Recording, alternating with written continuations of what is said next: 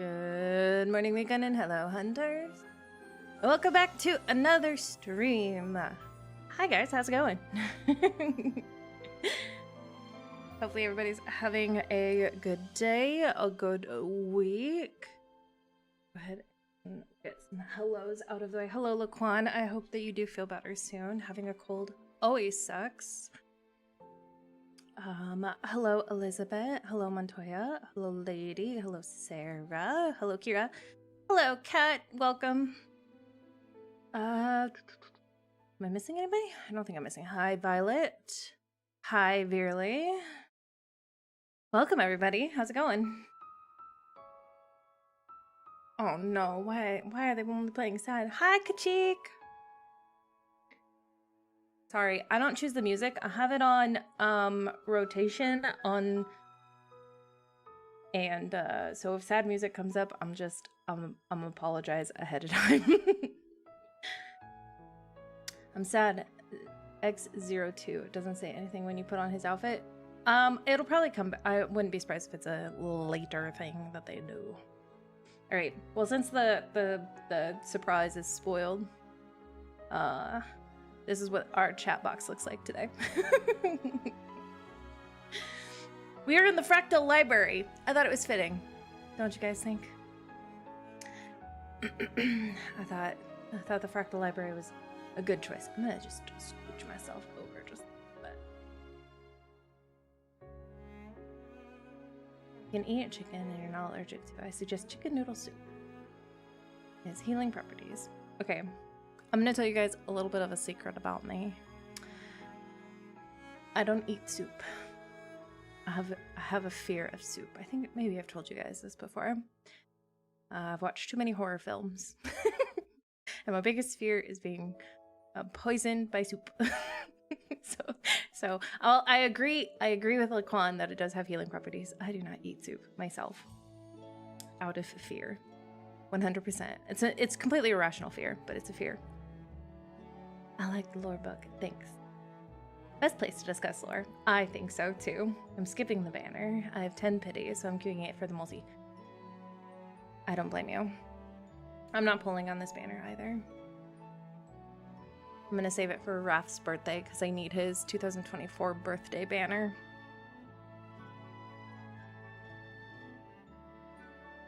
Look, you never know of a Xavier provider. It's true.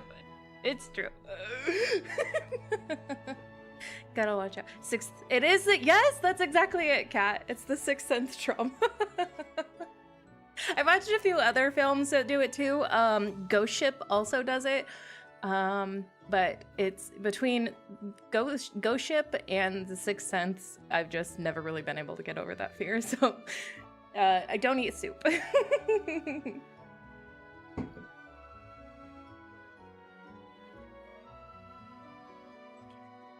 No, chili, there are a few exceptions that I don't consider soup in my brain.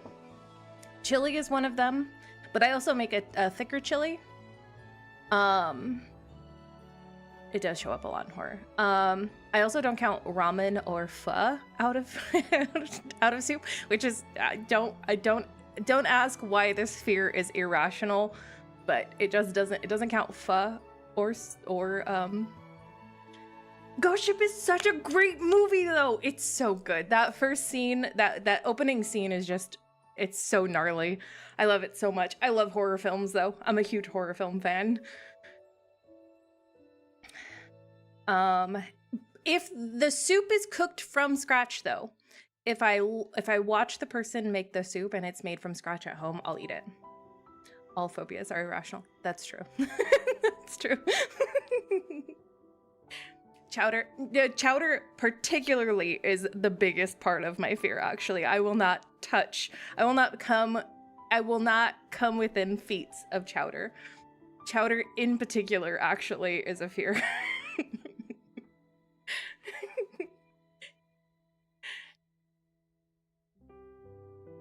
I went and saw Iron Lung on the 30th. Iron Lung was great. I loved Iron Lung. Gotta keep an eye on the soup. It's always the soup. Good soup.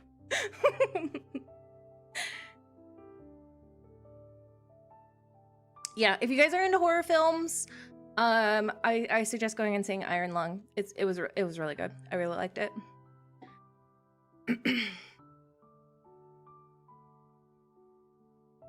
We don't talk about Fight Club. What's Fight Club? We don't talk about it. And here I thought Mira had played The Road to Emerson. No, I have not yet. I've heard good things about it. Yeah, it was really, really good. All I know is that it literally says that I'm 10 away from a new card. Don't really want to spend. So that's probably your so that's your rerun one, Veerly. Reruns and limiteds have two separate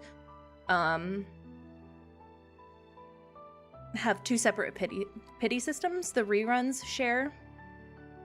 Oh yeah. It's been a while since I've seen Fight Club. Yeah, what Lady's saying. But reruns have a different pity system than limiteds. I'm not pulling on this one because my pity on the reruns is really good right now. I have a fear of corn because of the movie Children of Corn. See, I get it. No, I get it, Laquan. It's a real thing. It's a real it's a real thing.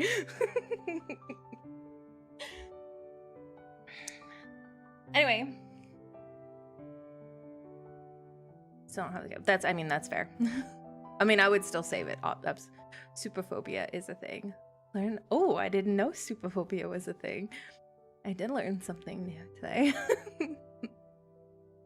Anyway, how was everybody's weekend? Did everyone have a good weekend? Like I said, I went and saw Iron Lung over the weekend. But hopefully everybody else had a good weekend. We got a kind of a different stream today too. So, well, we're flying by the seat of our pants today. Don't own it, so I have to get. Oh yeah, you do. Yep. No, it's better to save it, especially if you're 10 away and you're like probably guaranteed maybe to use IRL money to get X02. But I have a pay to play. Yeah. Kachig, by the way, awesome job on being able to get X02 on R1. Congratulations. That's amazing. I'm so excited for this stream. Yay! I'm really excited. I'm so excited. Everybody's excited for this stream. Spent my weekend deep in the Fractal Library. Yes, you did. Also, everybody thank Lady.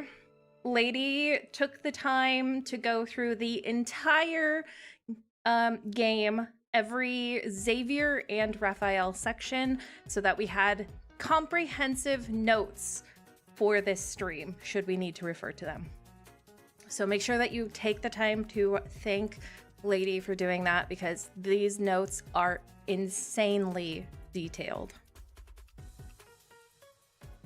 So happy this morning. I wanted R1 so bad. I'm really glad you got to R1 him.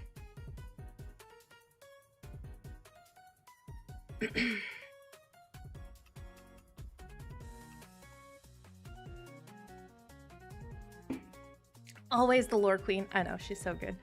I'm so grateful.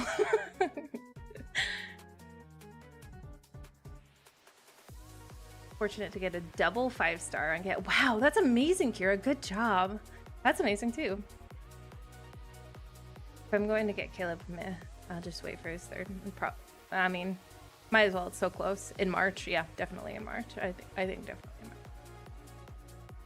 You can share the doc if you want. Perfect. Okay, great. That's awesome, actually. Let me go ahead. I will get that in case anybody wants to take a look at it then.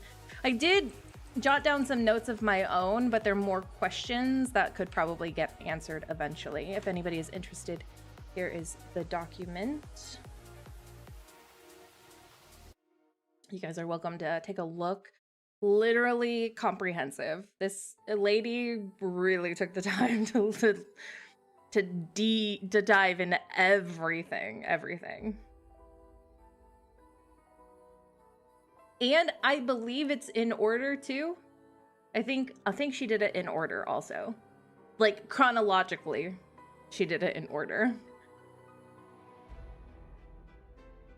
60 pages, yes.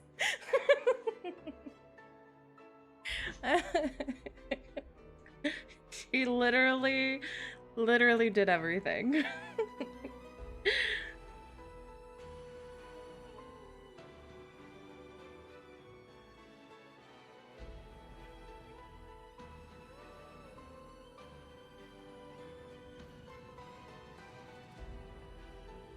Xavier's definitely in order. Raphael's is in much in order as I could figure out. We will need our Raphael girlies to help hopefully smooth over some things also. Oh, I forgot to bring up people forms.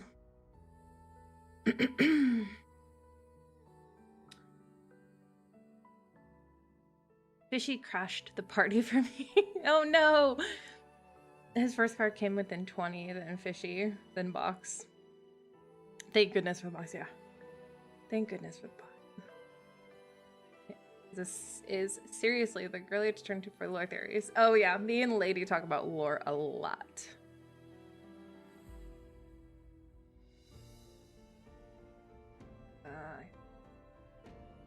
And this up. Just wanted kind of read out what we learned on each thing. That could help later. Yes. Well, yeah, we'll hold on to this too. And we can refer back to it. That way you don't have to go through it all over again either, hopefully. This story was much more straightforward and understanding for me. Raph needs to go back to the fish tank.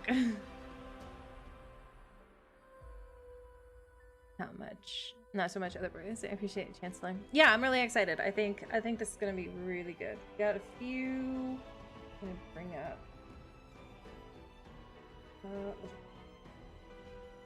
We did get a few people. Oh my gosh. Holy cow. Our lore, for the 2 hour yesterday lore questions, theories, and observations jumped from 3 to 6. You guys, I was not expecting that. Holy cow. Okay, we'll take a look at literally everything. We'll figure out where to start with all of this.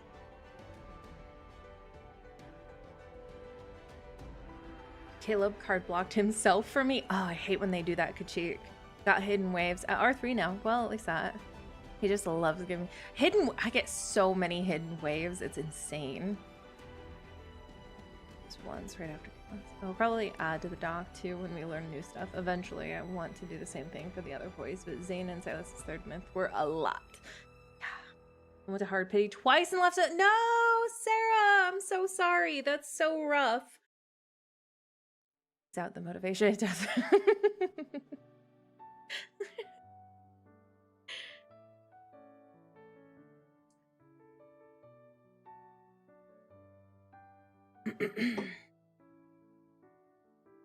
All right, we'll take our time with today's stream. We're not in really any rush today. Basically all we have planned is for just the lore discussion. We'll see where it goes, how well it goes. Hi, SoCal. I'm only a lore or Silas historian. Don't know nearly. Well, we are all here to learn about Xavier and Raphael today then.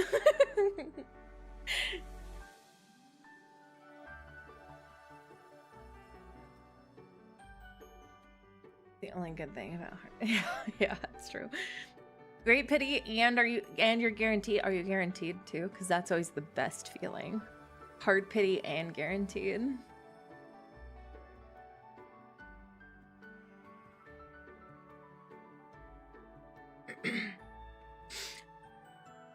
We will do some fashion lads today though.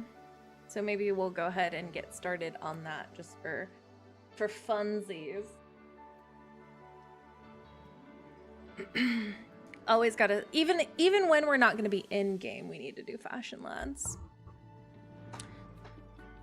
I'm gonna stop the music just for a minute. Bring up.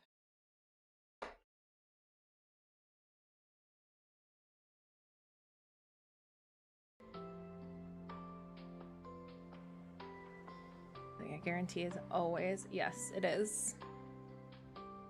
On the bright side, the way it happened, I've guaranteed, and 30 something pity. Oh, that's gonna be awesome for your next rerun then. If you so choose to pull on one, which I would hope is a fashion lads is a must. Of course it is. And I promise I didn't make him on the screen on purpose. He literally popped up this morning. But we're here. We have Caleb. He said, "It's my banner. It's my turn." Dressed to impress. Blue lunar suit. Oh, man. And red floral. Oh, yeah. He's way up there. Oh, also, my 1 year is coming up for posting on March 4th. But I'll be streaming on the 3rd. But it'll be my 1 year since posting my first video. So I don't know if we'll do something fun, but I'll figure it out. Good old silence.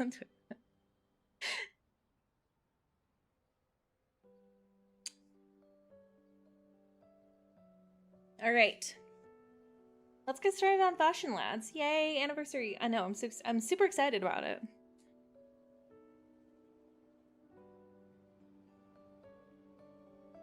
I can't believe I've gone a year doing this, you guys. It's crazy. Thank you. I know.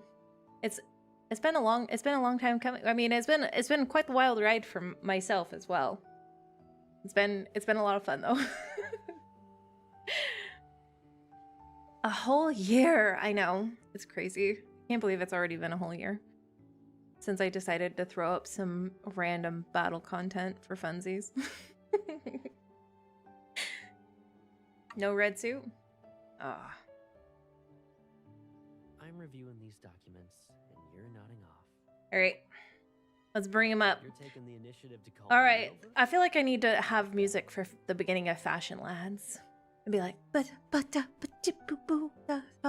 Lads. I don't know. We have Caleb on the screen. Caleb is starting. And this gets a 6 from me. I don't like it. I wish he wore other things.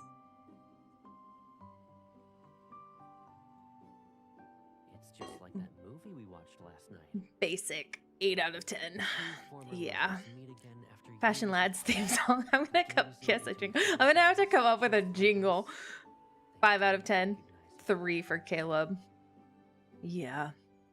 This is 9 out of 10. Okay, Sarah likes this one. Okay. That's what Caleb always wears for me too. That in the white version. Yeah. Not bad, but not great. Yeah, it's pretty middle of the road. Fashion television theme song plays. I'm gonna...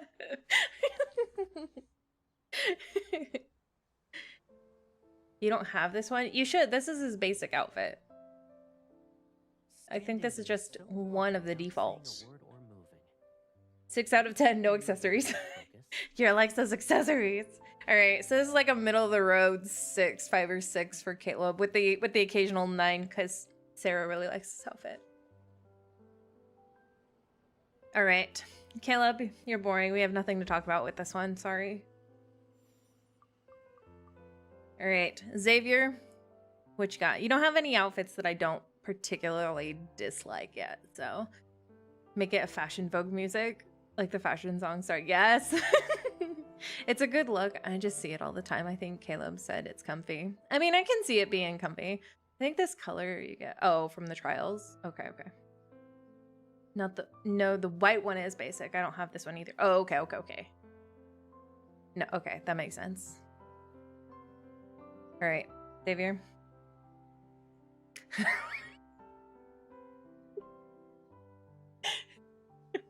Actually, I don't... I think I want to...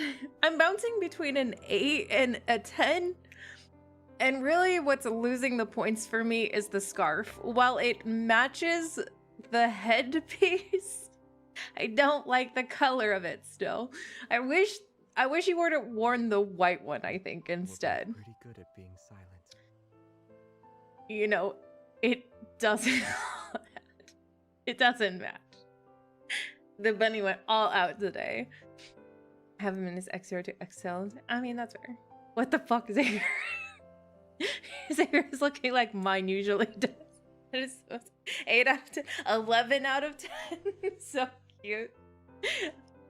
I think I'm gonna have to go with a 7. It would be a 10 without the scarf and the wolf cut. You haven't spoken for a while. What's on your mind? It is almost matches the scarf. 7 out of 10 for the goofiness. 9 out of 10. Okay, yeah, okay. This is like between a 7 and a 9. With the 11 from Montoya because she thinks he's cute. I'm sorry, Xavier, but why? But it does look like he kind of burned the scarf. No! It does kind of look like he burnt the scarf, yes. 9 out of 10. Wish she had the white scarf. Yeah, or gone without. Yeah, see, I think the white scarf would have done a little bit better. Should we give it a shot and just see what the white scarf looks like?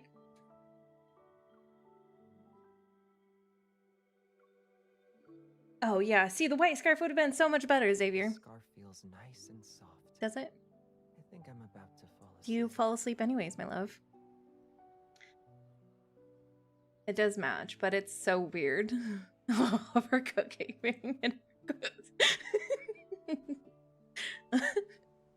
All right. So without changing it and keeping it on the burnt scarf, that's it. I think it's an 8 for me. Keeping it on the burnt scarf. I wore it while basking in the EB afternoon boy. sun. The scarf Xavier, you seemed shouldn't wear a like scarf in the lifeless kitchen while inside. cooking. It's look, this is before he burnt it. All right, so he gets between a 7 and a 10. Okay. All right. Zane, you know my request most times. Listen, Zane, you have been 6 out of 10. Okay. You think he knows about kitchen safety? No. All right, Zany, you have been wearing some pretty creative things over the last few days. I suspect, or I hope, that you don't default to your outfit because you are now nervous that you're going to be on stream. Please, just whatever you do, don't wear that outfit. I'm scared to look, you guys. 10 out of 10. This is my favorite outfit. Zane was same, but without the black glasses. Listen, he gets a point for not wearing the black glasses at this point.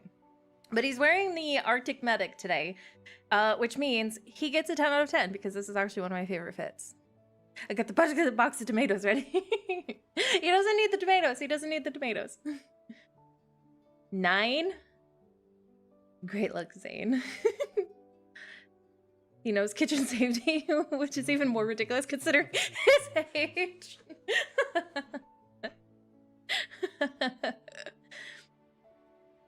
Always like, snack. He looks scrumptious. Violet's like, I could eat him up. He's like, oh. I always like this one. It's a solid 8 out of 10. A 10 out of 10. 6 out of 10. Oh, we're scoring this one low, Elizabeth. Min 8, but only because I haven't seen him with it. Okay, that's fair. No, that's fair. He wears these glasses so much for me. There are so many better options. He hardly wears his. I wish he did wear 100 out of 10. Love this outfit. I do too. I do wish sometimes he would wear his regular glasses, because he hardly wears those. 8 out of 10. Okay. Yes. Nom. A variety of glasses. Yeah. It's just a matter of getting him to wear them. He hardly wears his regular glasses. Rates him snack out of 10. All right, so this one is a snack out of 10. Got it.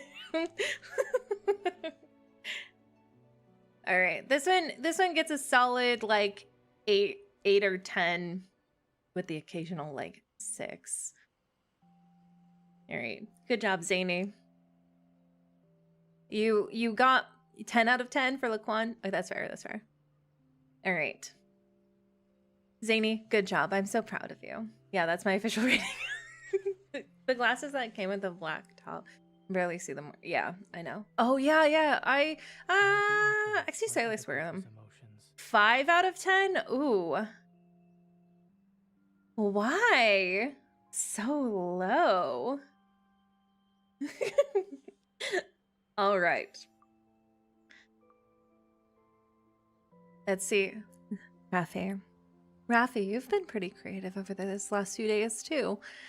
If you could kindly not wear that red or black outfit, it would make me so incredibly happy with you. So incredibly happy.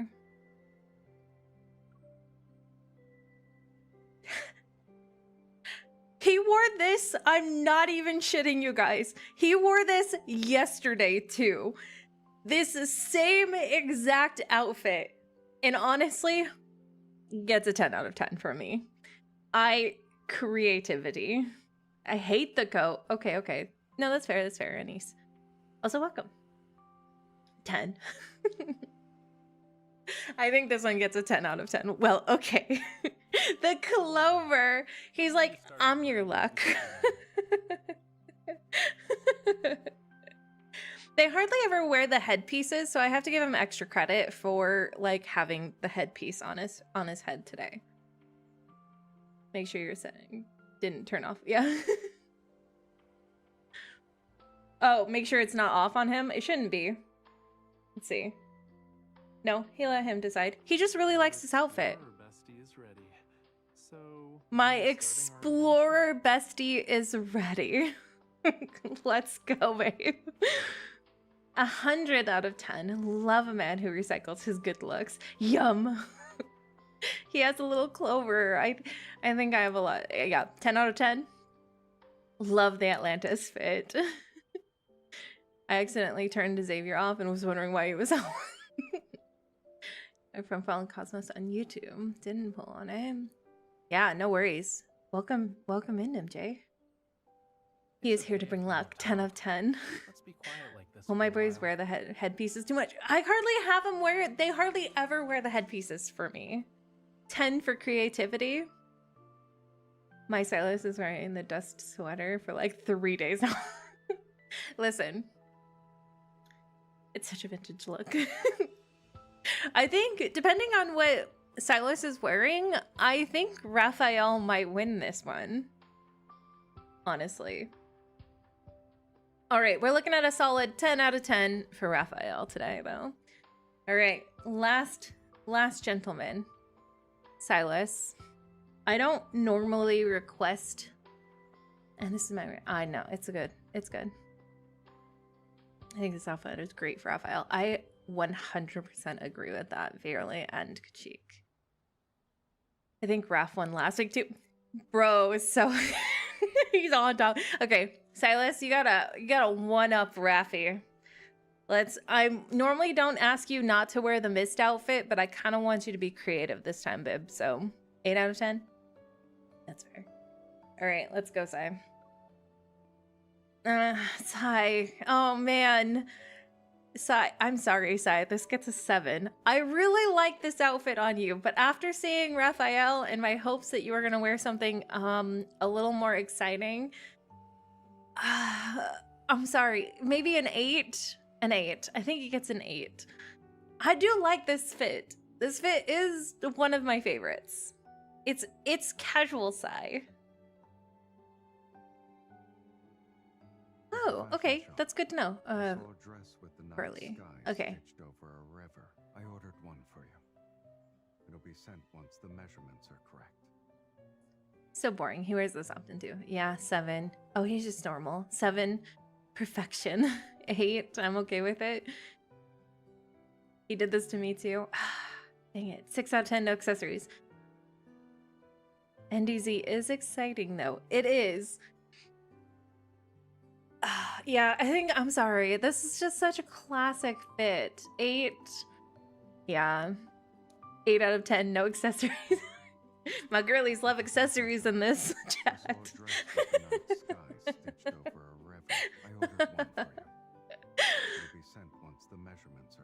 All right, Sai, you get a solid 8. With the occasional 6 and 7. Between a 6 and an 8 this time, Sai. I'm sorry. We were looking for something more creative this time.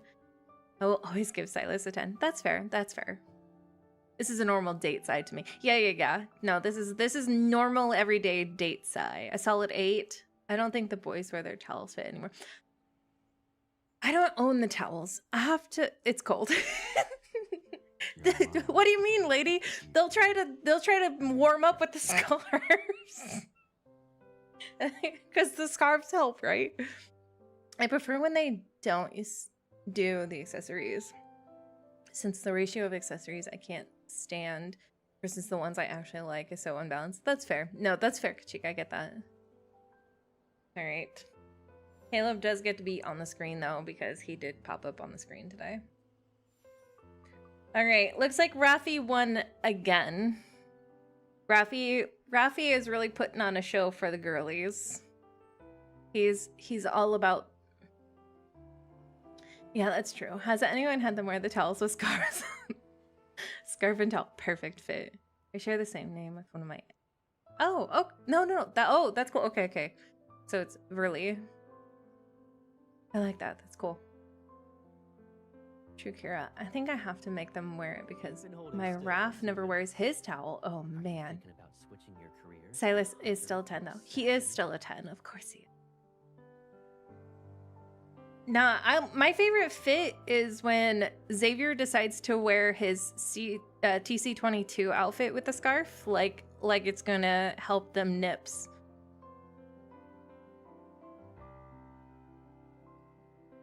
It is really cool, yeah. Still in pain after the ending. Ah, no.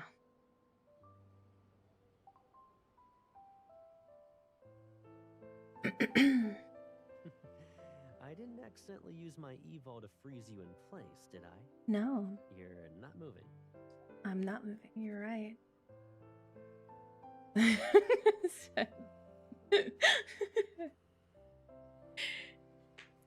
All right. I have to figure out how we're gonna do this. Close this. Yes. I don't know how to start. Okay, so I'm gonna be 100% real with you guys. I've never done a lore dive before. I've never done a lore dive stream or hosted or anything. So we're gonna just try to figure it out, see how best it works. Got an actual baby book named, right? You found that? Oh, nice. Okay. Better than Baby Bonnet Archfiend.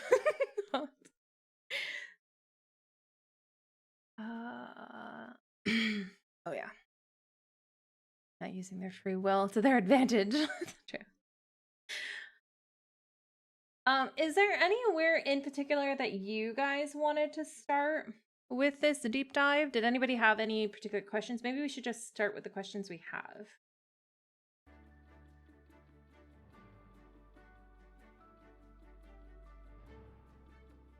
Or if there's a particular direction that you guys wanted to go. I'm open to all suggestions.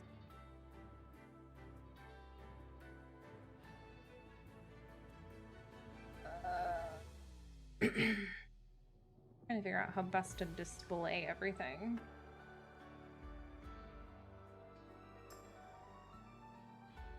I'm gonna bring this up for a second. And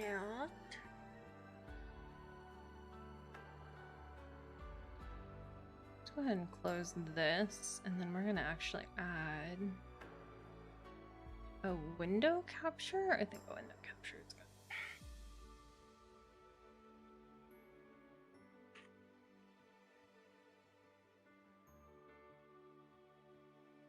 Going and go from there. Okay, yeah, no, that's good. That's a good one.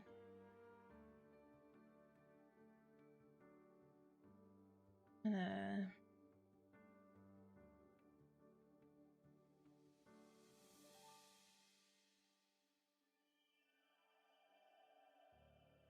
think you can just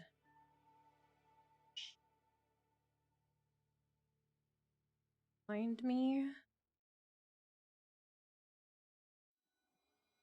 And then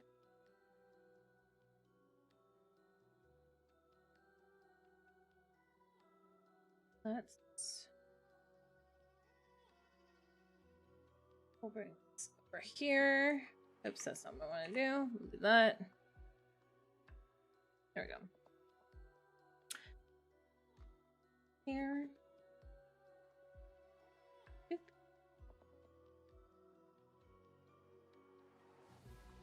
There we go. This would be a good start. All right. I think this could work out. All right.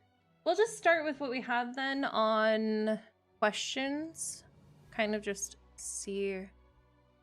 All right. This one seems a pretty good place to start. All right. So this one is about Xavier. Everyone's got their lore up.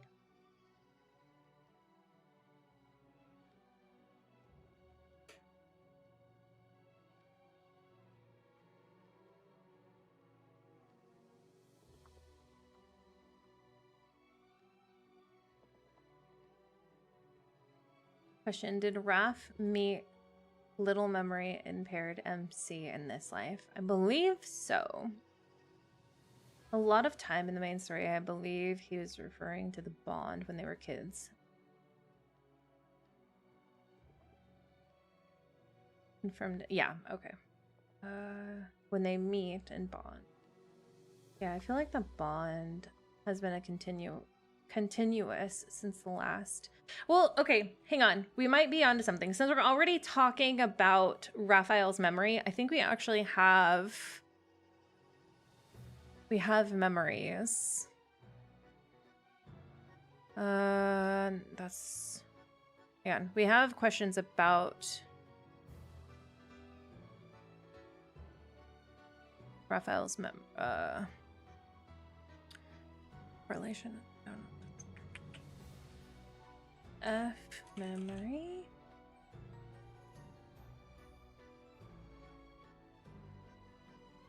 I think, is that it? No.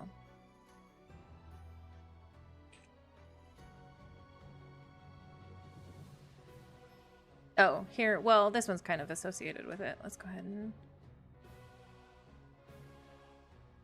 Oh, this one's like a whole. Well, here's a whole ass one about Raphael.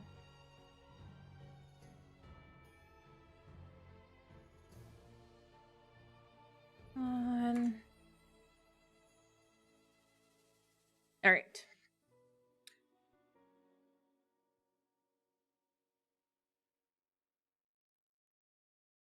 Yeah, I feel like on based on the last communication. Yeah, we're focusing on. All right. So this one in particular says, I'm curious to know how people see Raphael with regards to his correlation with LSG. There's no denying that there's a connection. For me, it's just not in the way many think. As in, it's not direct. According to the main story, this is only till Raphael interacts with the Tome of the Sea God that he starts acting like him.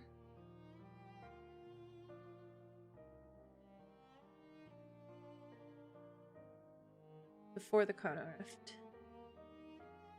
Based on the last chapter, our communication with him seemed to be cut off. Oh. If it was before the Chrono Rift catastrophe, it would be before she arrived on her. It was after Josephine took her in. Yeah. Where are we at? And that state was clearly different and unnatural from his OG Raphael personality. How old was MC when the Chrono Rift catastrophe happened?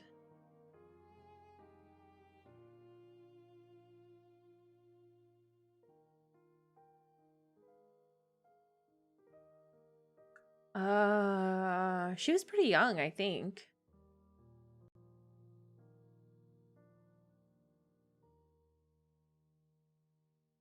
Go on. That's Well, if Raph's branch, when he asks her if she really didn't remember, she said that she had a bad fever that year. I believe she was like 8. Yeah. I figured she was like really, really young.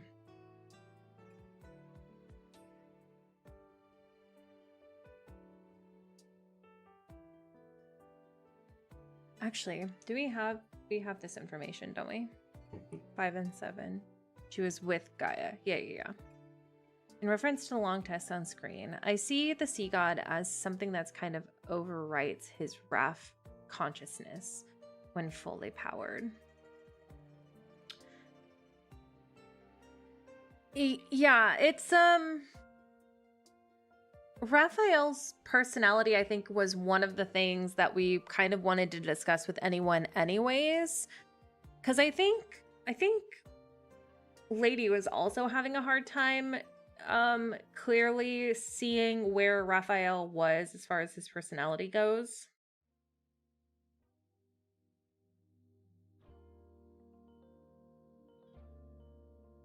When she was with Josephine and when Zane accidentally hurt her.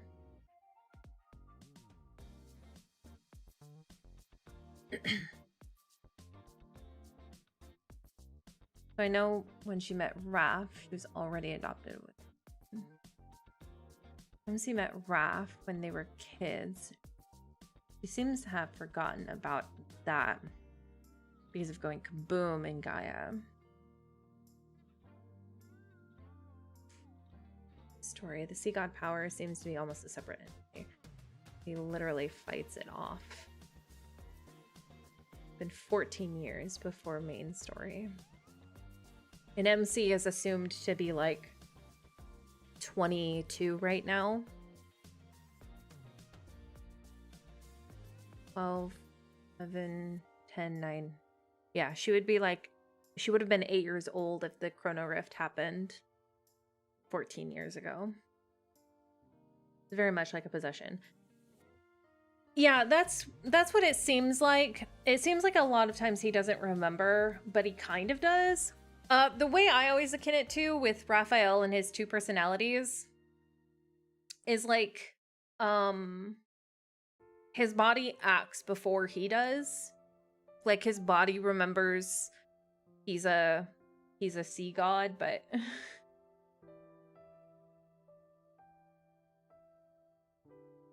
and she had a bad fever that year, but she remembers that. So I think the implication was that was after.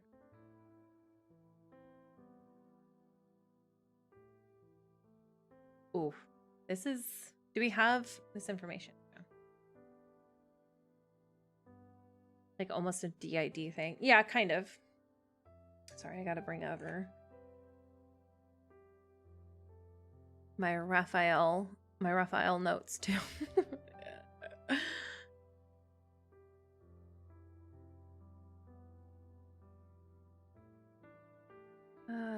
Where's Rafi's stuff? There it is.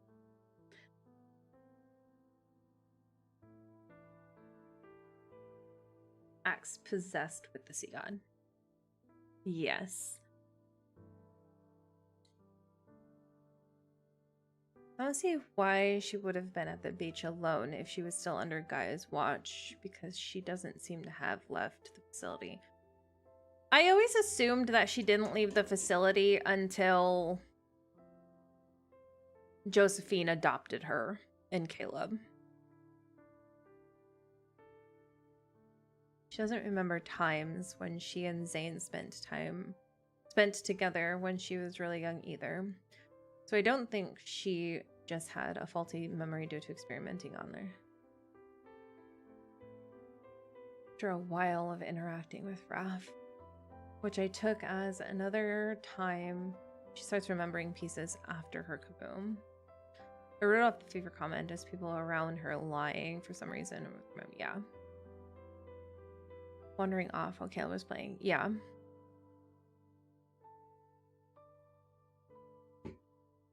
I think much of his memory is fragmented, like MC's. He has some, but not all. The difficult part is how much he remembers. Yeah, it's so that's I think that's the one thing about Raphael that's sort of difficult to pinpoint. Again, because it seems like his body reacts a lot of times out of like muscle memory before his brain even catches up.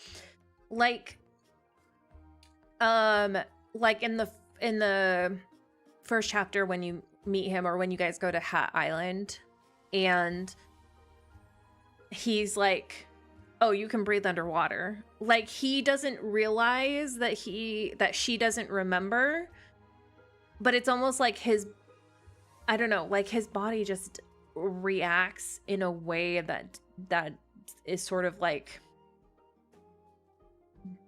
it's like his brain is on lag almost.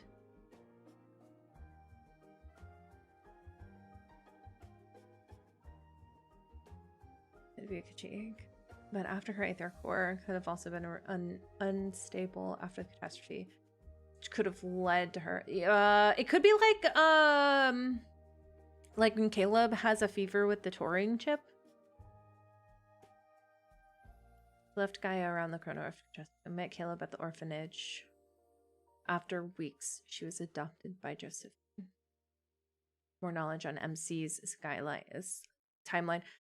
I'm wondering if the next story beat could potentially do that. The split could be part MC's story as well.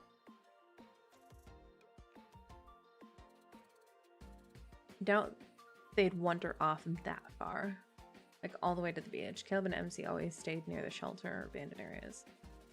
Caleb also had to reintroduce himself several times, so her memory was crap as a kid. Really feels like it's not him while being him. Yeah, Rav's memory and what he remembers is also really up in the air. Okay, hear me out. What if they said it was bad fever, but it actually was she lost her memory because Zane hurt her really badly? So I think the ongoing theory, or at least the theory that I've heard, is that Zane actually ended up killing her. Like, I don't know if that's true or not, but there are implications that the reason why she has a sporadic memory around that time is because Zane did end up kind of killing her. Like, halfway. My thought was,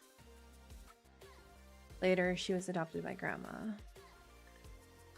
They went to the beach for a family vacation where she wandered off and met Rob. I mean, that could be it too. He probably escaped ever. Speculate at Sloan Hotel facility, but Caleb wasn't at Gaia.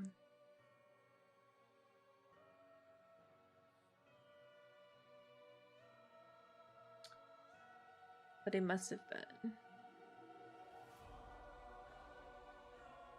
Well, I mean, MC has memory issues, period. Like, that's always been a thing.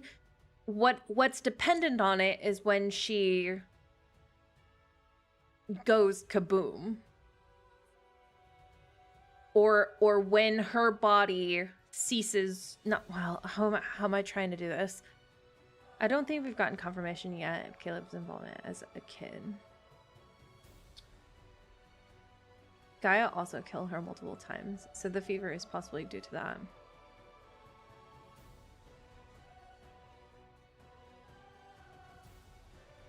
Commented in world underneath, and Caleb's scene shows memory issues. I mean, well, yeah, she just...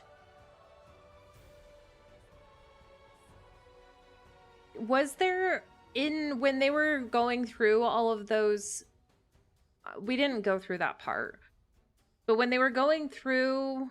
When she actually, we can double check that. Hold on. I have to remember what section that's in.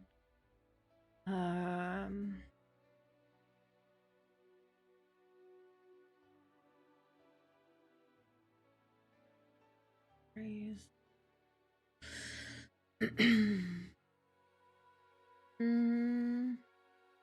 is it?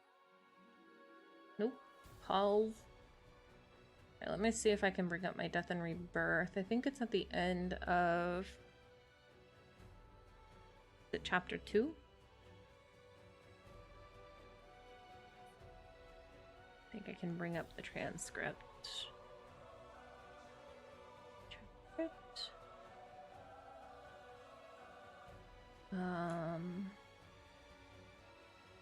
F.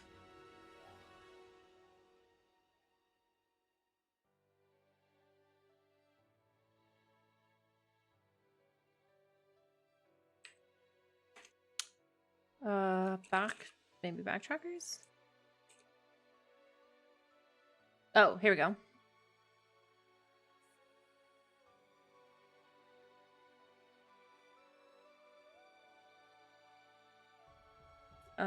Nope, that's not it. Where is that at? Wait, is it at the end of the last chapter, maybe? Ew, Tokeniki guy. Nope. Oh, here we go. I found it. So there were rooms in Gaia. I'm not even looking at shop. Let's see here.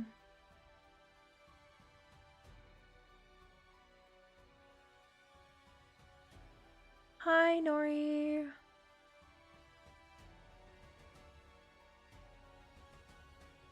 Deepspace Signal Analysis, Cosmic Archaeology Archives, Genetic Extraction and Analysis Center.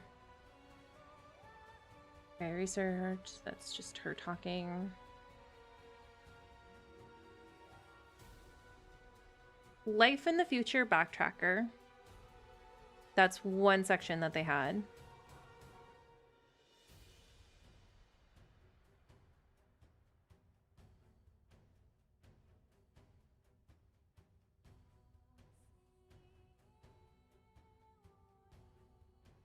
Come on, me. Why am I talking so slow? Oh my god.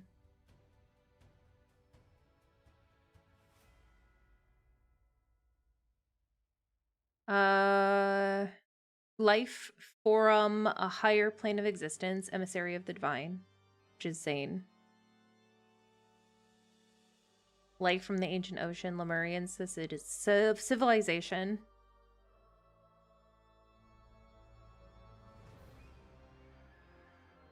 Genetic Research and Holy crap, lady! Yeah, that's a section that they had in the Gaia Research Facility. Lemurian, hang on, let's...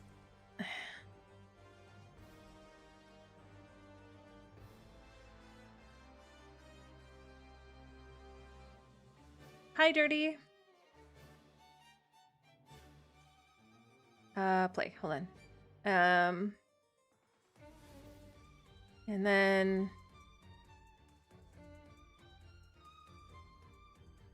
then that's it. They didn't have, so they had 3 sections in the Gaia facility, aside from the Genetic Research and Extraction Center, which is kind of sus. They only had wings for Xavier, Zane, and Raphael. They did not personally have one for Caleb.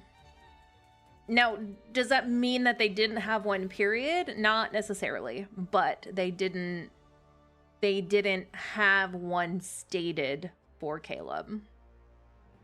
Personally, I suspect Caleb was held at Ever facility at the hotel that blew up, possibly quantum link explosions, probably. I would also like to point out that MC was number 001 in Caleb's myth. He's X02. MC and Caleb are probably sharing. I am 85%, I almost said 100. I don't think I'm 100%, but I am 85% sure that Caleb and MC are linked together somehow. I don't know in what way.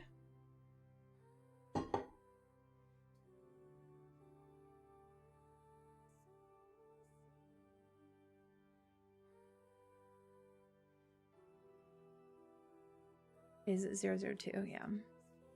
An extraction could be Lemurian. I mean, it could be literally anything because they were trying to extract. My theory on Gaia or ever trying to extract things is, I believe that ever tries to extract blood or information or anything like that in order to get a baseline to create something. I don't think whenever ever, that was a sentence, whenever ever creates something, they use a genetic, like actual like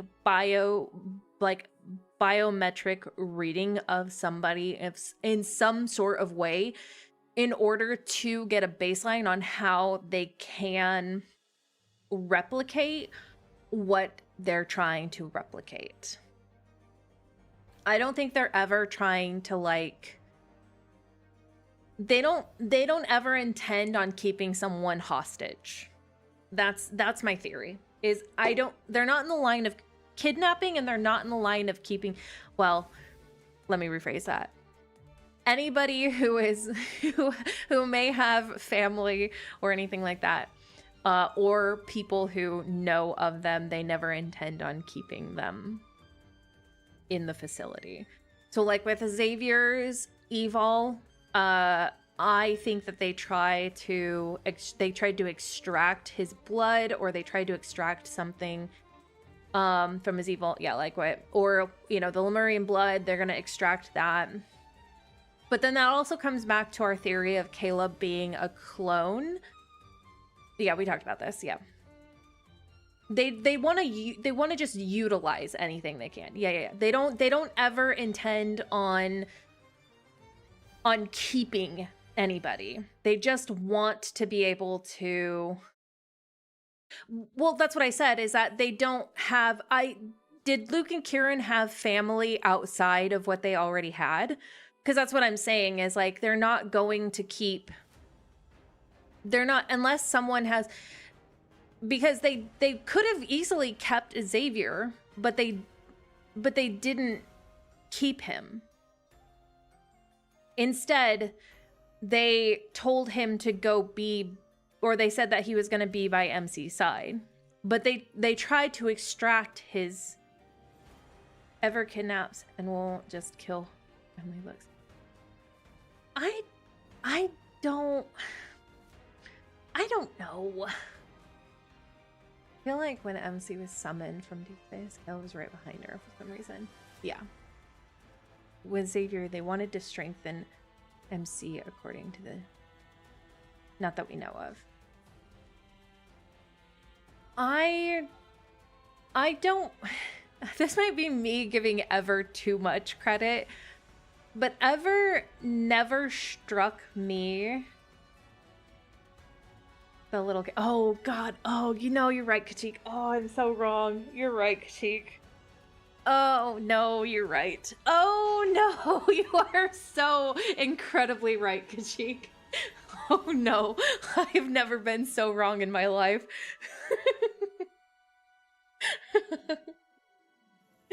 Okay, so Strike... Wait a second. Hang on. Maybe I can counter this. Hold on. What if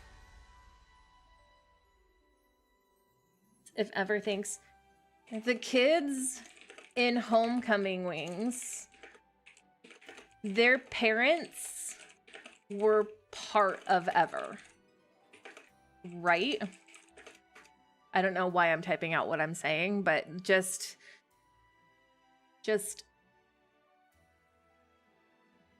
that's a thing. That's a thing too. The kids had parents. They died in an explosion. Right. But the kids' parents were part of Ever. Specifically. No parents were Well, okay. I still feel... But the Far Space Fleet is still technically associated with Ever. Specifically. Far Space Fleet. Which part of Ever? Which is controlled by Ever. Right. It's not controlled by Ever, but it is controlled by Lucius, who took the kids from the parents who were part of the Far Space Fleet. Specifically. So that's the only thing I have to go off of why I don't think, if it had been like, and again, I could, are they not owned by Ever? They're owned by Lucius. Lucius, who is part of Ever. Most people don't know. Right. But they died in the explosion because it was an Ever caused the explosion, right? That's what I thought. I have to make sure I'm not blowing out my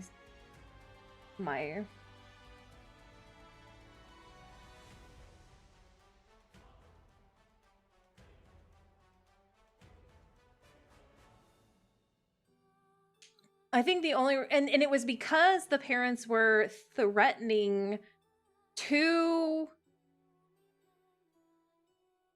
yes, Ever killed the parents and the daughter to get the son. Right. But the parents were part of the Far Space Fleet. Weren't they also threatening to... Mike 75. Okay, perfect. Thank you. They wanted the stone, and I think when they found out the kid had evil, they wanted him too. Right. But I'm trying to justify why Ever would never kill anybody outside of the people that are already part of them. It could be they didn't keep Xavier because of Soren.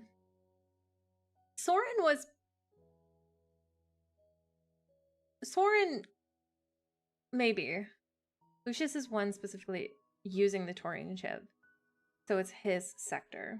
Right, which means that he would have killed off any of his people anyways to get what he wanted. Which maybe still negates what I'm trying to say, which is Ever would never kill anyone who wasn't already part of their facility. Not intentionally. Well, yeah, because they exploded. Well, the Bloom... yeah, because they exploded Josephine's house, specifically, to get to MC. Yeah, you're right. We need to get back on track. You are correct. Yes. We're losing sight.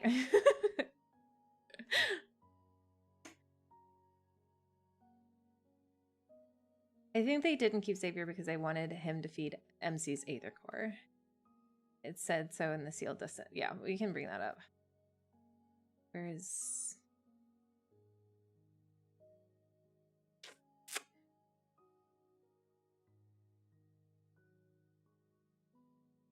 It is experience. So much backtracking. I feel like Xavier's storyline, the lore, is luring.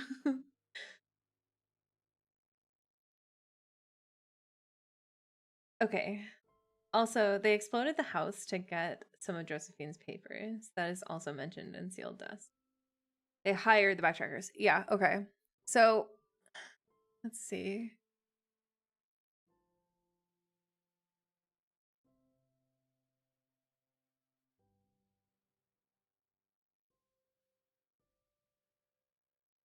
I guess let's... we're kind of bouncing. We're bouncing around much like the lore does. How...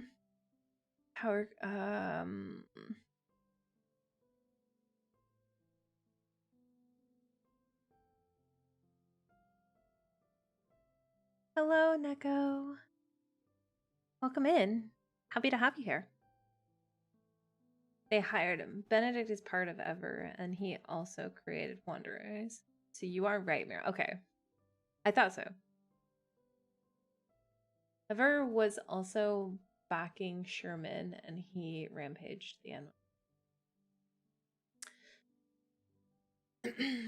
All right, we just know that Ever is shitty. And I guess. Let's see. Where's my? Oh my gosh.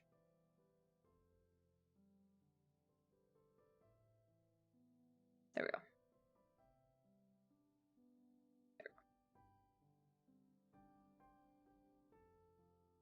Thank you. I heard we were doing Landslore. What did I miss so far? We are going, well, we're kind of all over the place, but we're trying to find a good spot where things we lost track. We got off track and started talking about Ever. But we were talking about Raffi, which I guess we can go back to our original statement, which is editing this stream is going to be wild for me, you guys. Okay, this was the original one we posted.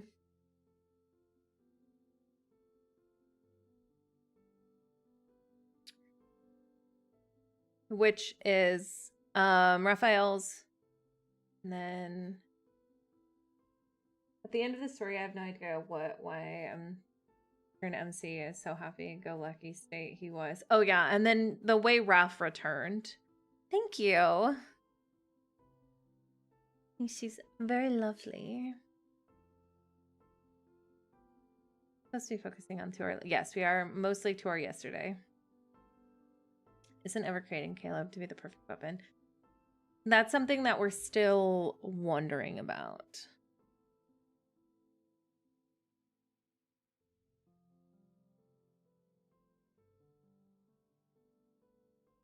I think there's another one here with Raffi. Oh yeah, and how Raffi came back. Yeah, we're gonna say we gotta go back to where we were. Actually,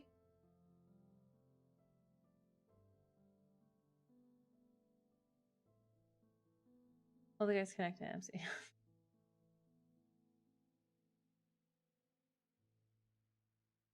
That's also a question for Raffi.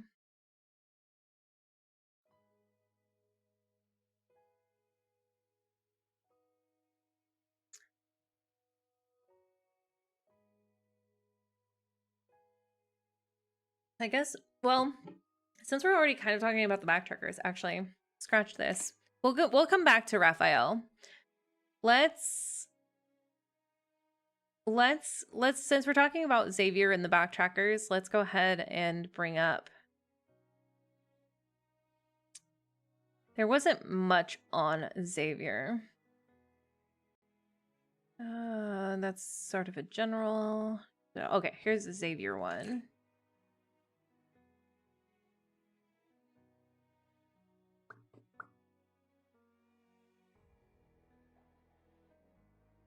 This one is also for Xavier.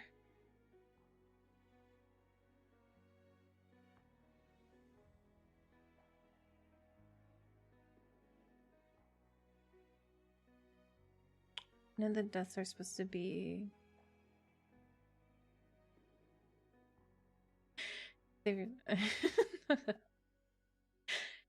All right.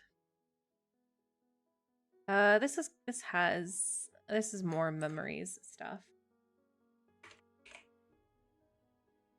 All right. So any questions or thoughts on Xavier's section? Anybody specifically have anything for that section?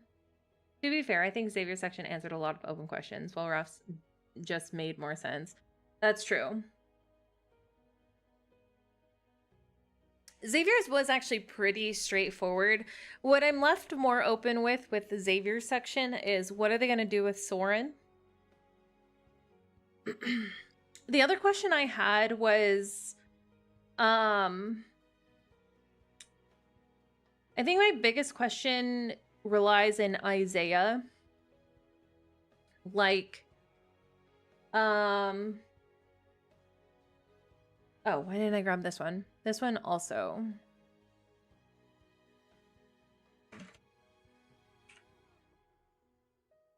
Also that the emergency code. The emergency code for Xavier's seems pretty... I'm wondering what that means. Particularly with the last part of the story too, where we have the flashback with all the guys. Like,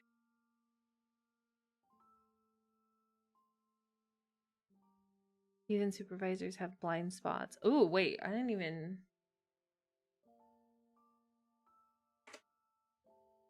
At the end of the chapters, does Xavier not have his collar? He does not have his collar. So that's another thing, is like, what's gonna end up happening with Xavier? Because he no longer has his collar, and they made it abundantly clear that the collar was necessary so that he didn't disappear, because he would use too much of his evol and he couldn't recoup it after a while, or he couldn't recoup it at all. Like on Phylos, they made it seem like they re-got their energy from Phylos itself. Oh yeah. Oh yeah, I can do that. That's fine. Oh, here, let's see if I can do this too.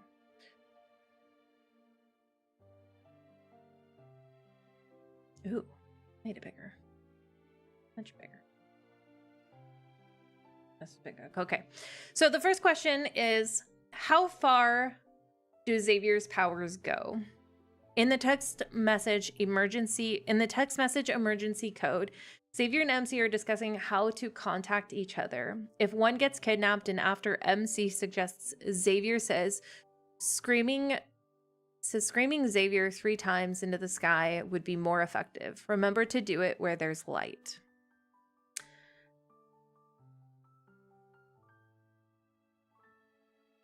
Personally, I suspect Xavier knew MC would be safe with Silas and let her go to the N19 zone while he killed a bunch of people in League. The continuation with this one is this, together with his comment in Firelit Embrace, where he says, half of the lights in the factory are broken. Even supervisors have blind spots. Could suggest that he may be able to hear or detect in some way in some way everything touched by light. Ooh, that's actually something that I didn't even think about. Which could be a huge problem without the suppressor because of the passive energy drain. So maybe these comments shouldn't be taken. No. All these comments, whoever wrote this, all of these comments should be taken way literally. I actually think that that's actually a good theory. I don't know how... Actually, that's kind of in my head. Okay. That's a really interesting thought about his evil, actually. Reminds me of how Gavin's wind evil works in MLQC. I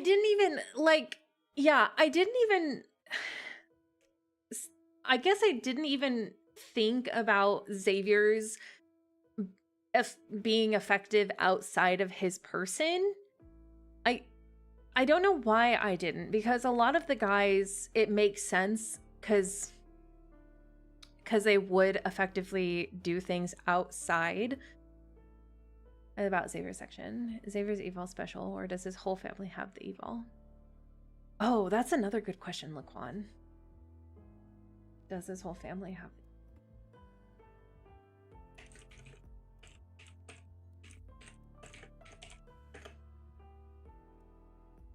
This is such a good theory. Yeah, no, this is a great theory.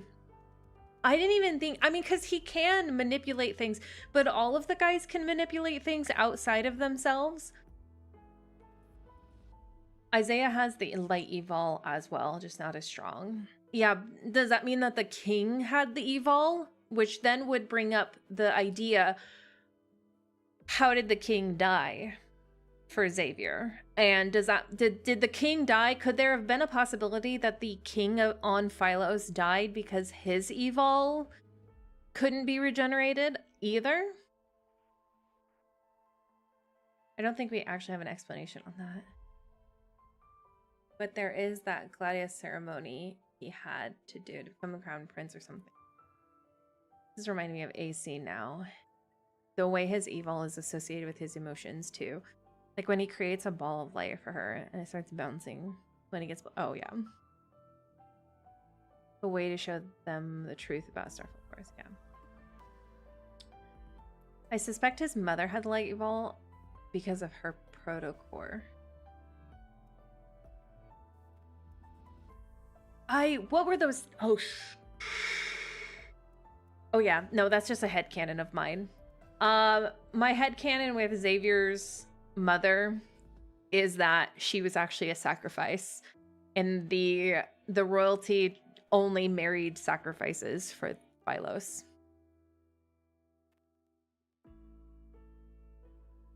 Also be lying and just had a tracking device on MC.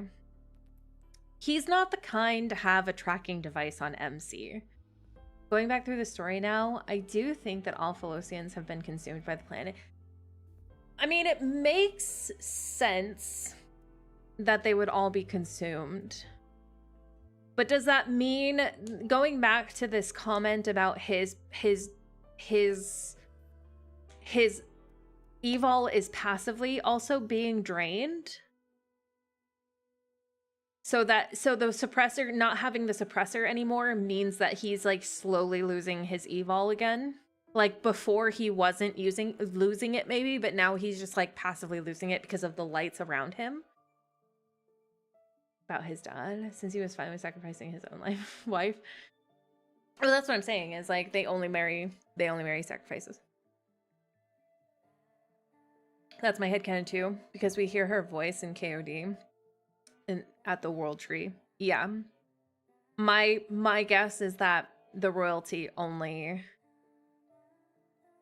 Can you... Absolutely. Caleb is the only one who's known for doing tracking devices. No one outside of that does tracking devices. Unless you want to count Silas tracking MC like with CCTV, but we're not going to get into that. Yeah, this theory about his evil, I think let's see, Xavier's evil is not draining his life, but instead freeing him. Oh, wait, okay. Wait, so there's more here. There's more from someone else about his evil as well that I'm actually interested. This one right here. Xavier's evil is not draining his life, but instead freeing him. His body can't handle his light powers, so he may ascend. Ascend to what? The tree? Ascend to another protocore?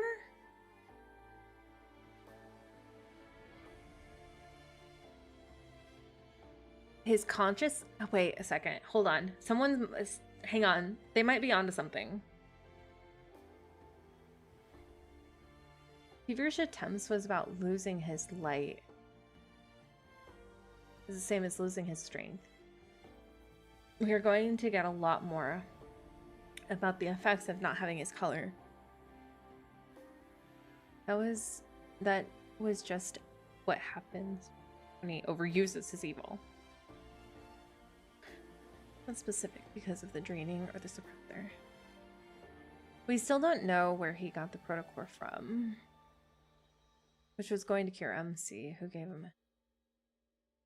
We don't know for sure, but it seems like he was killing a bunch of wanderers. He will embody light itself.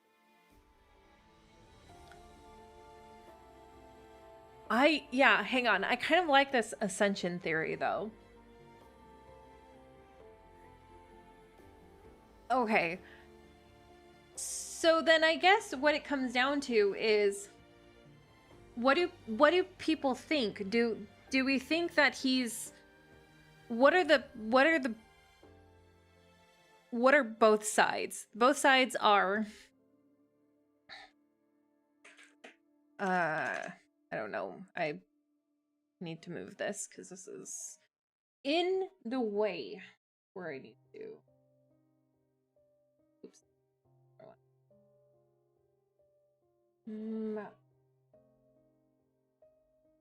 Okay. Yeah. Sure, that's good.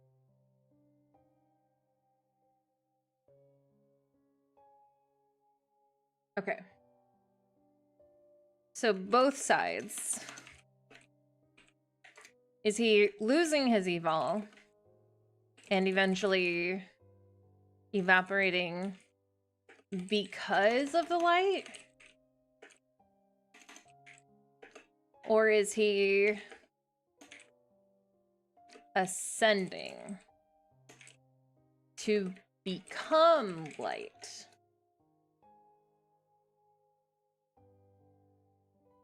Fully become light. That sounds extreme. I mean, it's not really, though. Not in full terms. I feel like either one of these could be. I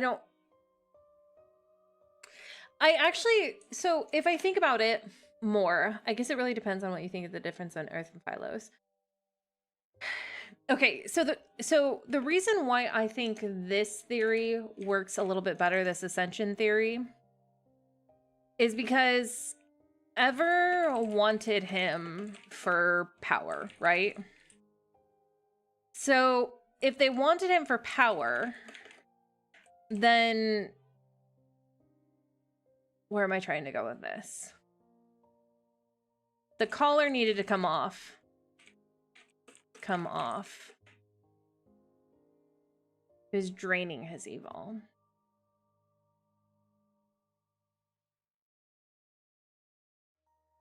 Hold on. Okay, let's keep going with that. What happened with Starfall Forest with Soren? Soren using the RFMAFA machine. RFM machine. He was extracting power from Xavier, right? I spelled Xavier's name wrong. So, wait, but how are they doing that with the collar?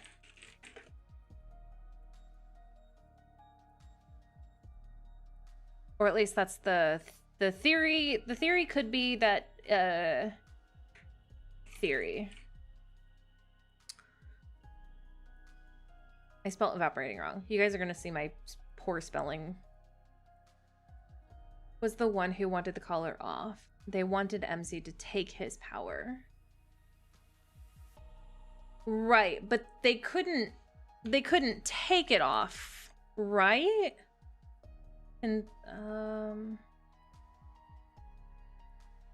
because he can still have his evil drained, just not all of it, because of the Luminivores can also drain his light evil.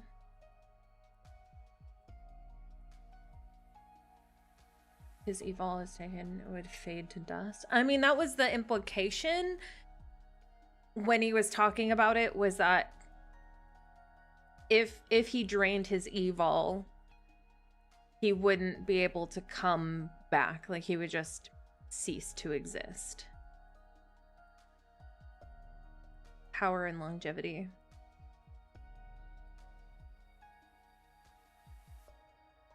Think like Final Fantasy 15. If you have played it without getting any... Oh, yeah, no. The power of the kings, but loses his eyesight. So I'm thinking he ascends, but may lose his sight. Oh, okay. So like the ring of the kings. Got it. Okay. That makes sense. My poor Ignis.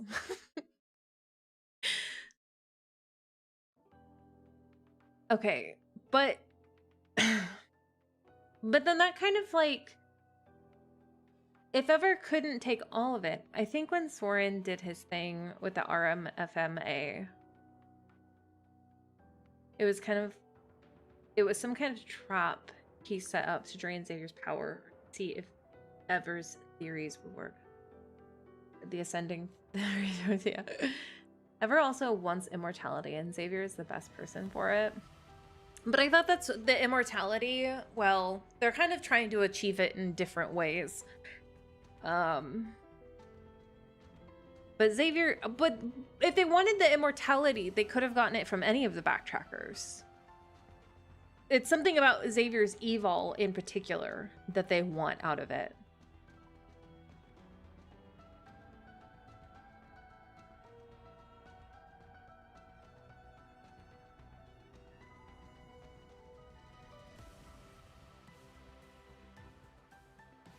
I think they're after immortality any way they can get it. Yeah. But if they wanted it from like a Philosian, they have a ton of they had Isaiah, who does not have a suppressor. So it's something particularly about his evil. Rely on MC more than, since she is like a regulator. But not all backtrackers have light evil. Right. Has something to do with the royal family, since Isaiah also has it. He would need to rely on, yeah. Ever also wants him close with MC, according to what the one person said. Right.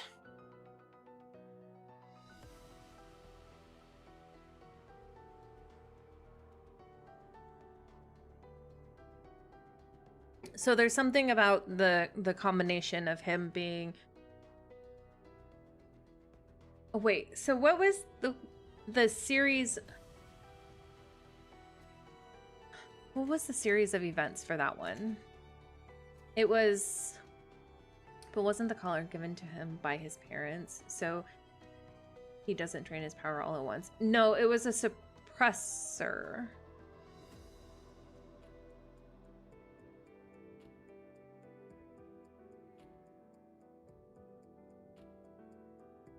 It was in exchange, his freedom in exchange for MC's life, basically. Top royalty makes him the best candidate. Palaya said he doesn't care who MC has to make a feast of, as long as... So, yeah, they're just trying to use her to gain power. Who wants to say, not my man, no! I don't know what her motives are. Me, no. The suppressor on Phylos was basically so his power wouldn't be passively drained. So we know or we can assume that Xavier just has, but that still doesn't explain why Ever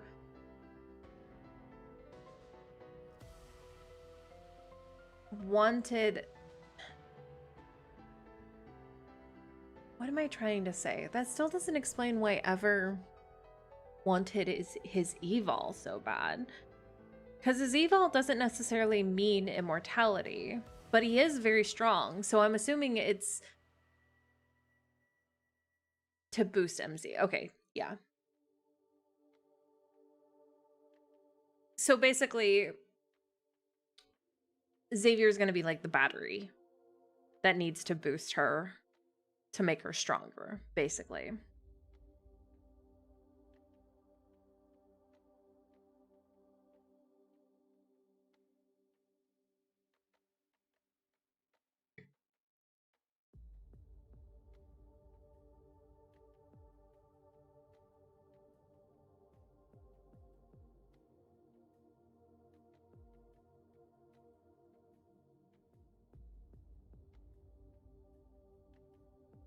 I think that's the main thing. Okay. But to be clear, what is the implication of him overusing his power? And what was the mechanism of actions for the injection he had to take? Especially if MC's Aether Core is similar or part of the one of Phylos. I can take the power from this. Oh yeah, that's another thing, is that we think that Xavier or that MC could be part of Phylos to begin with, the core in Phylos. Is that he would fade away. Yeah, that's the injections were just, I think, when he overused his evol most times. How do you? But in the bond for Xavier, he had calcium tablets, to which MC asked him why he had them, and he kind of just brushed. I think that's just how Xavier is.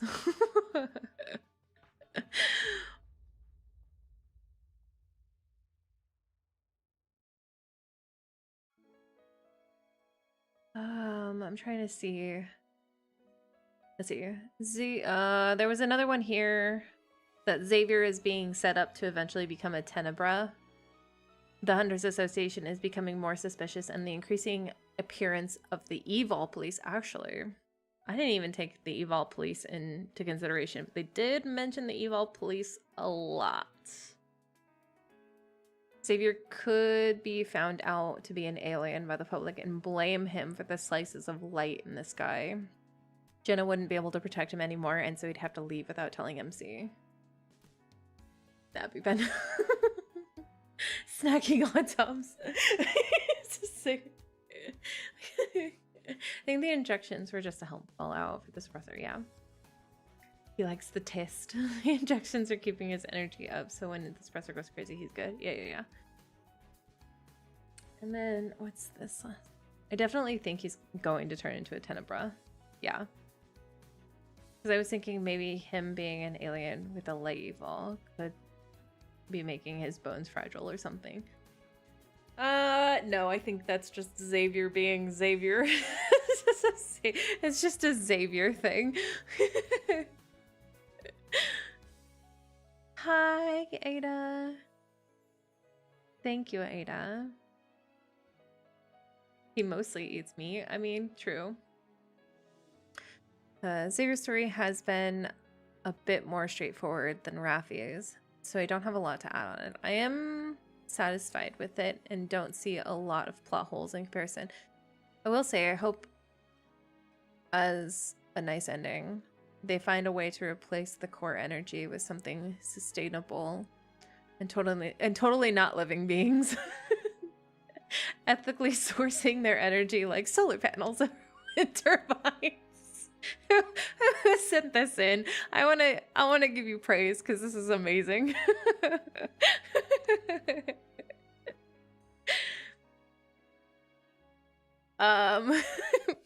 Then the future of Phylos gets reversed as the past rewrites the future. Then they get their ship repaired, and those who want to go back can, and they are able to live happily ever after. Oh wait, there are 2 different planets. Aren't there? Damn it. No solar panels because Xavier will be mad to make to power them.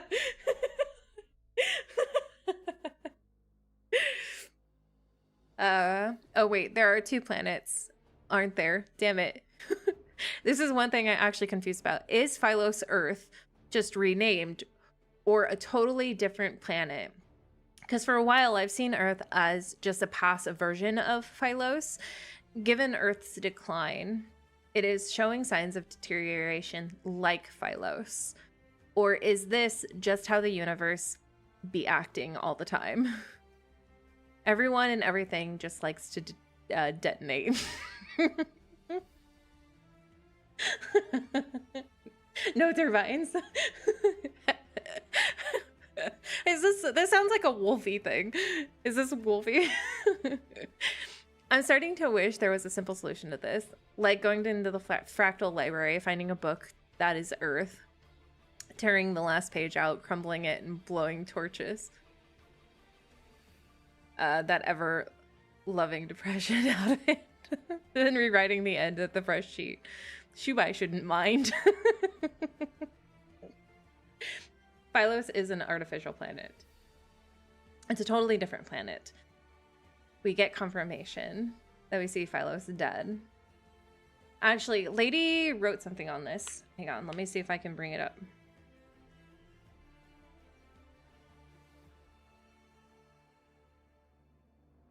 Phylos.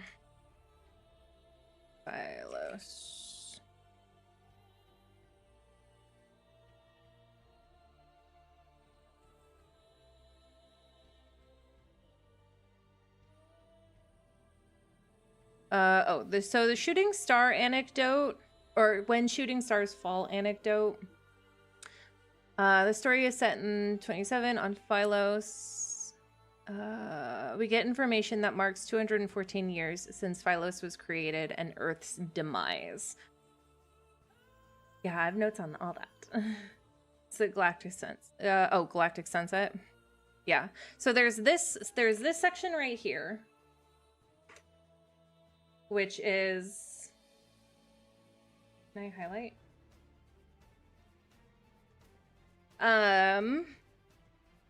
It's mentioned that they substitute Earth core with an artificial one.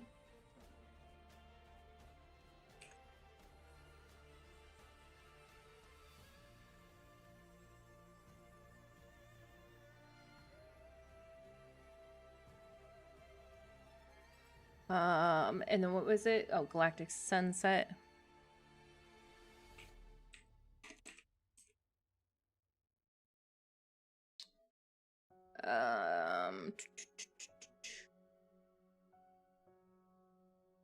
The backtrackers say the thing is with her, obviously referring to the Aether Core. It's needed to save Phylos.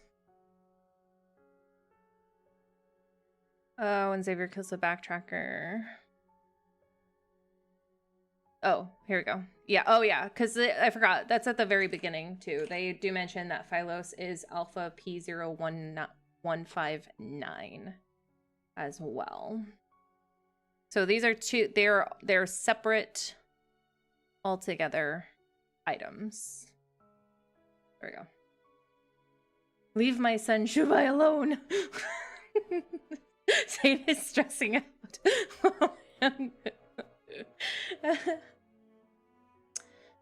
Phylos is an artificial planet. Totally different, yeah. How do I pay you to do my homework? I almost broke my brain and done this one. So we're aware that Phylos is a completely different planet.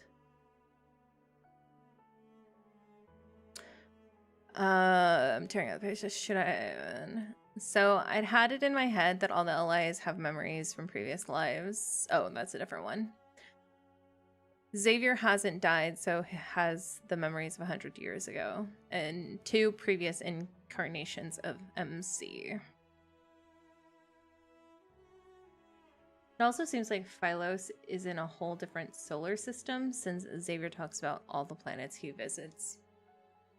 Well, I thought it was in a whole other, like, universe. Because didn't they come through the deep space tunnel? So it's not even, like, in... It's not even in our universe, technically. At least that's what my theory was.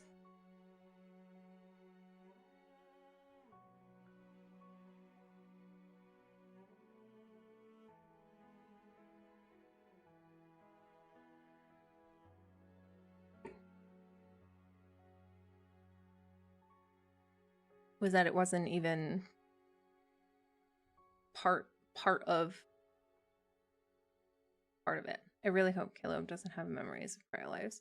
I don't think he does. That's all I'm gonna say about that. I don't think he does.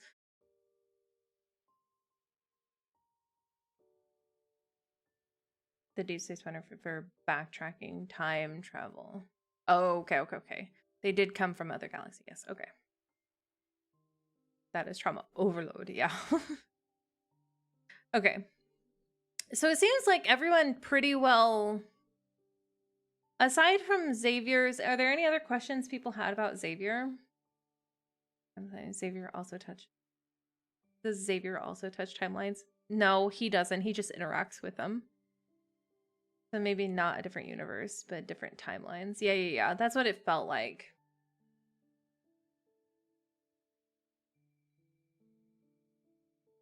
It just was completely, yeah, it just was not even part of, like, our timeline in general. Not outside of just time travel. He doesn't mess with them like Zane. But it seems like everyone pretty well has a grasp. Like, there's nothing... does anybody have any theories of, I mean, other than... Is his sleepiness just a Xavier thing, or is that... No, that's because of him using... That's because of the suppressor. The suppressor was causing him to be... Which, does that mean he's canonically not going to be sleepy anymore now that he doesn't have his collar? I'm gonna let you guys sit with that while I be right back.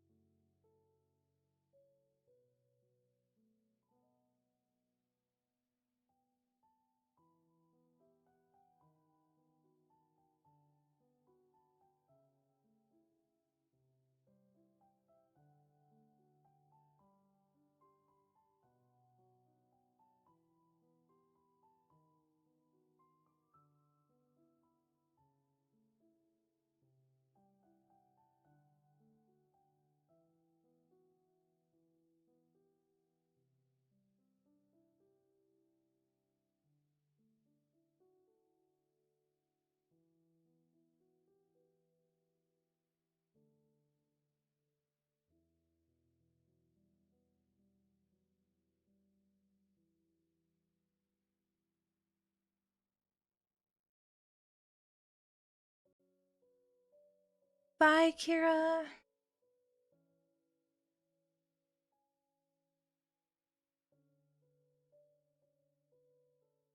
Nah, he's still going to be sleepy. He's used to it. That's fair. His circadian rhythm is off, so he's always going to just be sleepy. Also, when MC was freaking out mentally during their travel, he said if he hadn't been with us, was he stabilizing her? And if so, in what way?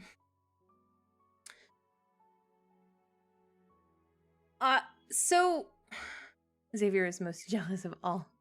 It's true.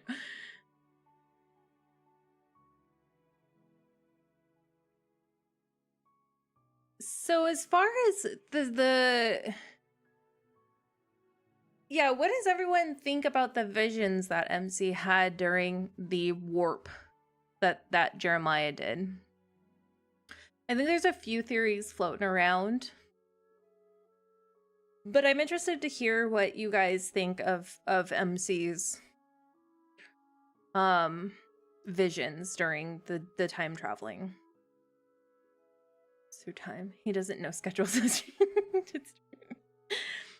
The whole situation. Because Xavier said it in the truck, her evil was getting out of control.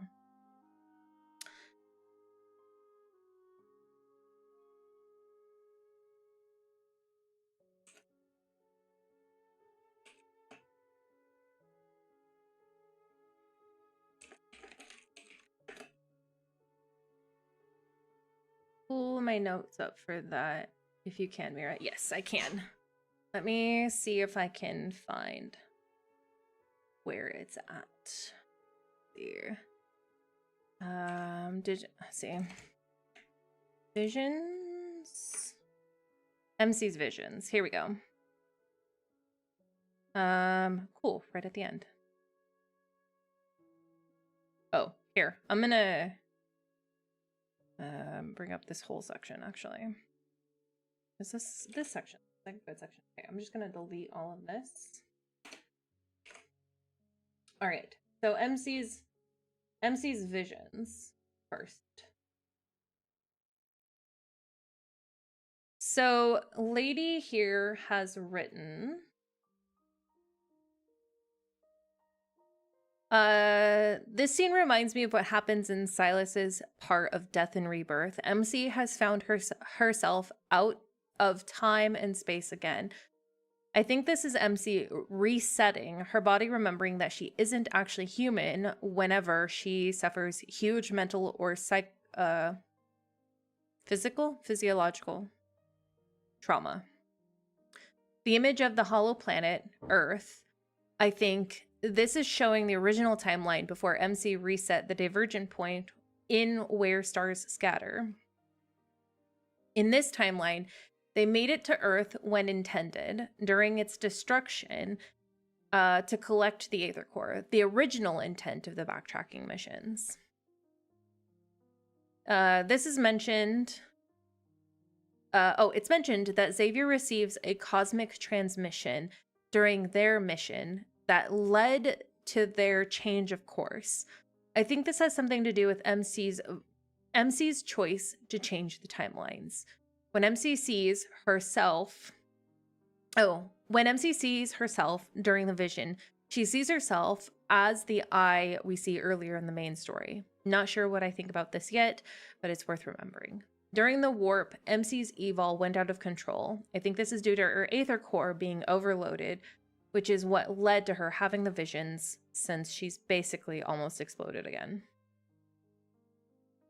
That's okay. We know how I am with spelling, so I have no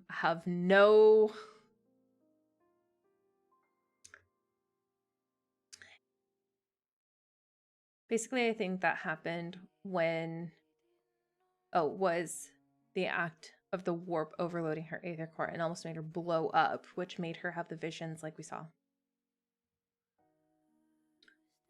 I have a theory. The Xavier travels through different planets and different timelines to find MC after the other MCs have gotten old enough. Interesting. It's a little confusing. And as she wasn't traveling with them. In the truck or in the back trace? The trace back too. In the underground greeting, we find out that he was talking about his struggles with and seeing how as she ages, he doesn't find out. Oh yeah, I can see that. I can see that as a theory, definitely. Girl, that weird that he looks young and she's old and people start. Oh yeah. A little confusing. I know she wasn't traveling with them. Actually, Montoya, that's a good point. That could have been because she was channeling Xavier somehow. So she was seeing him. Oh.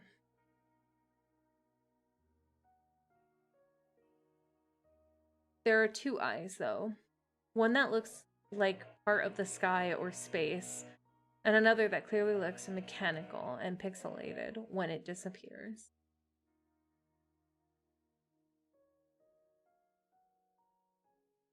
When do we see the second eye?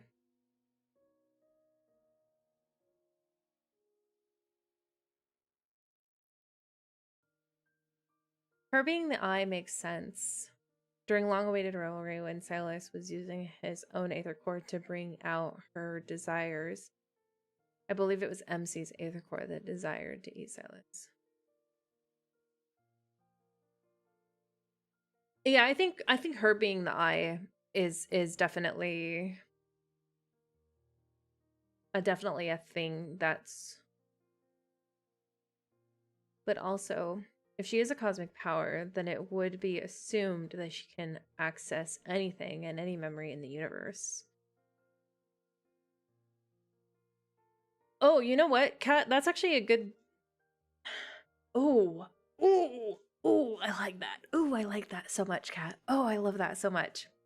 Okay, so Kat said, personally, I wonder if MC resonated with the spaceship parts. I kind of like that theory, actually. I don't know why that one sits well with me better, but I kind of like the idea that that's what she was accessing. I do. I like that so much. It seems so much more like coherent, I guess, in my brain. The ones that, I mean, I think just in general. I mean, would she be able to at that point resonate with Echo?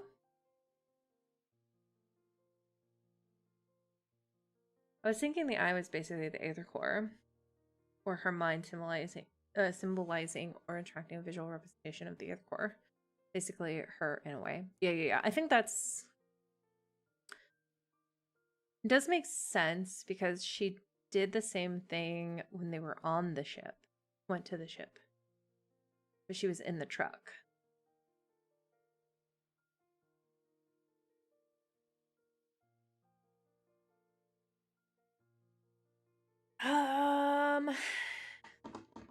Right, but the parts there were parts of the ship in the truck. That's how he that Jeremiah modified with spaceship parts. Yeah, and there's if he was warping, that means he had a piece of Echo in it anyways. He put the warp drive in the truck, right? Ooh, I like that. Ooh, I like that theory so much. Oh, that's a good theory.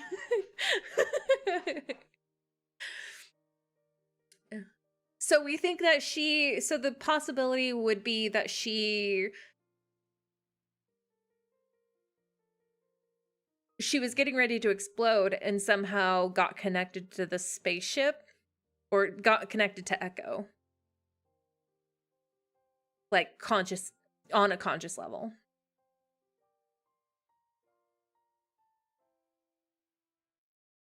I feel like I'm being kicked into the icon. Okay. I can see it. Yeah, because I think the only reason why MC would have these visions was because she was getting ready to go extraterrestrial on everybody. MC can resonate with interesting things. She resonated with a dagger and dragged Silas back in time, for example. Her memories activated during warp speed, which I find interesting because it creates the condition of her rebirth. Yeah.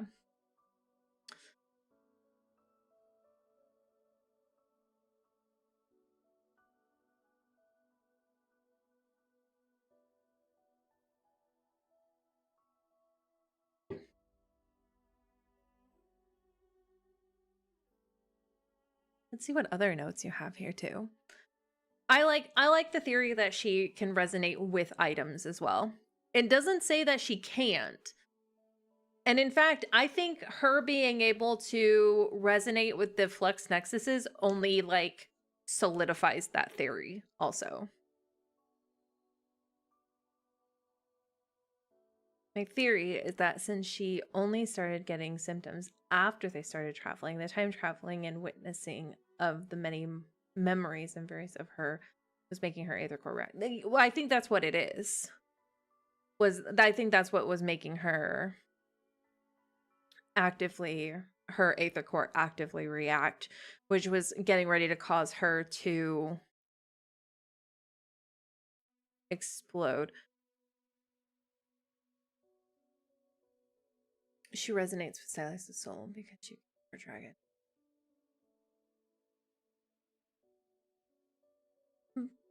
Okay, but hang on. Going back to her to Xavier keeping her stable. Well, they literally share the whole. In other words, the traveling through different timelines during the travel made her evil resonate automatically with the timelines passing by, which overloaded her. Yeah. But okay, but I need to go back because the next question then I have is how did Xavier stabilize her? Is that stated?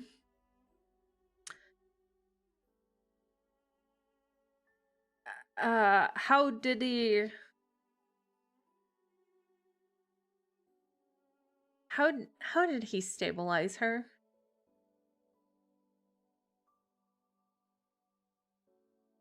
How would that have happened? With his light evol? Because that doesn't. She connected to her higher self at the point. She resonated with Xavier to maybe push Trace back.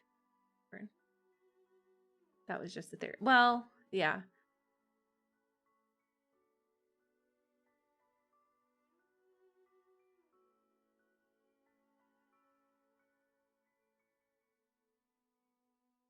He used his light as a divergence so that her power could attack something else. I was aiming to say, yay, snacks. Eat my energy instead. Or chocolate. Oh, okay. No. That makes sense. So he basically was stabilizing her by putting his power into her instead.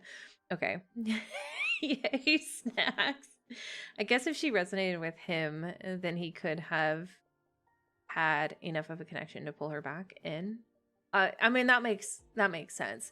It seems kind of strange unless he just was actively eat Jeremiah's cookies.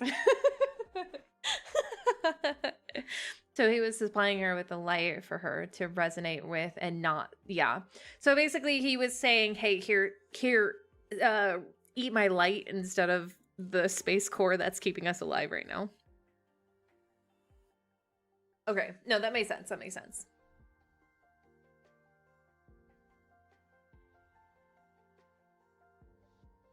need to make sure that the correct music is still playing.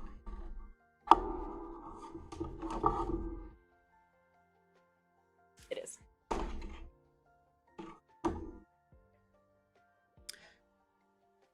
Well, if her ether core was activated, then feeding it might have helped it from being hangry and exploding on her. It's true. It just needs to have a Snickers. It's fine. All right, I'm gonna see what other further notes because I don't think I read those. Which are right here. I'm gonna just read them over really fast.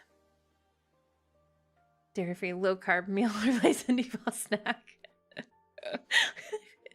Astria's Flux Nexus was in the Holy Sword of the Goddess, which is why they had to destroy it. Oh yes. Xavier is able to get his suppressor off with brute force in order to contain it, the blast of the sword. We have a mention of the third protocol. Make sure Phylos returns to a time before the core was extinguished. The traceback 2 is now completely irreparable after they took Echo out.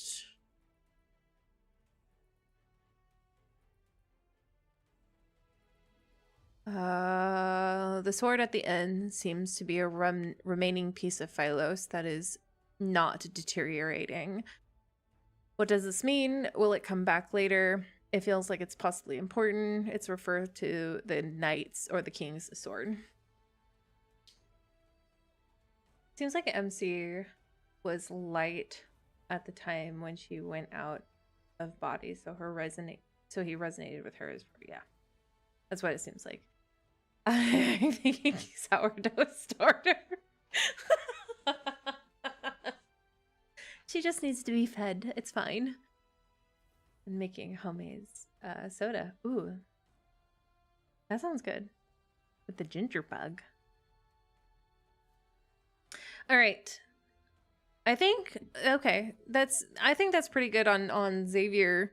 Do we think we got good Xavier questions answered? Any more theories or anything like that? What is the ginger bug? As if not, we can move on to Fishy, who seems to... Xavier, eat a snack. If you're not you when you're hungry. I think we've covered... Yeah, Xavier's is pretty straightforward. Raphael, on the other hand... Bread. Oh, let's do it. Obligatory Charlie mentioned.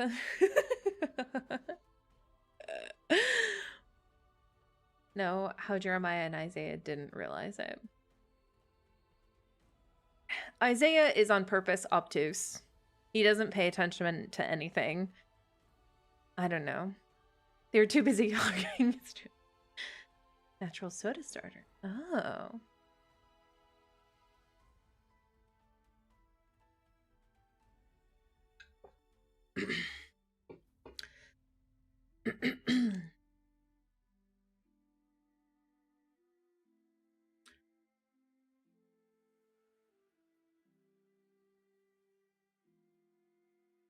Okay. I guess we can move on to Raphael then. Did anybody have any particular questions about Raphael? I mean, I guess the biggest question is his Where are your notes? That's all. Okay. Things to know in Whalefall City. Things we find out. We'll go ahead and bring this out. All right. Biggest question that we can talk about. Just know it. It's Rage Man and Isaiah.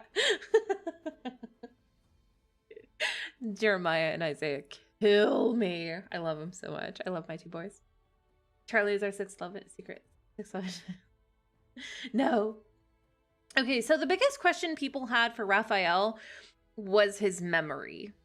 That was the biggest questions we had as far as anything with Raphael. Also how he got back. So I'm just gonna start bringing up his questions. There's that one.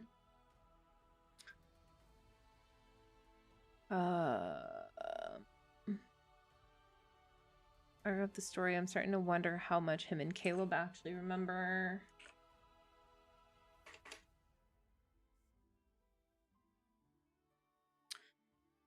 At the end of the story, I have no clue what or why or how Raphael returned. Oh, this is also all Rafi. We'll just bring this back up.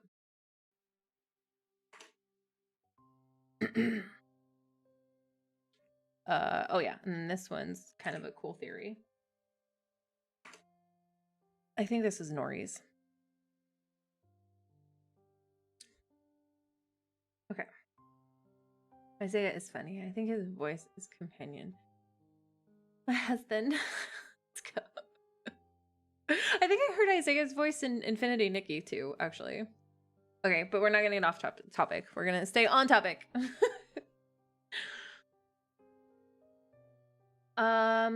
If we're acknowledging that RAF and LSG are a bit separate, does that include GOT?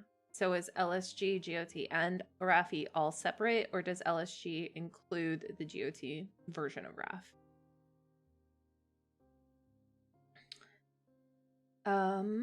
What is it? I'm going to throw my theory out about his memory and open for people's thoughts because I'm not confident on this.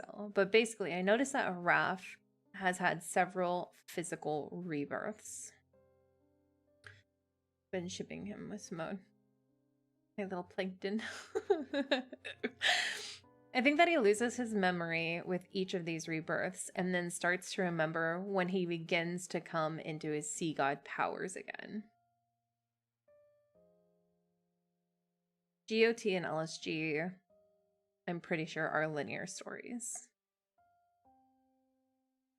I agree with that as well. I was thinking that, but not sure. Yeah. So they're all, I don't know how to word this. They're all the same Rafi, but they're also not the same Raphael at the same time. Like, his body is not the same, but it's like he has a muscle memory without having an actual same body. My Bane is still figuring out where Steve Golden Sand goes.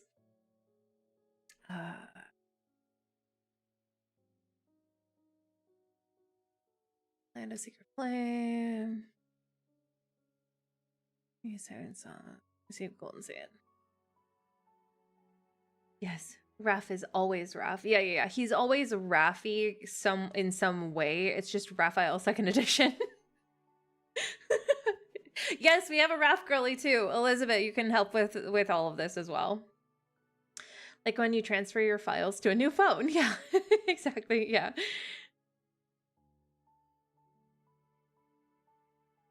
So the question is does he, when he starts coming in, from my understanding, when he starts coming into his godliness is when he starts collecting parts of the Tome of the Sea God, correct? I guess he got tired of getting stuck in.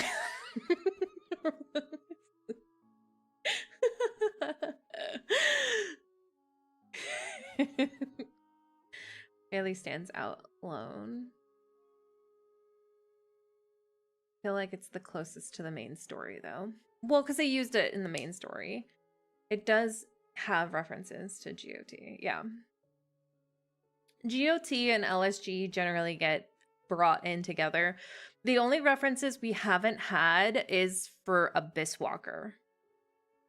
And yes, accessing the tomes awakens his power in the main story. Okay. So that's what I was wondering. The other question with that too, because he is getting new bodies, also brings up the question of what of it must be so, yes. Okay. Volume 1, 1 GOT. Volume 2, LSG. Oh.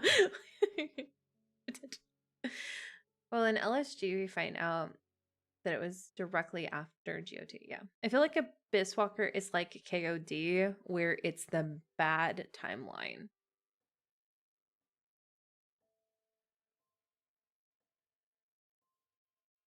But okay, I want you to continue on that theory, Nori. What do you mean by bad timeline? Like what ends up being bad about it? Because he intends to try the goal was for him to try and erase her memory, but then she ends up remembering anyway. But is that what you mean? Is that eventually he ends up having to take her heart anyways? The end. Says he will take her to the Whalefall City. Again, part of the reference. This myth ends with Raphael saying he will take her to Whalefall City. Again, is this partially in reference to the dream MC has in Forgotten Sea? That is kind of the conclusion I came to, Nori, because this is long after Lemuria was destroyed, and the Lemurians are living on Phylos.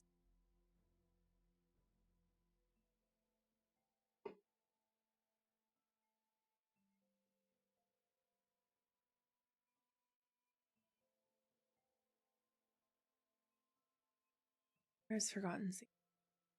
Fragmented Dreams. Oh, Forgotten Sea.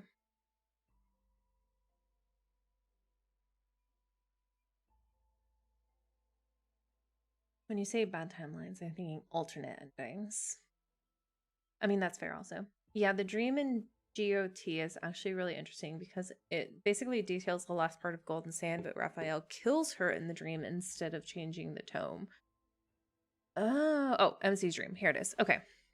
So I'm gonna read this out right here.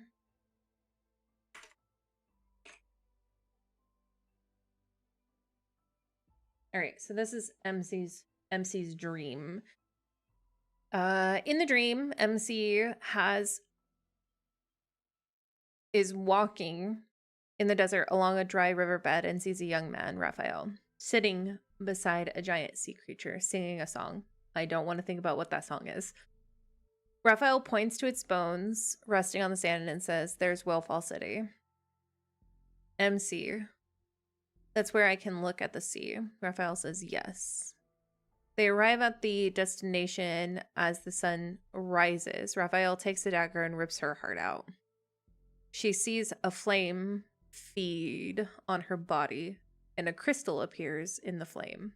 A voice whispers, "The reason for us to leave the desert is not to find an oasis. We're here to find a heart. To take it back and make it our worship."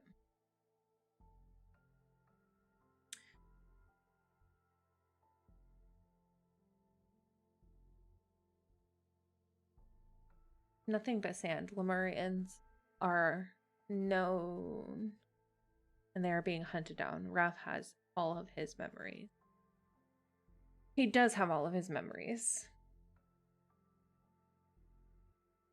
It seems like Raph is the only sea god that reincarnates and remains himself, which makes him have a likeness to the phoenix. That's the game that the game have also teased since day one with a wing symbolism for Raffi too. He does have all his memories. I think this might be set post Tears of Romero. Oh, I should be.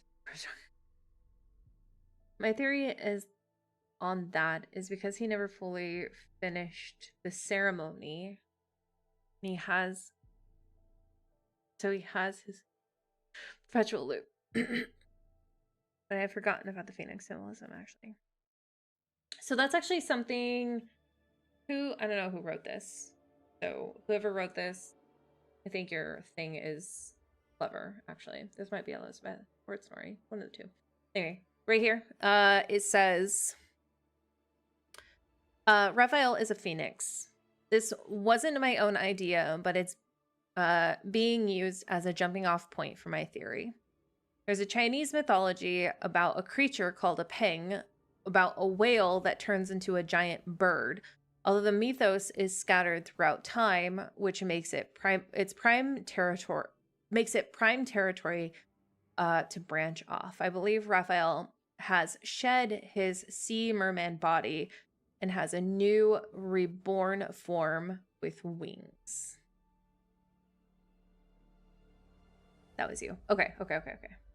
It seems like then several people. A whale with wings. Yeah, should we bring it up? Should we see if we can...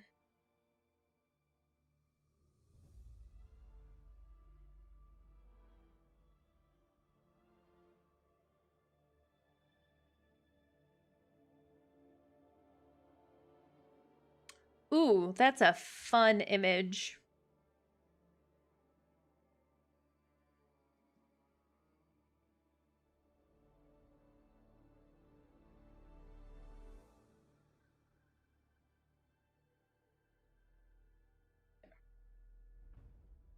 So this is...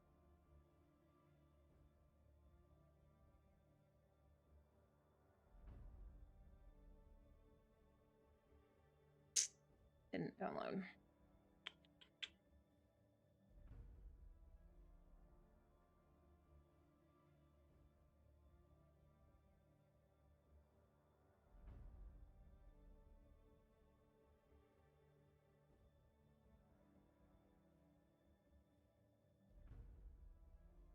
Okay, this is the bird. Birdfish. This is one of the images at least.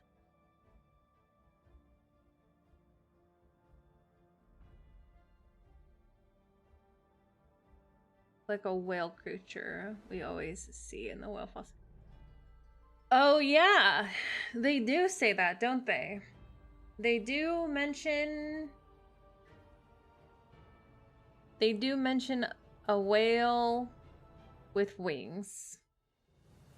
This is actually saw Pokemon. I mean, I don't think that's fully out of the realm of possibility, and actually might make for good storytelling as far as what could happen with him. All the myth is possibly past, like one scenario, but at the same time could be slightly different in an alternative timeline. I forgot to mention that Raphael has spectral powers, so he could have pushed his body to arrive in Lincoln. Hold on. You might be onto something, Nori, with that. But does that mean he was in...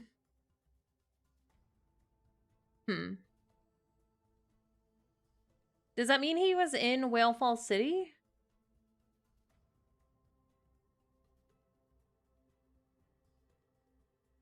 And that... Because they did say that Whale Fall City was like a mirage.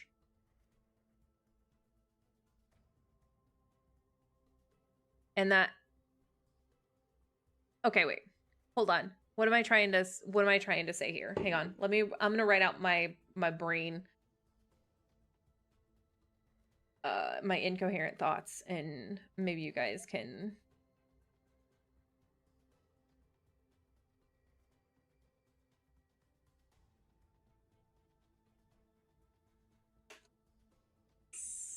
spectral powers.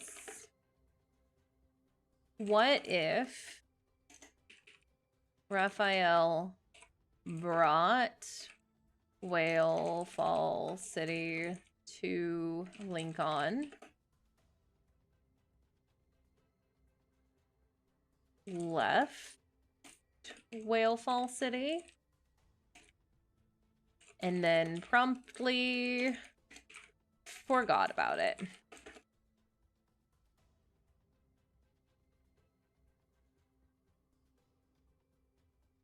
Like, he left his spectral form in Whale Fall City in deep space. But is... Okay, no worries. But his physical body is in Lincoln.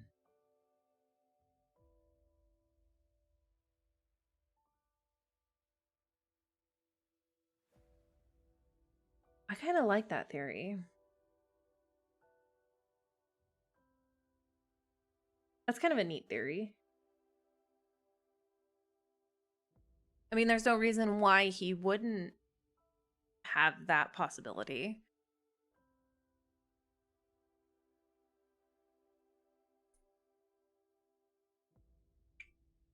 But then what about when he returned to Whale Fall City?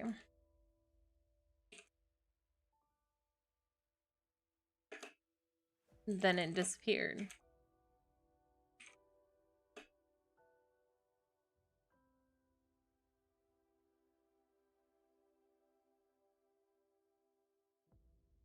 Like it too. We haven't really seen him do anything like that before, but it's definitely something to think about.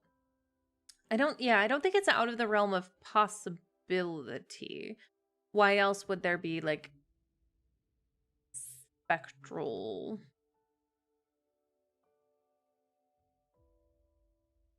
Oh, Raffi, why do you have to be so complicated?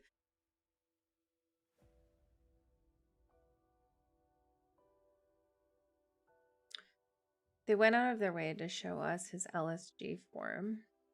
And then he showed up with short hair. That's on purpose. You mean when he came back?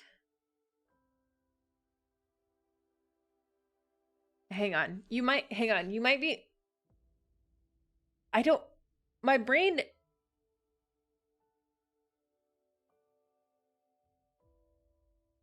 He's a high maintenance fishy. He is very high maintenance.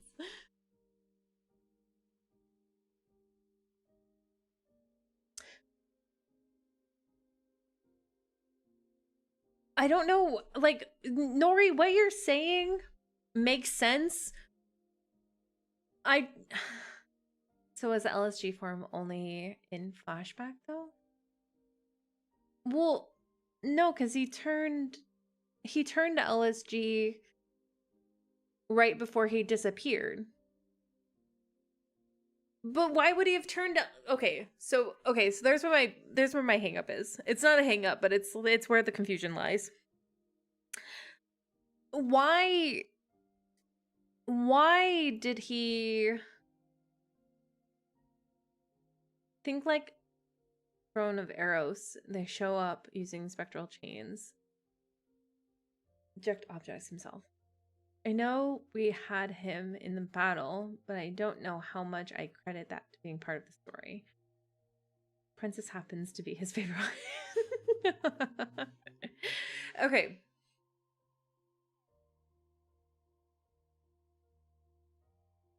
I'm gonna try to remember the series of events. I guess I could bring them up. We don't have to listen to it. That's the good part of that. So let's... It's not what I wanted. This is what I wanted.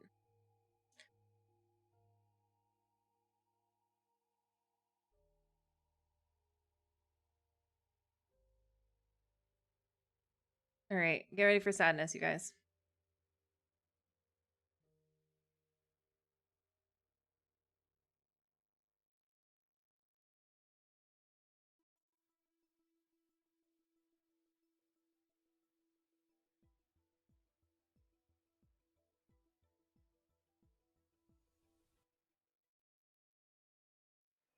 trying to do another one.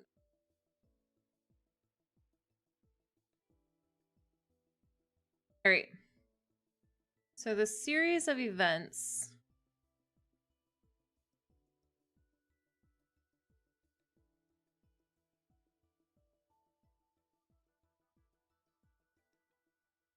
Oops.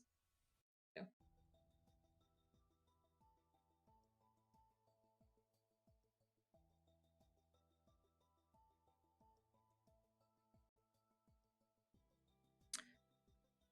Is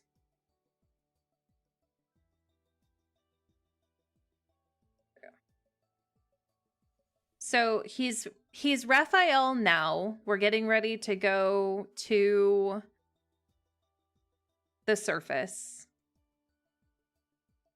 There's this magical violence of whatever is happening.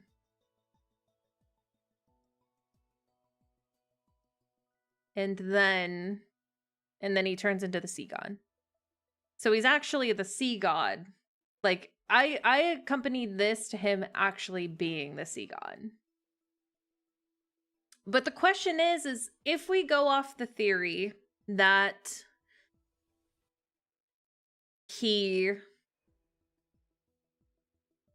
what am I trying to say? What is my brain?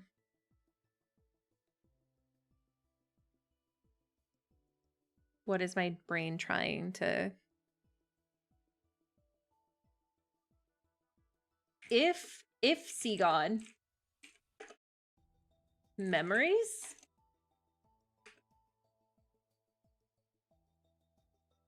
I don't know if I don't know if you guys if sea god memories, because it seems like he kinda remembers. MC remembers. Okay. If this is the sea god taking over, then that could have been a transformation that when he goes back to being just Raph, then he could look just like Raph, because he still wouldn't be full sea god without killing MC.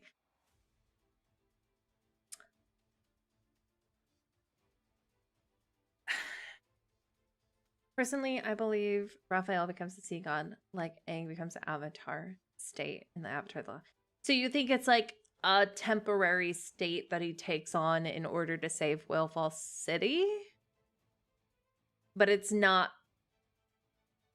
He's not fully awakened to his power. Which, what Lady said, he can't become full power because he doesn't have MC's heart, or he doesn't have the heart.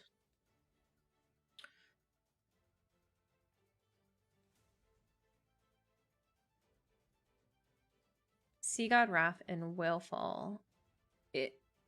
Siren Raph and Lincoln. Okay. Okay, so then that goes back to Nori's theory, which is a sound theory, I think, of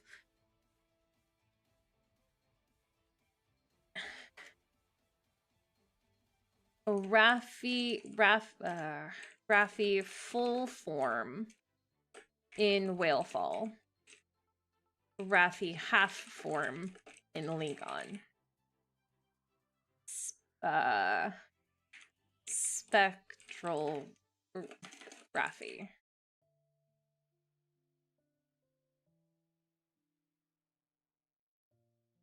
And his vague, fuzzy memories when he becomes Raffi again. So okay, so you think okay, wait, I'm gonna go. You guys are on to something. I just have to make sure that I'm writing it out so that Raphael, okay, so what Kat is saying is when God Raph memories return-ish, when not God Raph forget.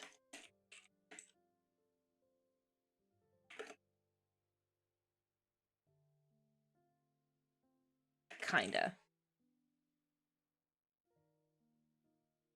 He can also have channeled more power because he was in Whalefall and was boosted by the energy of the Lemurians.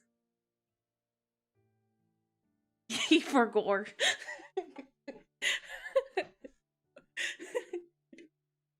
I love this. I'd say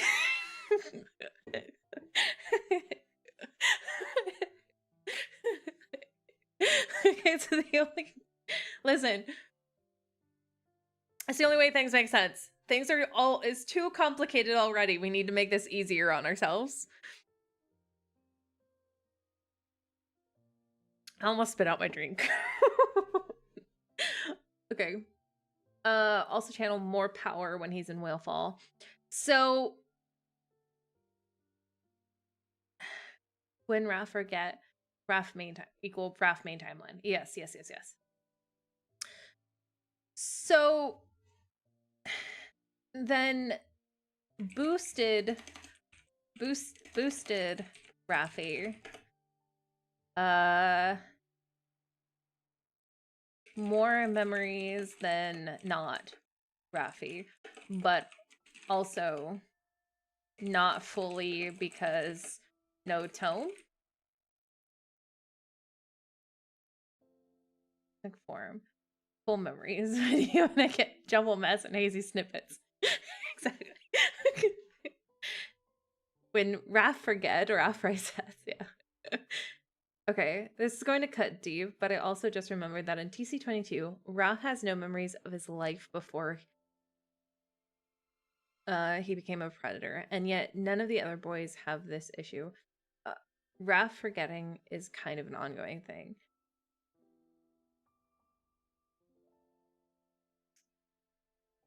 Him and MC are good together. It's true.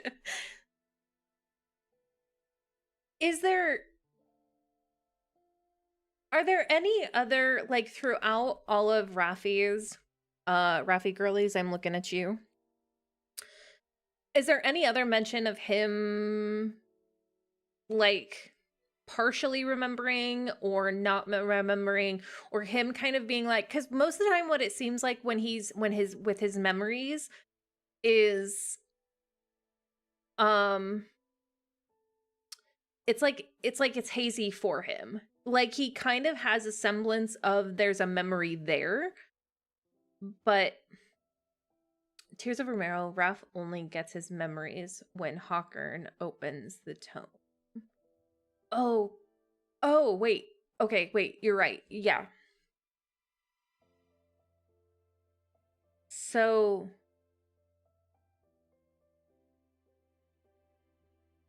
okay, wait. That brings up another good thing then. So Raffi, no, remember DOT. But then remembers with tome. Is the tome full in TOR? Tome full? TOR. Made note of that too. I was trying to figure out if that was just during that part or if he knew the whole time and he was waiting for MC. I think he was not remembering. I think that's what it felt like to me. When he sees ruins, he's like, I have no memory of what happened. It seems like he has the whole tome. Okay, so full tome. Full tome. Because in the current timeline, tome broken, right?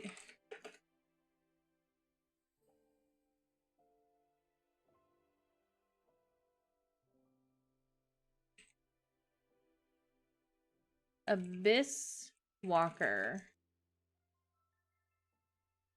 tome broken.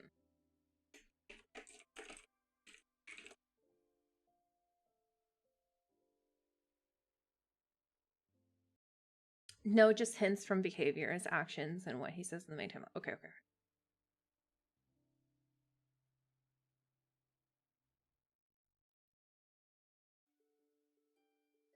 I wish it was more specifically said, like with Caleb. They explicitly say he suffers from amnesia. I know Raph has a whole god complex going for him, though, so I don't know how much contact with a doctor. Well, going to a doctor would be bad because blood work. Oh, yeah.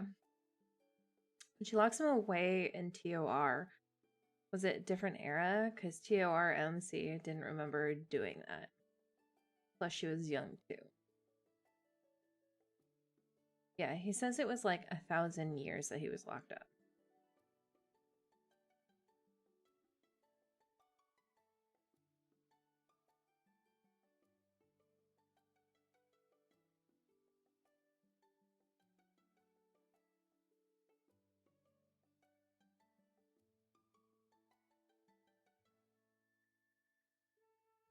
Okay.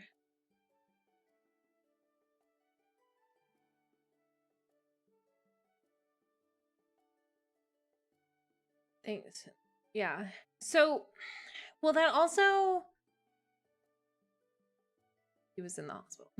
Well, I don't think I feel like they don't take blood. They didn't take blood work then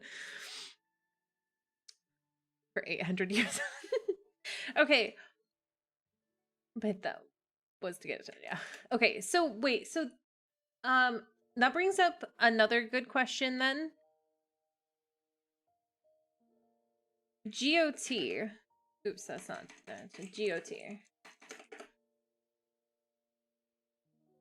Raffi dead?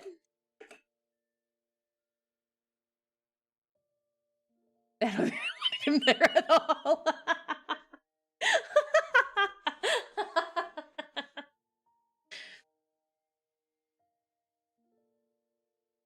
Locked away. But that doesn't locked away.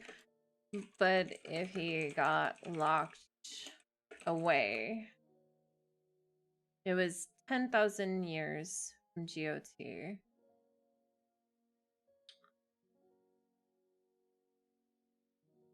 Why memory is gone.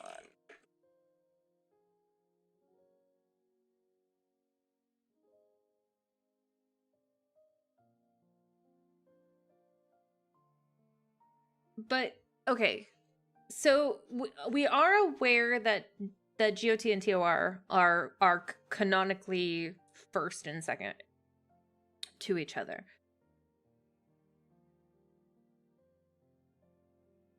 But how did Raphael get locked up? Maybe I should bring up ladies. Hang on.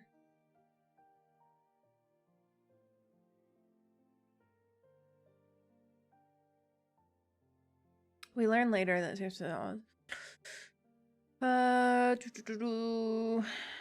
in the story we learn MC is the only one outside who can access the Tome of Seagon prophecy. MC's memories. She locks him up to keep him from fading away. I don't think he died. I think it's said that after the failed ceremony, the people started to accuse him of destroying Lemuria, and MC knew that he would fade away because he didn't kill her. So she locked him up.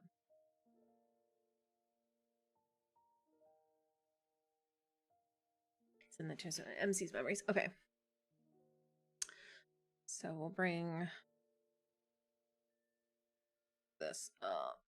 MC's memories. So this is Tears of Romero.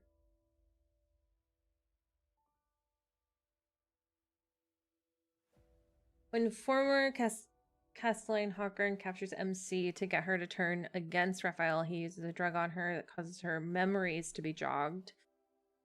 Wonder if this is the same drug that was in the perfume Raphael gave her. Oh, that's a good. I didn't even see that.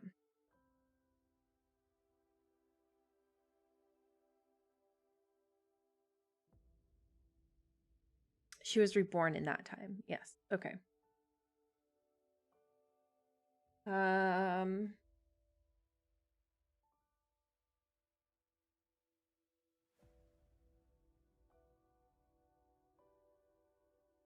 I using the right? Yes, I am. Okay. Here's where we finally learn what happened. The Sea God ceremony. MC sees Raphael holding a dagger to her chest. She says his eyes glow blue and he seems detached, very similar to the scene of Raphael's in Land of Secret Flames. Raphael breaks himself out of it and tells her to run, but the sea god takes over again and starts to stab her. Oh my gosh, I don't know why it was a long it's been a long time since since I've read these. Raphael continues to struggle, but tells her to leave before he loses control again. You must find a method that will allow it to burn forever. That shall be Lumeria's true path. And he tells her about the legend telling of the wick of the flame exists in a place where all oceans converge. Raphael then causes the water to carry her away and vows that Whalefall City shall remain the same until she returns with the wick. However, the Lemurians turn on Raphael, and the memory of her for failing to do her duty and doom them all. Lemuria was a civilization that should have never existed. Destruction was its predetermined fate. The last god of the sea perishes along with Lemuria. They dissolve into the sea. MC refuses to let Raphael fade into oblivion and she uses the power of their bond to seal him with ruins.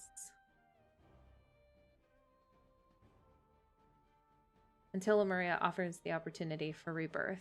Until the world reaches the moment when you can reawaken.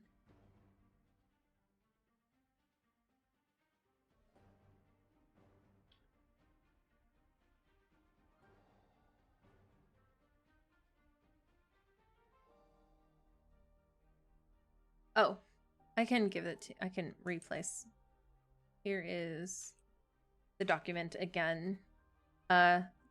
Graciously to Lady. Okay. Yeah, I hope you're having good luck. Hello, Nina. I feel like I'm still confused about what is going on with Raphael.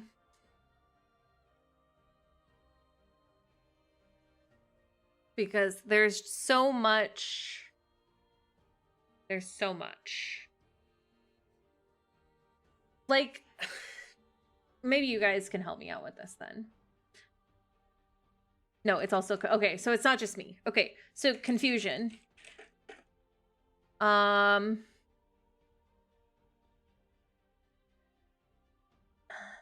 MC doesn't remember, which indicates she died at some point. But then, like, how does Raffi not fade? I feel like, I don't know why I'm typing out.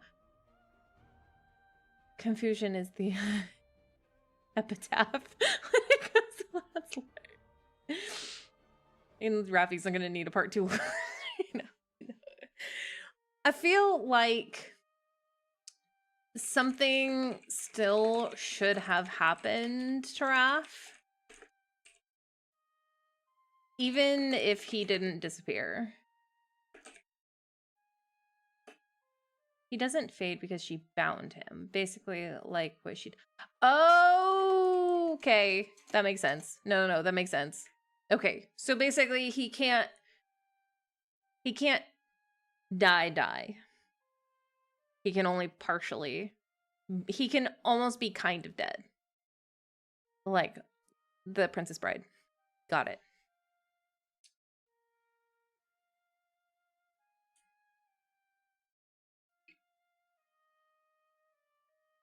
That's why there are ruins on the chain. Okay.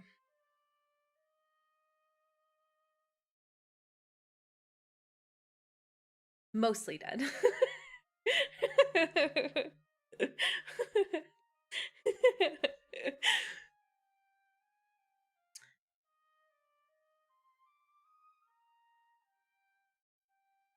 Okay. So didn't he fall asleep for thousands of years until she reincarnated? But yeah, I think even if he does fade, he would just be reborn again. Another thing that I'm not totally clear on, but speculating. The ruins were keeping him alive. Okay. No. Okay, that makes sense. He was just bound there. My handsome fish zombie. And he grew out his hair.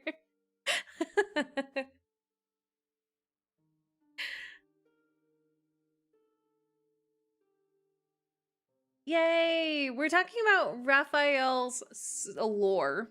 We're trying to figure out the fish lore because we're trying to figure out how much he remembers, and we've had some good theories. Also, welcome. We're glad to have you here. Fish lore. The other thing that people were questioning also was how he came back.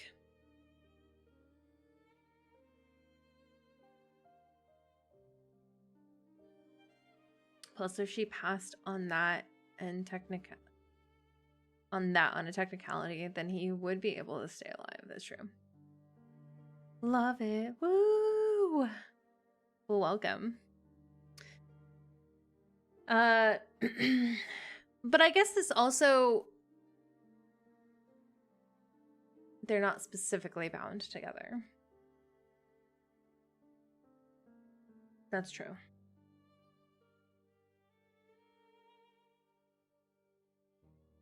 Well, and speaking of like him not disappearing or going with or falling, like how did he, if he, if during the story, he, no idea how he came back. Yeah. So going off of what we have already speculated, which is he disappeared because he couldn't get the heart. Not heart.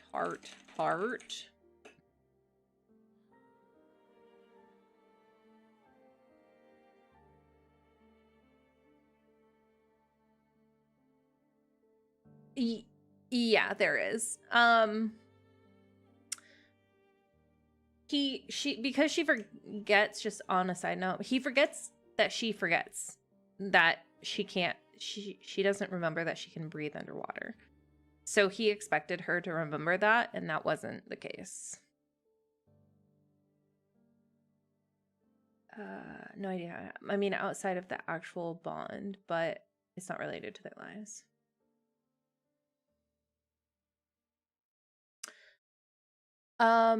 Where was I going with this?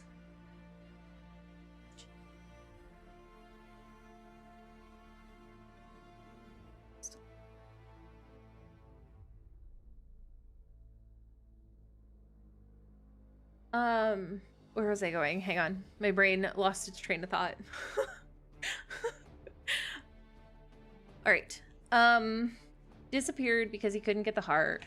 Went back with Whale Fall City into whatever blink of existence.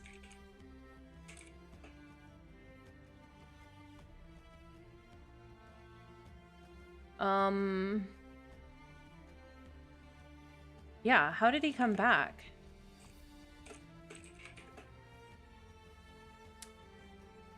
How did Raph come back? And of what he said as a joke, how much is truth embedded in what he said? Because we know he always likes to sprinkle in the truth, even when he intends to lie. My other question is, now that Xavier is more bound to the main storyline, MC, say, oh, hang on, that's not, okay.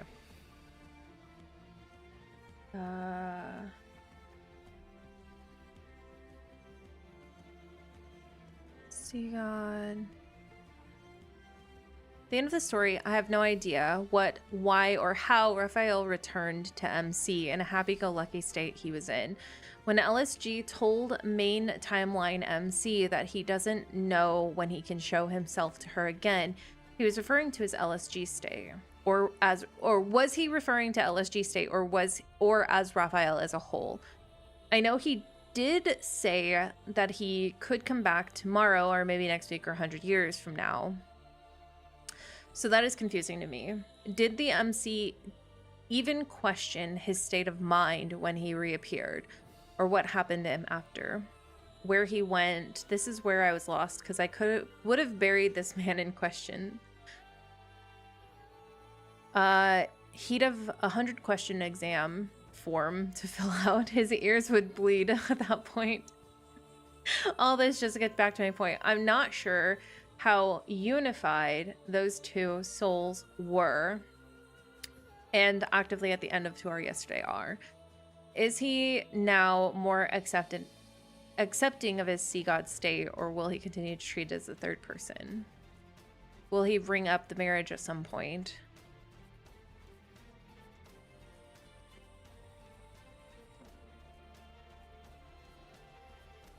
Sorry, hang on. Sorry. I was making sure I read the whole thing. How did he come back when? At the end. At the very end. Sorry.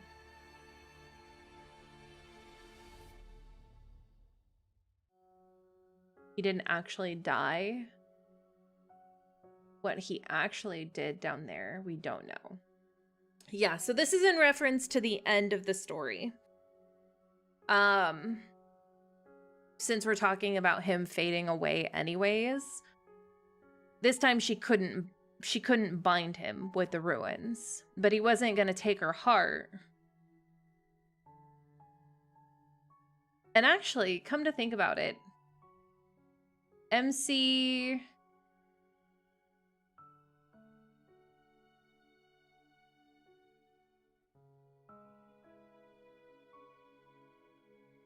didn't give her his heart like she did at the end of TOR.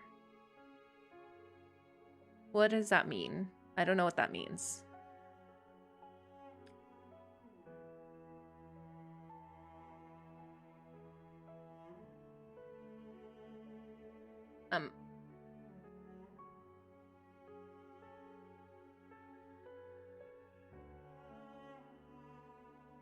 I don't know what connection I'm making. I feel like I'm making a connection, but I don't know where I'm connecting it.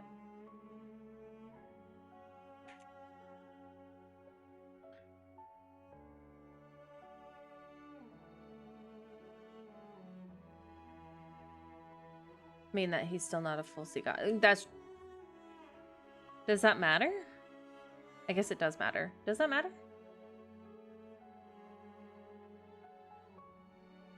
I guess it does matter. That does matter. So not full sea god. Sea god can't fully disappear?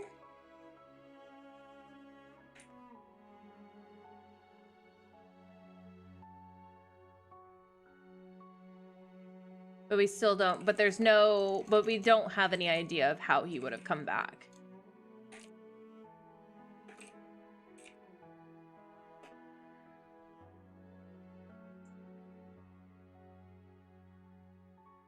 I was thinking he may have come to as Raph at some point. Reset? Does matter because it would mean that he reignites flaming things. Oh, okay. Yeah, no, you're right.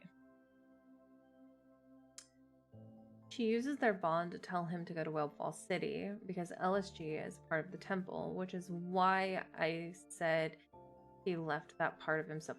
Oh, okay.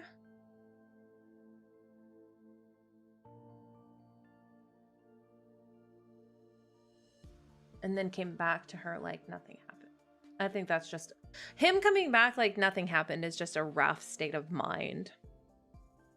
I think normally the sea gods just die and the power is passed to the next prophesized. Raphael is in a loop because he refuses to finish the ceremony and take on his full power.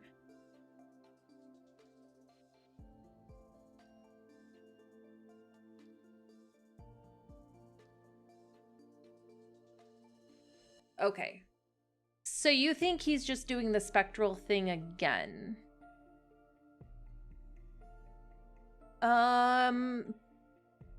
Okay. I think you're onto something, but there's a question I'm trying to form in my brain that is a question.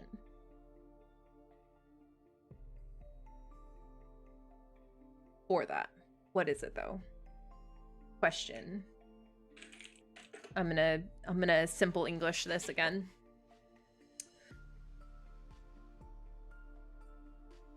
What happened to Whale Fall City?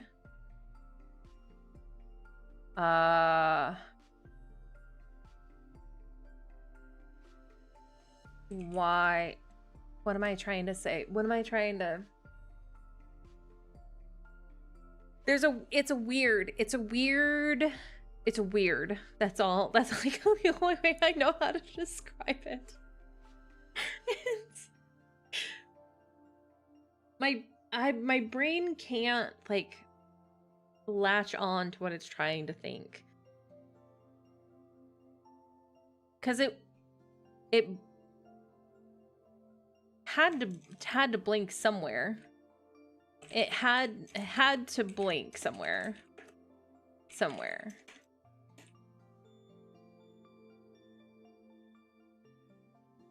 But like also how would he have been able to come back? Did he attach to LSG in Whale Fall in the first place? Where did I'm missing that. Are you saying like about Whale Fall going back into the pocket dimension or whatever? It's a pocket in deep space.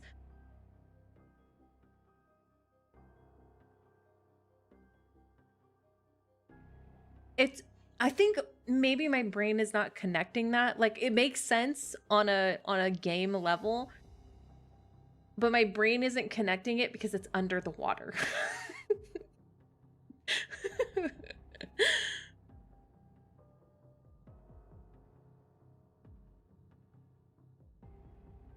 I don't...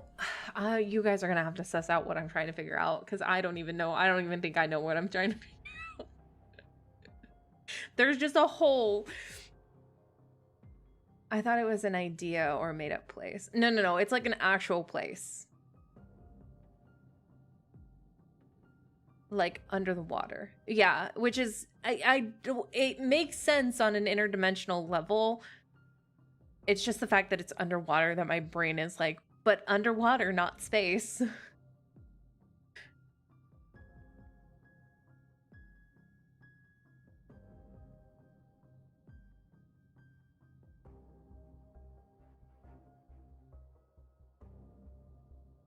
I think I'm not connecting either.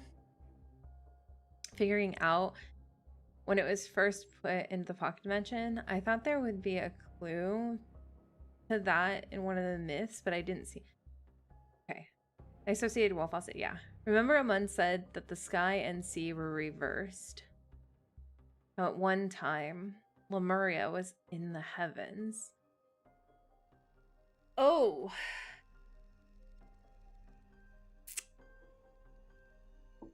Okay, no, yeah. No, they wouldn't put that in there if that wasn't Oh my gosh, wait, that makes sense. Wait.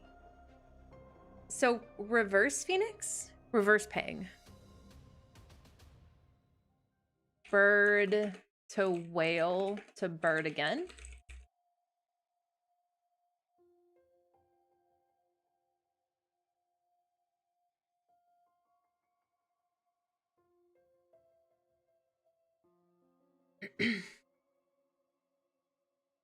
So it still blinked out of existence, but it blinked out from the sky into the water.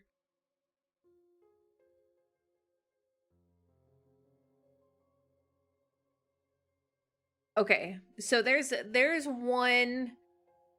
So it's still blinking somehow. Like Whale Fall is a blinkable city. It just blinks.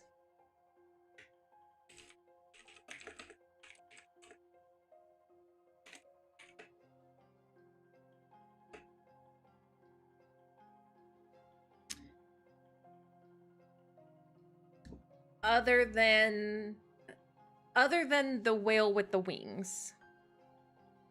But you are correct that there's no indication that they were ever not an oceanic race.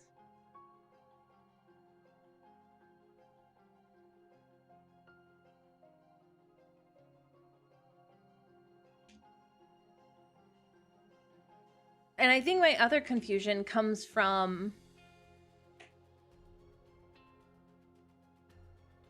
if Siren or if Blink on Raph gets too close to LSG, they fuse, but then he came back.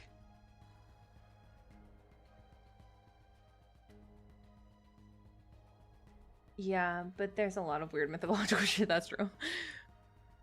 There are statues with wings. The whales have wings, and he has a lot of winged imagery. He does have a lot of wing imagery. Yes. I'll let you guys discuss. I'll be right back.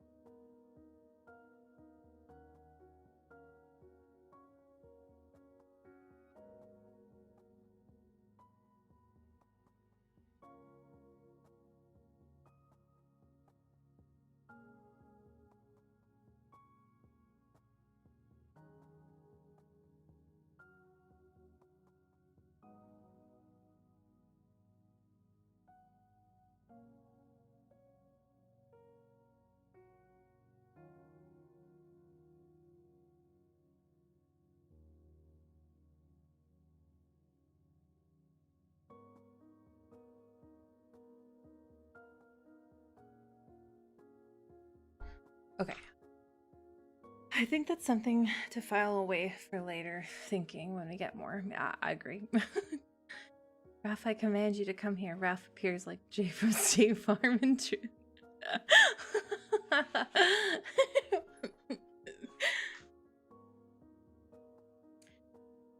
I think these are the two biggest questions for Raphael right now is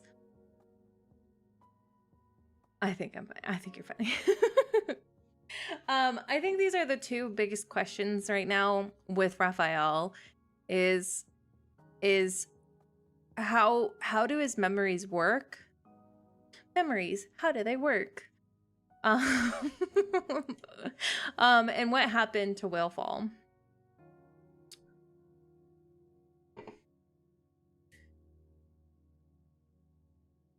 Because I think they're so convoluted right now. Summoned him inadvertently. I mean, she was wrought with grief. So, I mean, it makes sense that she could have done that.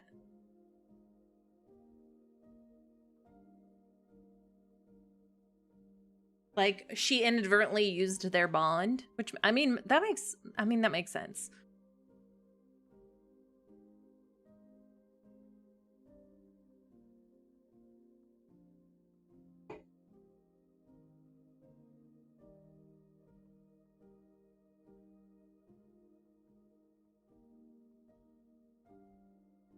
focused on his name shortly before he returned.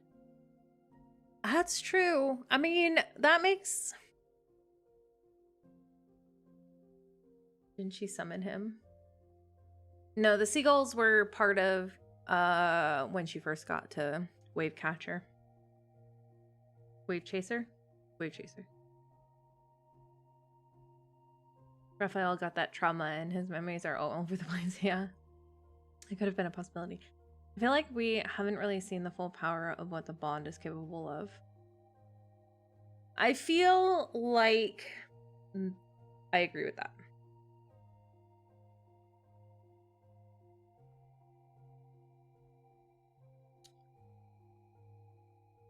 I wonder what Raffi's... Well, I mean, he's still got to find the other Lemurians. So I guess that's what his thing is now. I mean, I feel like his revenge was enacted for Whalefall Acropolis, at least. But he's still got to find the other Lemurians now. I guess his mission is still pretty clear.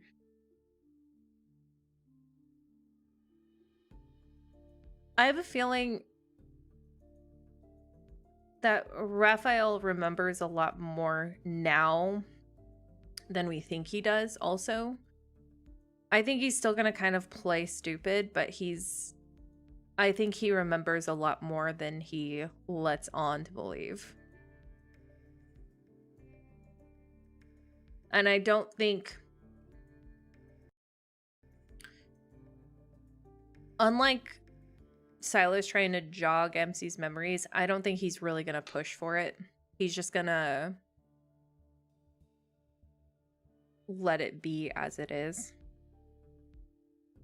He remembers a lot now. Yeah. I think he remembers a whole hell of a lot more. And actually, I think MC definitely remembers a lot more than what we know now. But I think she actually remembers a lot more. I don't think it's to the extent when she almost exploded in memories, but I do think that she remembers. I don't think he wants to remember either. My poor Raffi. My poor Raffi. I was so heartbroken after this one.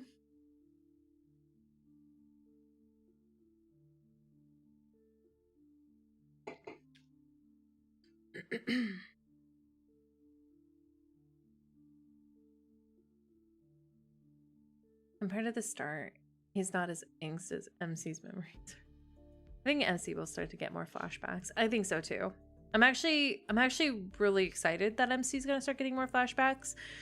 What's really interesting to me in MC's flashbacks is that with Silas and Xavier both, it required her to nearly explode.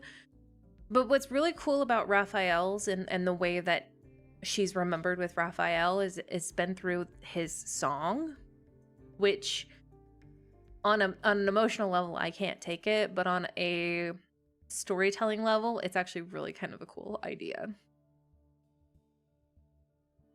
I think the only thing Raph was upset about was that she didn't remember him from when they were kids. I don't think he remembered I don't think he remembered anything when they were kids himself. Remembered their bond or anything like that beforehand.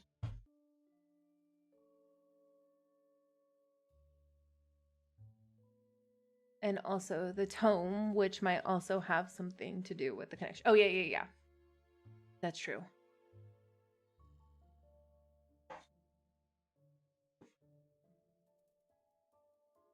This keyboard. Raffi also internalizes a lot of stuff, so he probably remembers some things, but it's too painful to stay in the ancient memories. That's true. My poor fishy. My poor fish.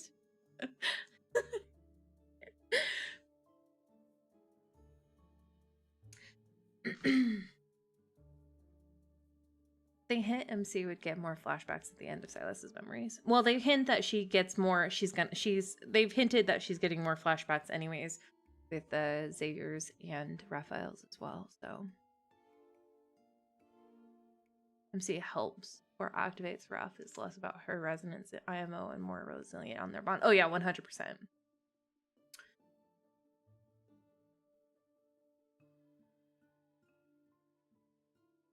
I don't know. Raffi's story is really interesting to me.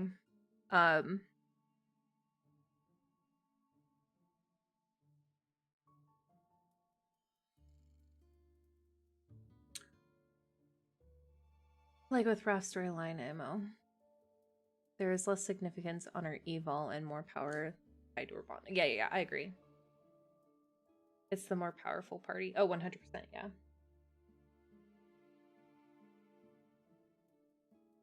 Which I think is kind of a nice change, I guess.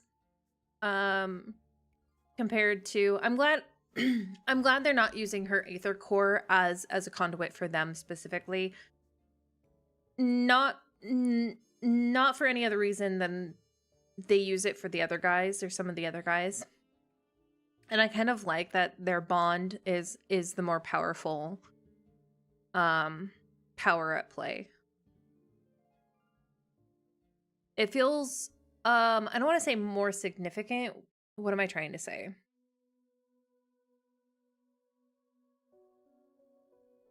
It feels like there's more power at hand than just her Aether Core. Like her Aether Core can't be used as a MacGuffin? I don't know if that I don't know if that makes sense. I'm gonna come in here like a stranger walking into your college study group despite it's not being my major. That's okay. I'm sure you have something to say about Raffi, I'm sure.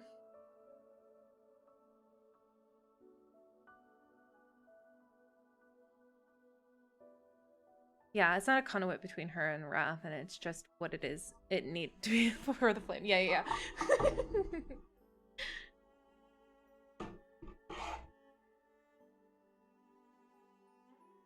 Sure, it's still.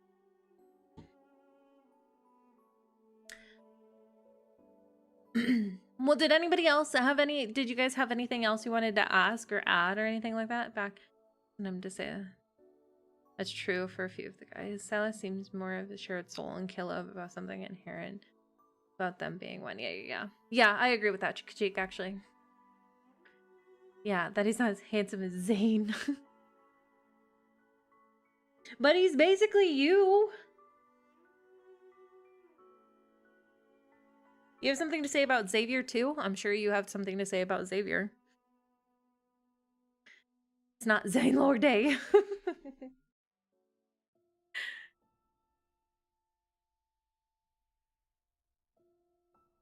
So I had to swing hands. Then I realized it's just Mr. Imarashi retrading. I can't confirm nor deny it, Imarashi.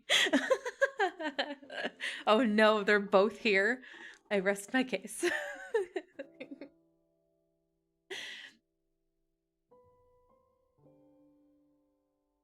You agree?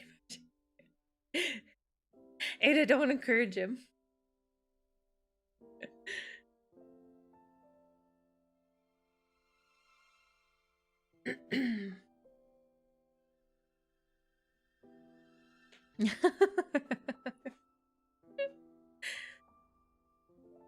I think this was this Raffi conversation was a good conversation to have though. I think we have some more solid theories at least, because Raffi was so just I still love Hiroshi being a Zane main. No, the only thing I got to say about Xavier was what I said the other day. I don't remember what you said the other day. But I am about to mess with Xavier's stance. Oh yeah, that he looks... I think we've definitely thrown some very interesting Raph theories into the air, though. I will be thinking about it a lot. And he's my husband. I'm not encouraging anyone. So if it's Caleb's turn now, Or do we still have some Raffi ones? Well, so I'm gonna ask, was a freaking lore dump, holy smokes. No, Raphael definitely was a huge lore dump. Oh my god, I was not expecting. And they had to do it in between like emotions too. Like I didn't even know what to do with myself afterwards. Before we move on to Caleb, I do want to open it up to theories towards the end of the chapter.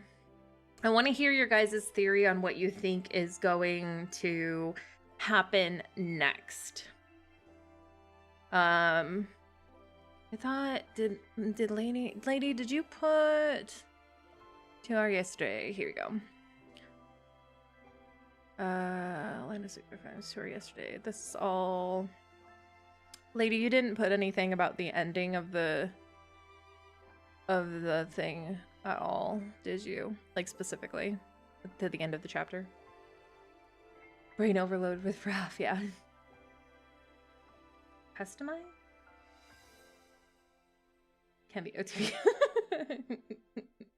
Me, I never raged bait. At the top of the dock, okay. Wicker, points of interest. Oh, ending scene notes. Okay, perfect. There we go. Okay, I did want to talk about the ending scene just a little bit. I wanted to make sure and see what you guys said about it. Lady has some interesting points as well.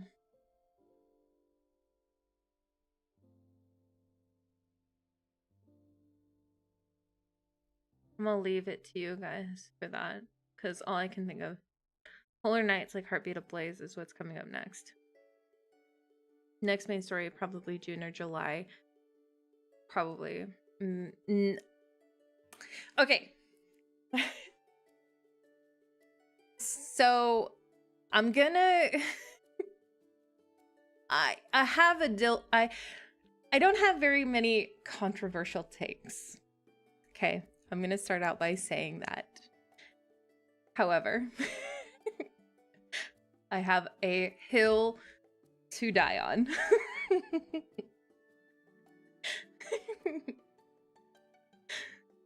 And this is about the 6th love interest. I'm really sorry, you guys. I really have a hill to die on this. And I don't want to, I'm not gonna knock anybody for thinking that there's going to be a 6th love interest.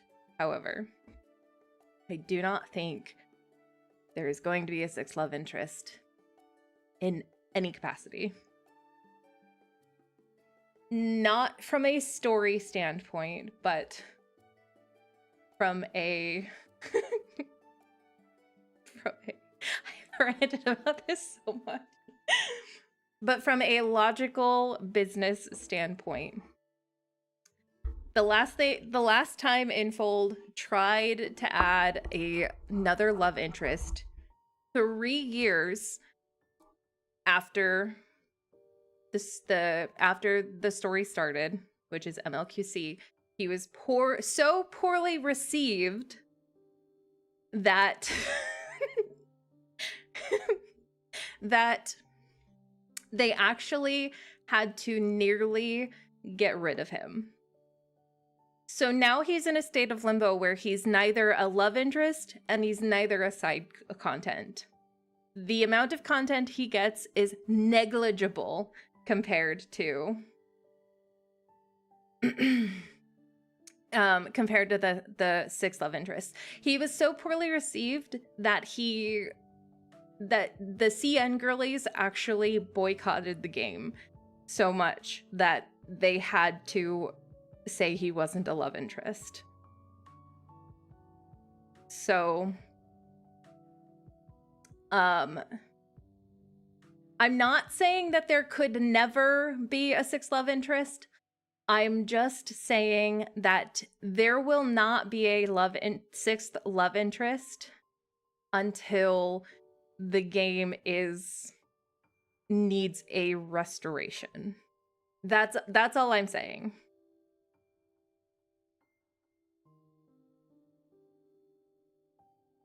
they added an unnecessary fifth love interest. Shaw was MLQC whole battle system built around there being a certain number, though? Because Lads is certainly entirely built around. They don't have a battle system. Their battle system, they don't have a battle system. Their battle system was actually based off of people beating each other, like actually other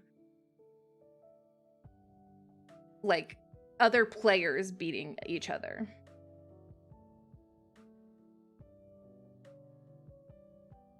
Listen, I will say this.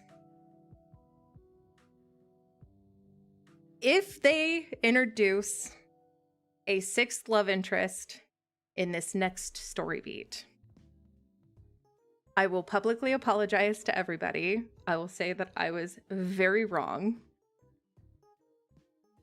And I am ambivalent to the discussion, but I do think that there are points towards I am vehemently sure that I am not that we are not. If we get if we get mention of a sixth love interest this next story beat, I will publicly apologize. I will let everybody know how incredibly wrong I was, and I will make him my on-screen love interest when he comes out for an entire month. That is what I do. That is what I will do. Grayson is still going to 6-1. I'm okay with that. I think wait, what did Imarashi say about Lucian? Because I have to beat him now. You just activated my sixth love interest lore card. MLQC was their new game, and I think the company was more sensitive to the hate comments. So seriously, okay. I mean, I'm open to what you guys are saying. I will 100% take into consideration what you guys are saying. That's just because Lucian is enough of a love interest to fill the results, right, Mira? I hate Lucian. Not Lucian. I think this would be more bold now. Business-wise, I would add another love interest because then you can play catch up with the other guys. Well, that's the other thing is that they're still missing content. They're not going to drop the sixth love interest this year, but they will set him up in the story. My prediction. Game is designed for 6. What was I just gonna say? There was something else. Hang on. Who said what? I think the sixth love interest is already planned and there's a slot for one, but he will definitely be Raf's. But when? My gut is June, July, but we could also get a later date. That's it. Oh, that's the other thing. We still have missing content for Silas and Caleb. There's a ton of missing content for both of them. They're still behind on cards as well from the OG3. This might be copium on my part, but wouldn't we want to get those fixed before we get a sixth love interest who's also going to be behind on content as well?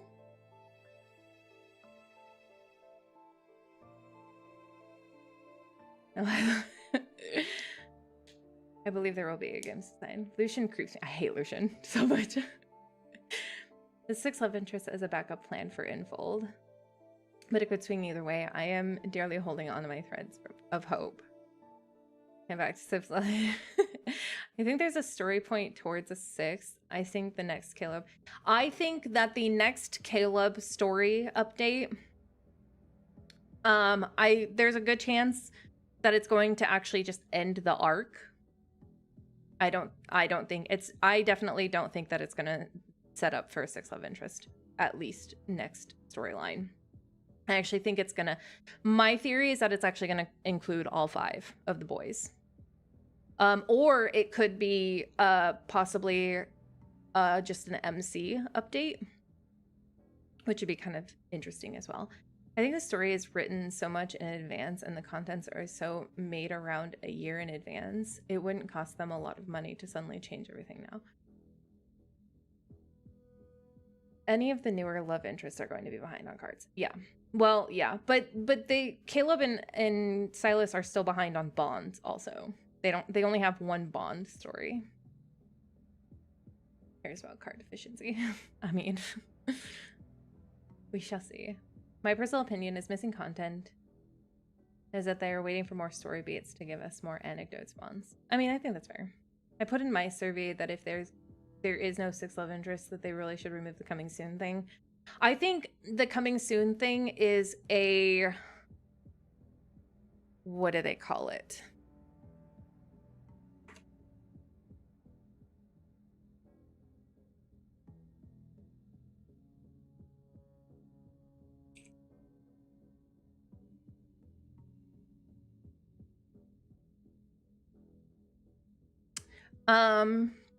It feels more like future proofing than confirmation for me. Like, it's open there, but the coming soon is just for them to be like, you know, don't care about card deficiency since they didn't release Sai and Caleb with the same number of cards. Yeah. They just did a bunch of Silas and Caleb 1 only card banners. I'm not going to rush him. If he comes, he comes. But I'd really like to see if anyone is worth... Oh, Shining Xavier. Yeah. Like the Forever sale. Yeah.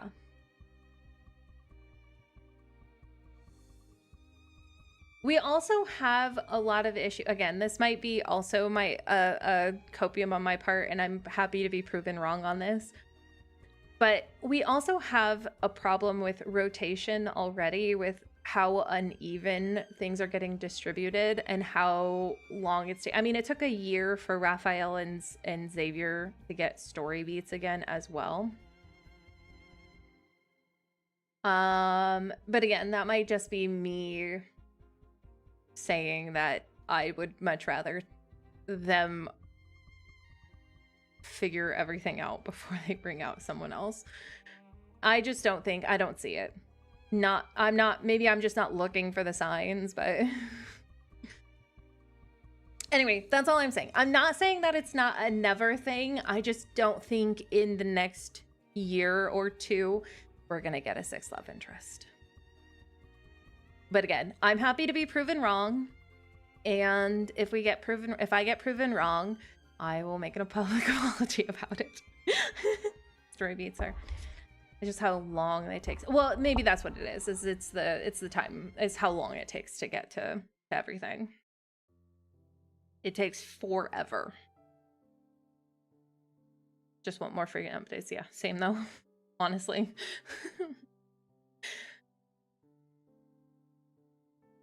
Anyway, that's my theory. There will be no 6 love interest. But I know that a lot of people do have a feeling that there could be a 6 love interest, and if it happens, then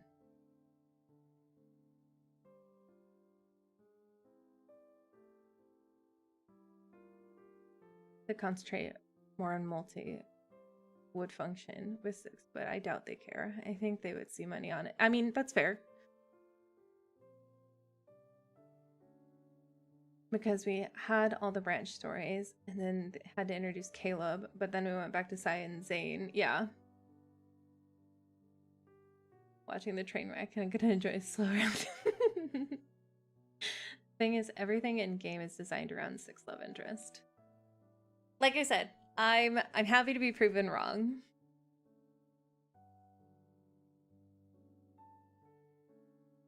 That's true. Hacker says I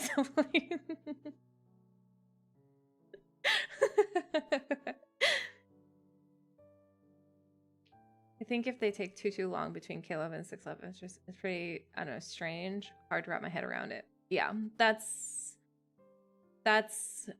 my, if they wait too much longer, I don't think he's gonna be very well received. But again, that's just a personal. Seeing the 6 love interest main story beats. Who do you think, Kachik?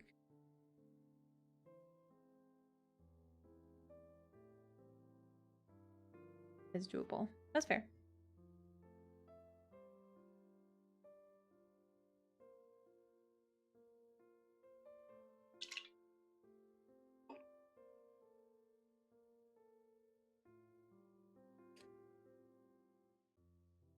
Ever pull for all the cards. People just have to learn to pick and choose. That's true.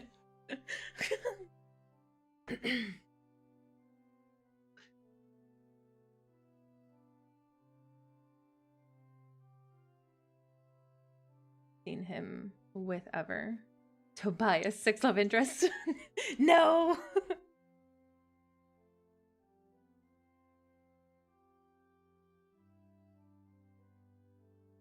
Hi, Cece. If they wait too long for 6 love interest, then he won't be well received. Yeah, that's if they wait too long, he's not gonna be. I feel like they would have to get him out this year. If they don't get him out this year, then I don't think we should expect to see a 6 love interest for sure.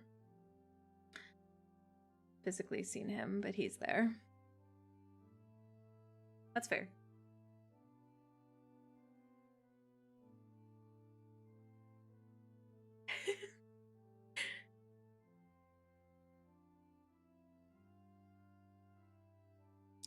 I have a lot of theories, but I'm going to save them for when they actually drop it.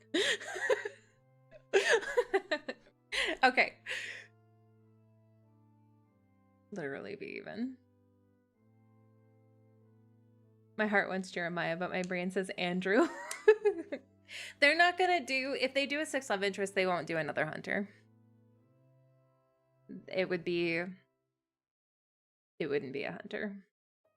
I do think that people are correct that if it is going to be a 6 love interest, it is going to be someone associated with Ever of some point, of some type.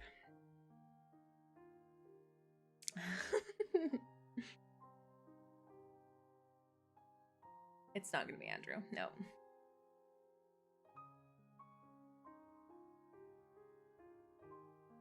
I heard 2 references posts and from anonymous people. I think we might have seen things from him, but we haven't met him yet. Too many work relations, yeah. I think he's a mole. I thought it'd be the Nest guy who was just named, but I can't remember it right now. But his VA was meh. His VA was Isaiah's voice actor. It's not Nest guy. He's only known as Mr. Sutherland. I doubt that they're going to. And his looks were only a 7 out of 10, let's be real.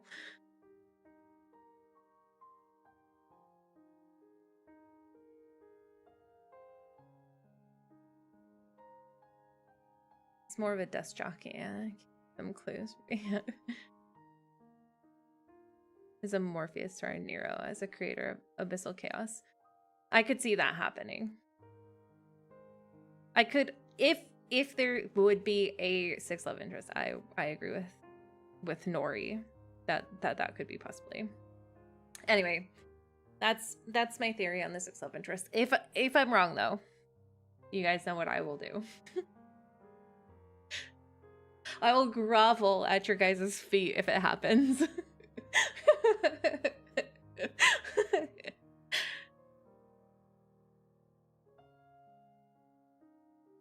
I'm happy to be wrong though. I mean, that's fair. No. Yeah. No, this is all open. I'm happy to agree to disagree on this.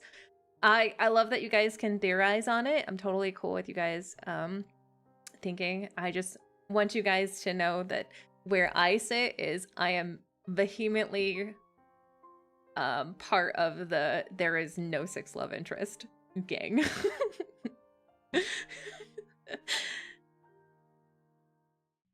There's more Ever guys in those meetings than the Nest guy. So I now think it's one of the other ones. Yeah. It's definitely not Stanley, not Lucius. It's not Lucian either. And it's not who was the other guy? The raspy old man. I forgot what his name was. Say Nero too, but it's not gonna be Nero either. He just wanted to create chaos. Chaos. He's a fox or a monkey coated. I can also get behind that he would be a redhead. A 7 out of 10. Stan, is that who Stanley is? I kept Lucian.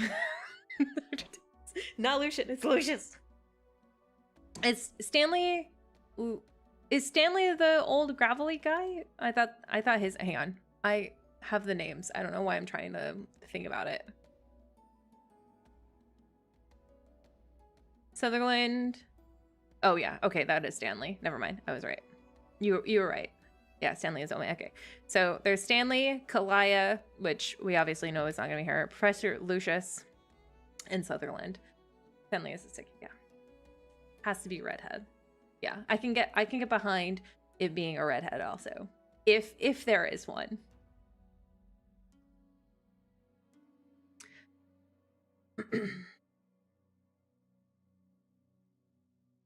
I had a discussion about, or where is it? Where is it? I think this was Caleb. The other guys in the room sound like they're 100. Please no. Mauve hair with teal eyes. Okay. Yeah. No, I can get behind that. That's fine.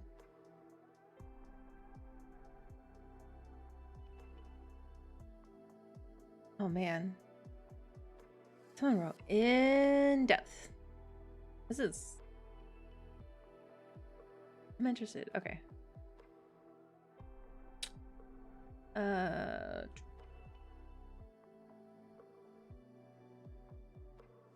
Oh, there we go. Oh, this one's Snorri's. 6 love interest is being set up to appear. The recent banners have introduced some interesting factors. Clear glitch. Heartbeat ablaze introduced polar knights.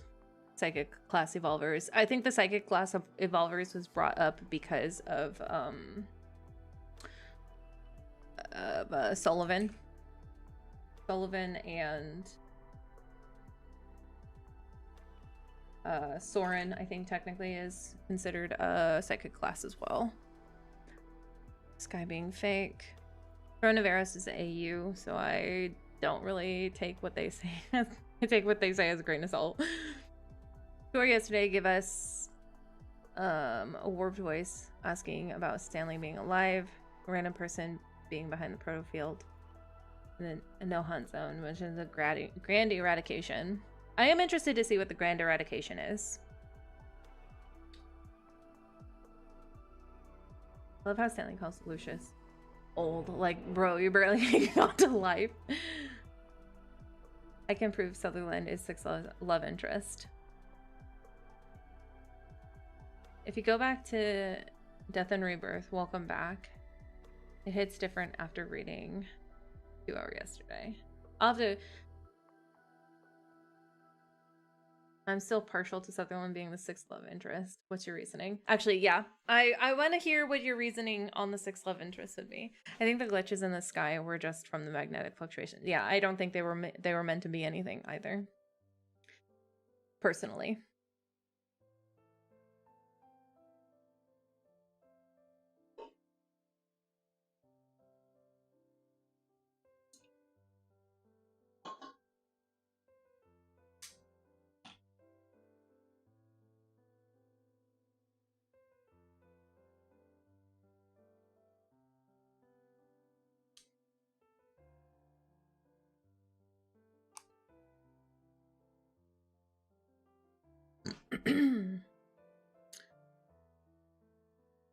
It's not like no one knew this guy was fake anyway. It was just static. Yeah. I was speaking specifically about Lincoln online glitching.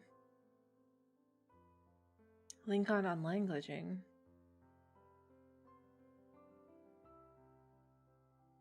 His name IMO is not attractive enough. I think Kachika's just thinking that they haven't given him his full name yet. I'm pretty sure that was a joke because that's like an in-universe game. Oh. 2 main clues that Sutherland is a 6th love interest. 1, it's CN Year of the Horse, and Sutherland's JP name is Narima. which written in kanji means to become horse.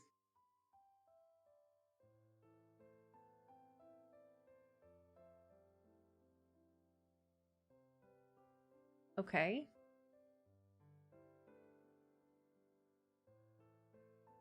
That explains. Oh. I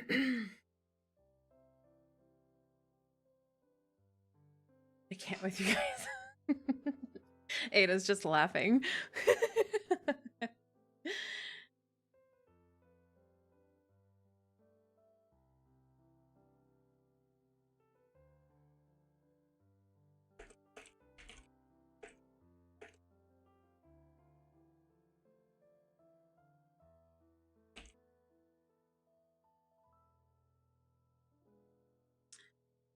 To be fair, we don't even know if Mr. Sutherland is his name. I mean, that's true. We don't. They literally coined him as being a coward. They did. They were very specific about him being a coward.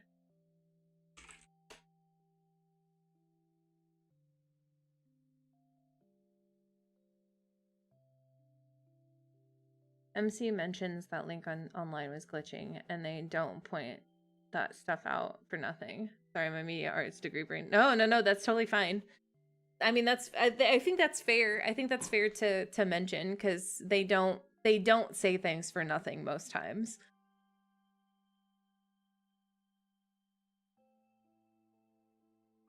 I think they're very purposeful about most things that they say. What if we're just in the Matrix? Welcome back, Kat. We're actually we're actually in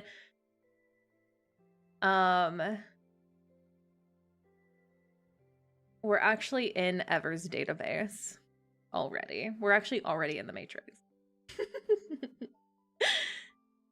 No, I didn't take note of that, Nori. I'm still not sure how it goes together, but there's a reason why they have an entire story related to link on online developers.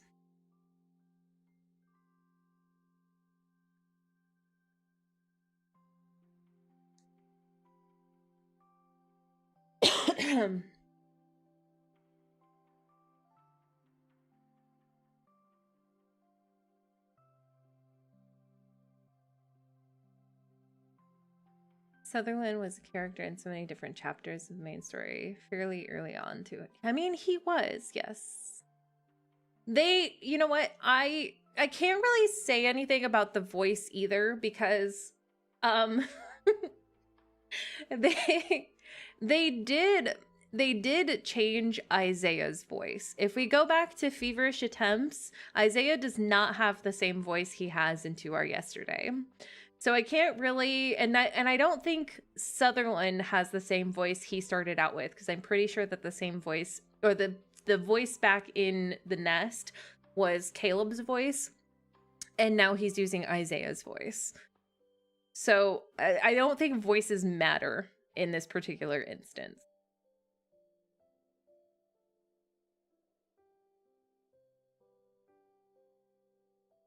Is it? Can you? Oh, music's off. Done.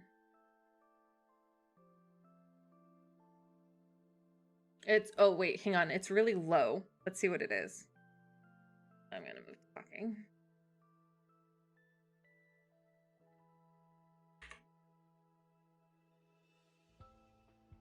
It's very low. I'm gonna.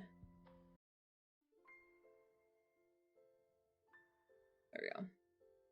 It should just be a bunch of different ones.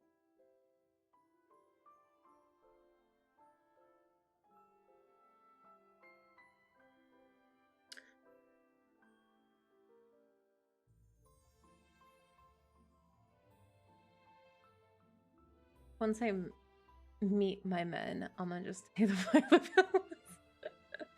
I didn't find it out. Okay. The other clue is that in DNR, welcome back, we see 3 love interest reference, and the 3 departments of Ever. We can actually infer the 6th love interest and their Ever advisories from that. Xavier.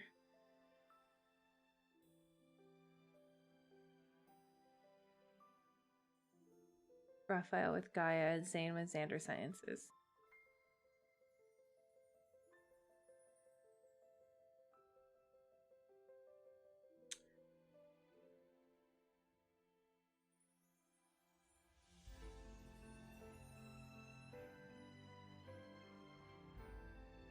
Also, unfortunately, I'm going to have to head out in a minute. If you're all still on, I'm done. No worries. Oh, thanks for letting me know.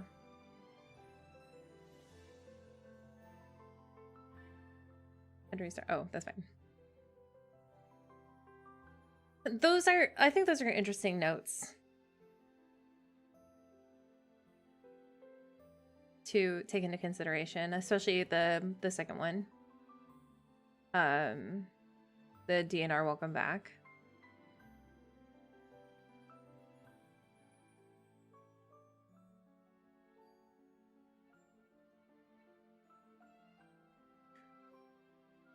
I don't know that. That's true. We can actually move on to our next and final section, I guess, which is theories on Caleb's myth.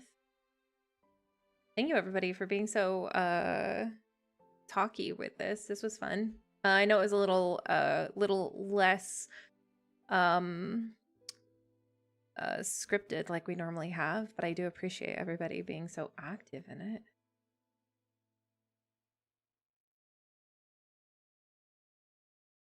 My apple blossom. 3 departments listed are adversaries of each of other 3. Caleb, Lucius. Silas versus Cosmic. I mean, that's true. That's fair. I mean, I think that's a... You try to connect the dots. This of interest introduction in the mid-year update makes the most sense. Doesn't happen. Back to the drawing board. Honestly, I'm good either way. Text right now. Study session. And the final department of Ever is 6th clue. Stanley. Sutherland opposes Stanley directly. I mean, it's interesting.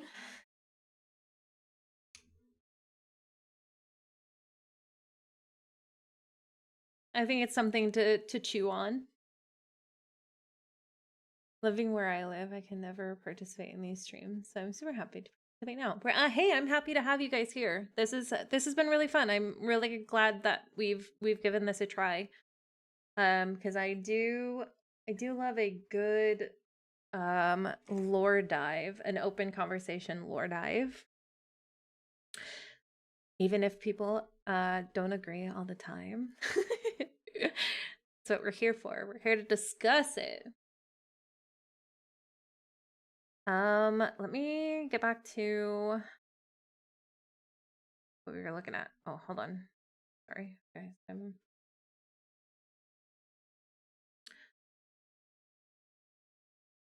There's that. Where's this? There it is. Okay. Let us. All right. So I'm gonna start with Kayla with this one. Whoever wrote this out, like, bless your heart, because there is so much here. I'm actually really interested. We have a whole lot with this one. Respectful discourse. Exactly, Kat. That's what we were here for. That's what I want to have in this. Also, likely a raincoat from World Underneath Story 5. No, raincoats are a group of people like the backtrackers. Oh, I didn't even think about that. That's a good theory though.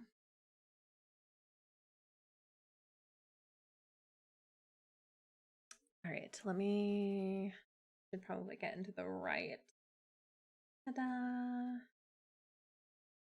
All right, whoever wrote this, you are amazing. First off, because we have a bunch of stuff here.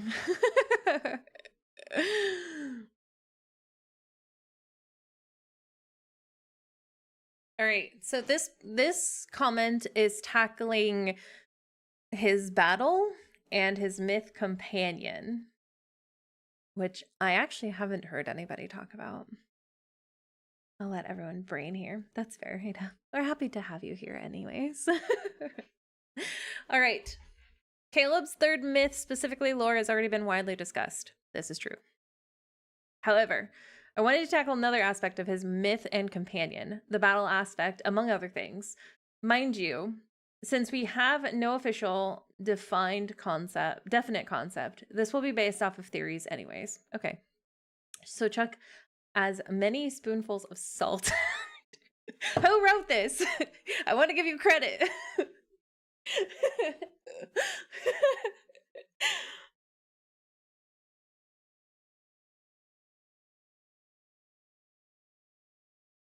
Graph kept the ring connected. Talking to this guy. That tracks. All right.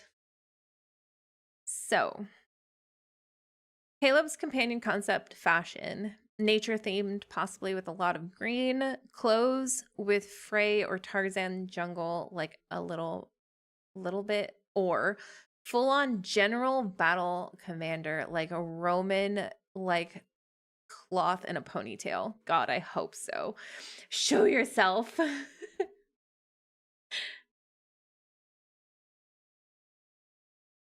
Contact, not connect. Did I? Oh. I've been theorizing a pattern with clothing style of the myths. This year, it tends to be one off, one on pattern, where one myth companion is half naked, then the other isn't. Raph is half, Xavier full clothes, Zane half, Silas full clothes. Based on this pattern, Caleb would definitely be half naked in some way.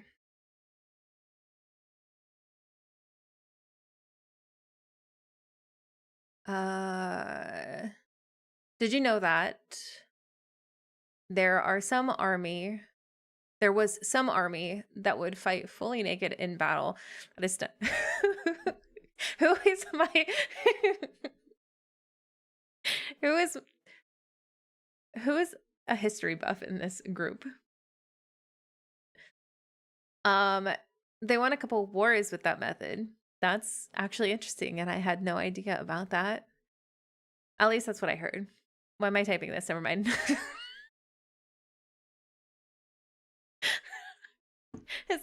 This is the same person who wrote that one about Shubai? Not that I won a battle skin based off this. Seriously. I went through their ballet cost, but they is way more related to protofields. Oh yeah, accurate. Okay. Skills, resonance, and ardent oath. The Tarzan concept might have Caleb slinging rope to pull enemies. Actually, that would be cool. And possibly using arrows. MC may very well have a sword. I thought she was going to use sword this time too. That was actually part of what I thought she was going to use. He may also summon some random animals to attack enemies. AoE.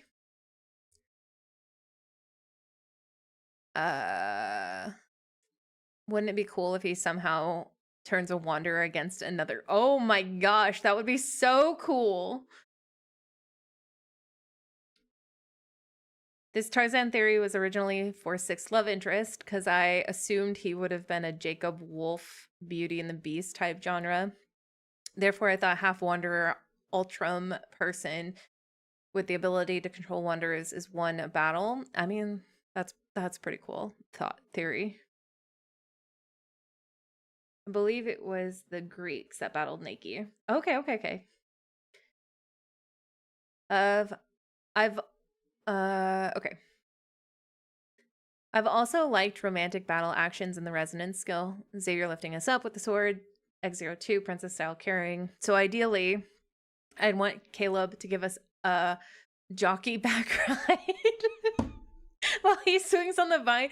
That would be so okay, I'm here for this. Plants more likely than animals. Yeah.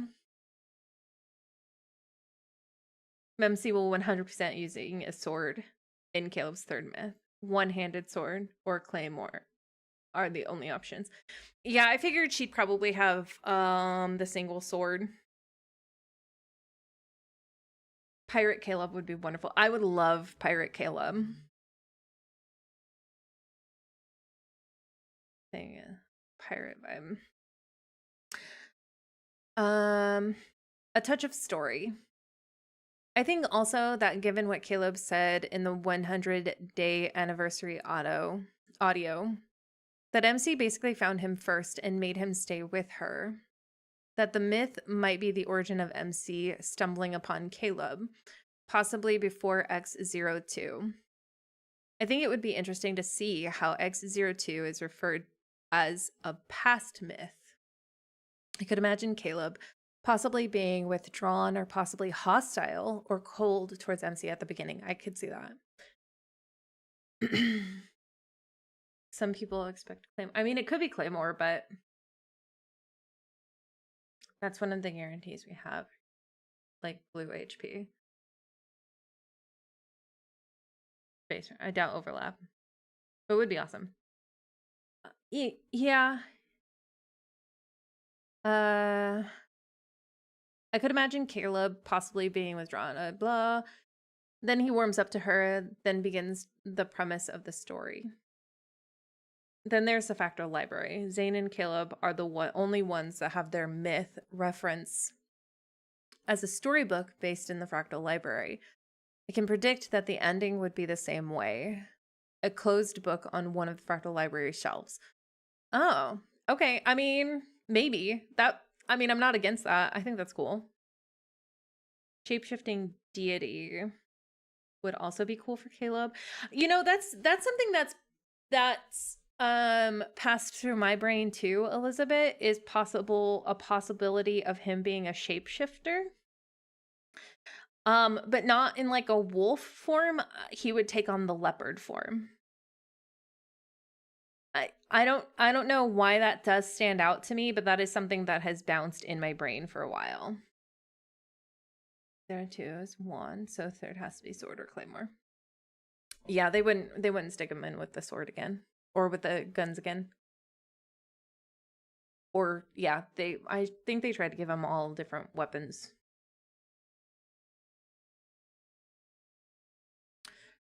Surface level analytics. The card is most likely going to be green, possibly deaf or HP skill. MC may very well have a sword or claymore. I wonder if she'll have short hair again. That would actually be kind of cute. I want to think it may be something either short again or braided. I would take braided. I think braided would be cute too. I would like it if MC had some sort of pants to mix things up.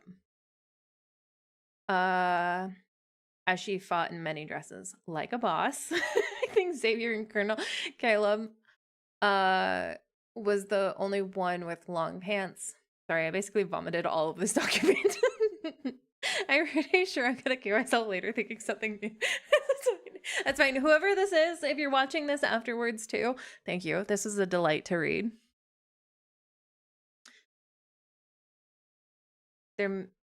There's many 0 repeats in any love interest. Yeah. Sadly, Caleb lore is what I understand the least. I know the whole thing to being bonded and basically created. I mean, basically that's all we know too. There's not much to Caleb right now that we don't know. The wedding outfit was braided. It was. I think it was Zane's that was braided, wasn't it?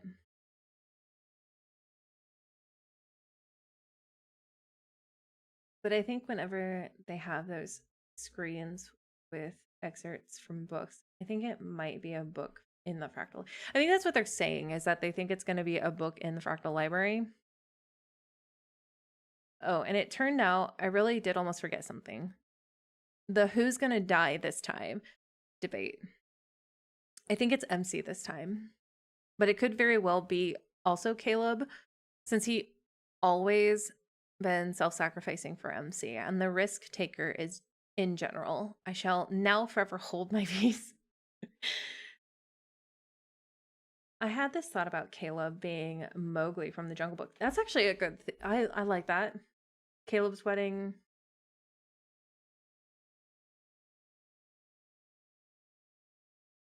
It had a braid in it.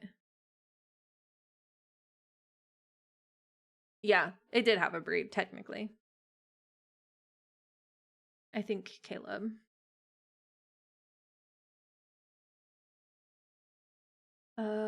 His big cat guardian, Bagheera, left the jungle when he saw a girl his age. Actually, I kind of like the Jungle Book idea. That's kind of a cute idea. I could get behind that one as well. This one really was a lot, but Colonel did have pants. So I'm not sure if they would repeat it again for him in particular. See weapons. Either I need coffee or that's probably that's okay. That's okay, good Jake. Yeah, no, you're correct that there hardly is any repeat, or there's no repeats in the weapons for anybody, or like Tarzan in a way, but obviously not exact. Yeah, I think this is a good there's some good theories in here. I think they're onto something. Caleb is good with animals. He is very good with animals, yes.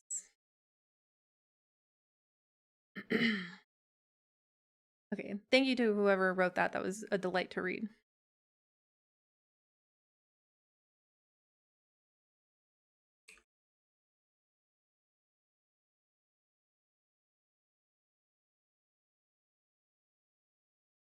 I got a few other theories. What are you guys' theory on like a tree? Caleb Smith, I heard rumors of ghosts and trees. I believe it can also represent Adam and Eve. Have a callback to the maze in recent stories.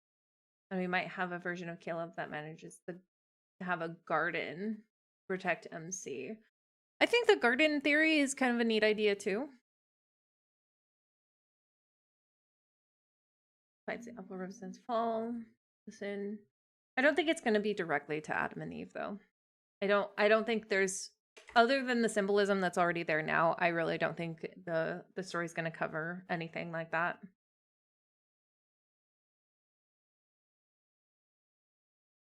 I really have no theories what Caleb Smith is going to be beyond it being in the past. It's definitely going to be in the past for sure.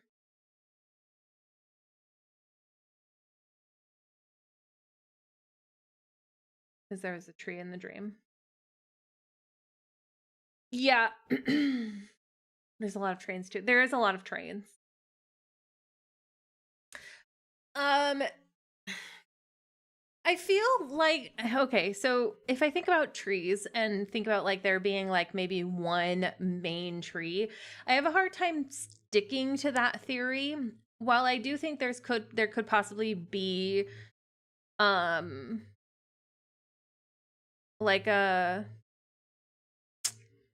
what am I trying to say? Like maybe someone could turn into a tree.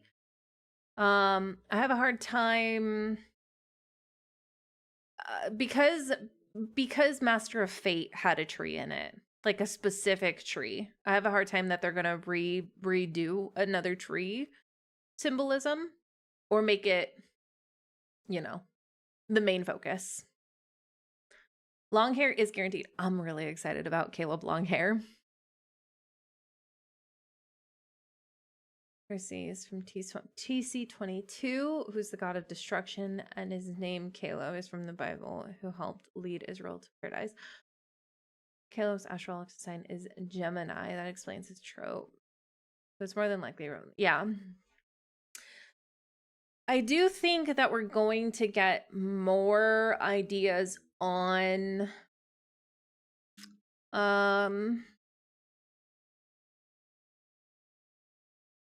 how Caleb and MC are definitely connected some way.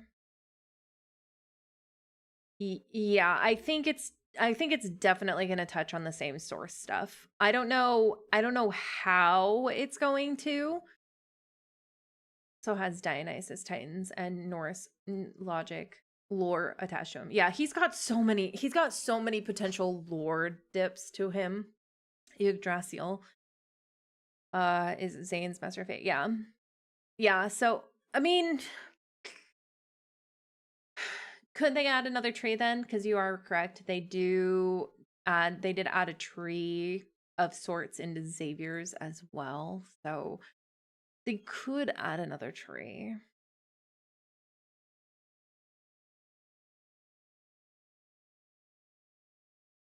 Are we talking about Batman? To be honest, the tree is more and Caleb mirror each other.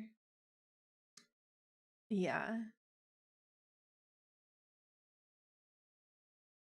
Tree and sand could be common. It could be common because I think there's a lot of sand imagery as well. So I think it's safe to hold on to a tree imagery being part of it. Better knowledge theory. So the apple actually has several different theories to it. I mean, aside from it being, Adam and Eve, the golden apple was used in the Troya myth. Trojan. That's what it is. Gotta get out of the Final Fantasy. It was used in Trojan myth. It's also associated with Eros or Ares.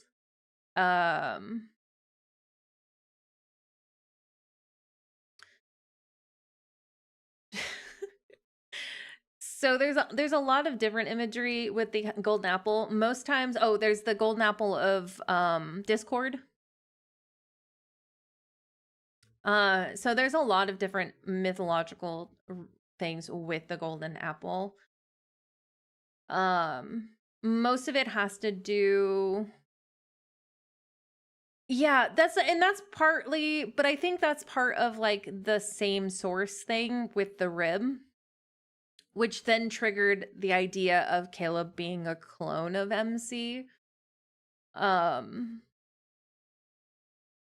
is definitely a reference to the rib thing, though, in the coronation event.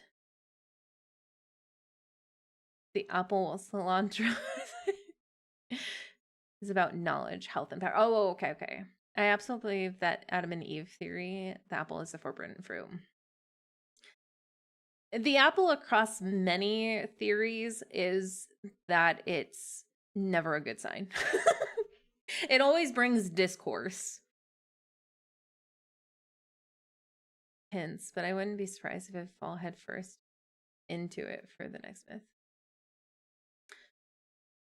I mean, they could. They definitely could. There's no reason they wouldn't. Here's one that's just kind of a general question. You guys can, we can answer these questions together.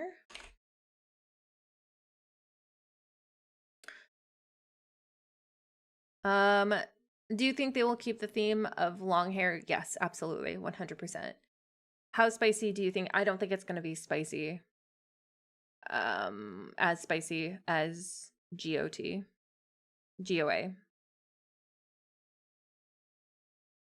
But do you think Caleb's would be even more so? No, I don't think so. As far as the actual theme, it's probably I'll probably be pleased with just about anything they throw out. I mean, that's fair. I do wonder if they will lean heavily into the taboo end of the relationship. As far as my own theories, I'm tentatively guessing as some lichen in the jungle setting, just by the clues given off by the recent cards and such. I'd say if he's a wolf, well, then the puppy allegations will never go away. But we all saw the silhouette of a large cat in the 4-star. Yeah. Nitpicky, but the fruit in Adam and Eve was not an apple. It was a fruit with a peel. Oh. Most likely some kind of citrus fruit. But whatever, apples. Okay, that's fair. Honestly, I was expecting Norse theme for Silas's third myth. I have no idea about Aztec werewolf. Sure, why not? Okay. I mean, there would be a whole Garden of Eden jungle. I definitely think a Garden of Eden could be a theory. I could lean into the Garden of Eden thought for sure. I think that could have very well been a sexual awakening, but that's just me. I do not think I personally, I could see what you're saying, Cece. I just don't think it's gonna be. I don't think it's gonna. I will be. I will be really shocked if it's like GOT status. Games Chinese, so this ain't gonna be carrying Christian. Definitely running more on the common myth, 100%. I think this time it's gonna be more Aztec vibes, maybe leopards, jungles, lots of trees. I definitely think Aztec is definitely something that I hold on to. Or is Ada's question?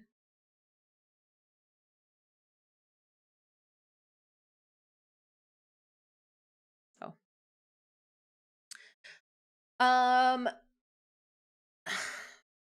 Also about the taboo section.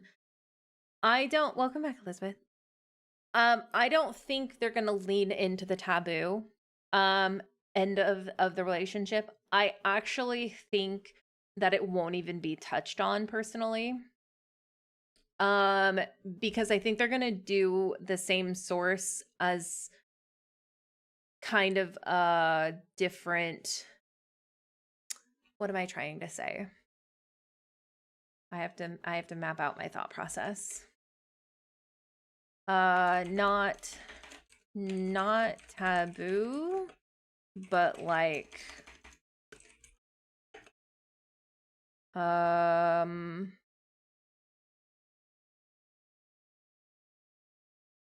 guess original sin is the best way to do it. So it's definitely going to be something that's like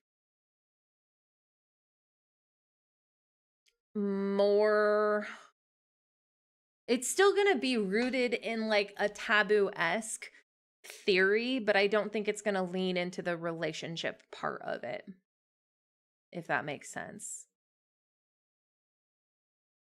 And Caleb is the type to go competitive with Zane.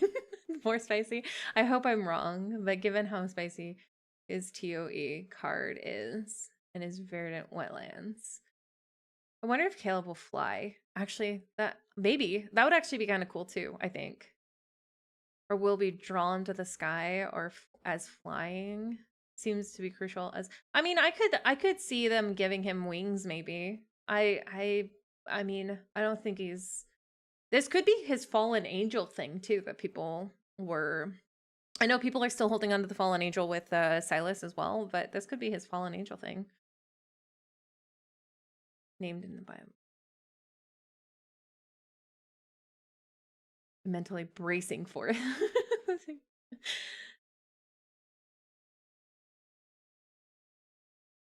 We go with Adam and Eve, it would be like very isolated, possibly the only ones to be in love with. I mean, definitely.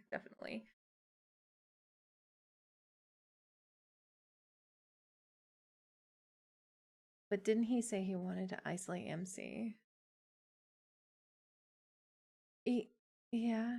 Could be Fenrir. I mean, the image of the leopard was just so strong that I have a hard time believing that we're not going to get some sort of leopard somewhere. Somehow. Like Blue Lagoon movie. Yes.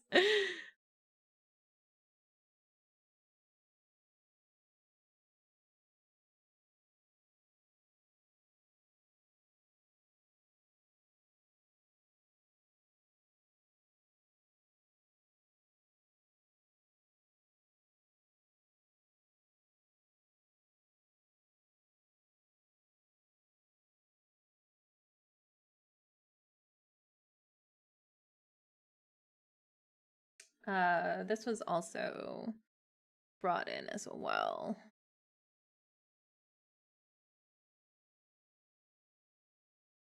Or I could see saying, well, and then I'm bringing up this next one because this next one says Caleb meets his higher self in this deep space tunnel, which I have theories about how we're going to be met or what's going to happen in the deep space tunnel. But he doesn't remember. There's several ways his story can go. 1, fallen angel. 2, the Naga, which the snake. Or 3, they go the Dionysus route. And he's shattered by Titan-like creature and is remade by MC using her heart, which I think is a really cool theory also. But I agree. I think they could still go fallen angel with this. I think that would be kind of neat. If we go off of what his what was it? His play from A Throne of Eros. It was a hunter and goddess.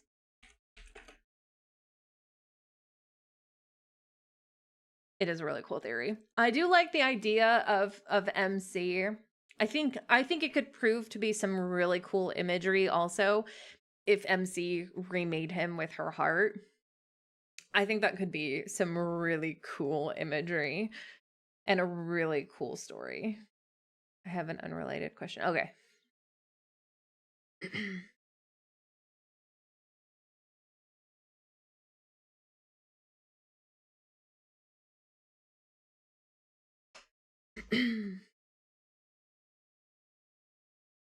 Lagoon in a jungle garden surrounded by a maze? Maybe. I like that theory. I do too. There's something that really sticks. Hunter goddess. I forgot to add that. I mean, I still think that this could the hunter. So my theory is that the hunter goddess is sort of the overarching sort of, you know, however that works. I'm not entirely sure, but I think the hunter goddess or a higher being and human, a higher being and mortal, is somehow going to be associated with it. I don't know how exactly they're going to do that, but I think in theory some sort of higher being and a mortal or something similar is going to be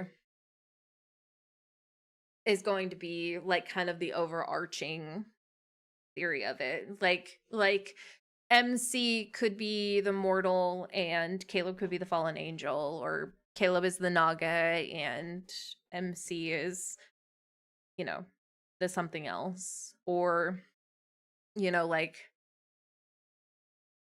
Caleb Hunter and MC is leopard goddess. She is kitten. It's true. I mean, I could definitely see MC being the goddess and maybe Caleb gets torn up by a creature like a leopard creature. Ooh. Maybe Caleb gets torn up by a leopard creature and then she has to. So MC is Artemis. Yeah, so in my Caleb theory video, if you guys didn't go watch it, I brought up the idea of Orion and Artemis, which I also think could possibly be somehow incorporated. There was a Korean movie I saw where there was this mute, super strong boy from the jungle ended up bouncing up, take care of his civilized people. Then people came to hunt him down. Ooh. That sounds cool. Someone said there's a Chinese myth that also uses a couple beings from the same source, like Adam and Eve. I did look into that, and they're depicted as siblings. Yeah, it gives a lot of like Osiris and Isis. Which was another theory I had, which I thought was because the Nua and I'm gonna say it wrong, so I'm not gonna try to say it, but the Chinese is a lot like Osiris and Isis, which I could see that also being a portion of it as well. I just hope it ends up being well put together story. My brain is too fried for the moment. She left him so that they wouldn't come find him. Oh, that sounds interesting. Reminds me of the Hunter theory.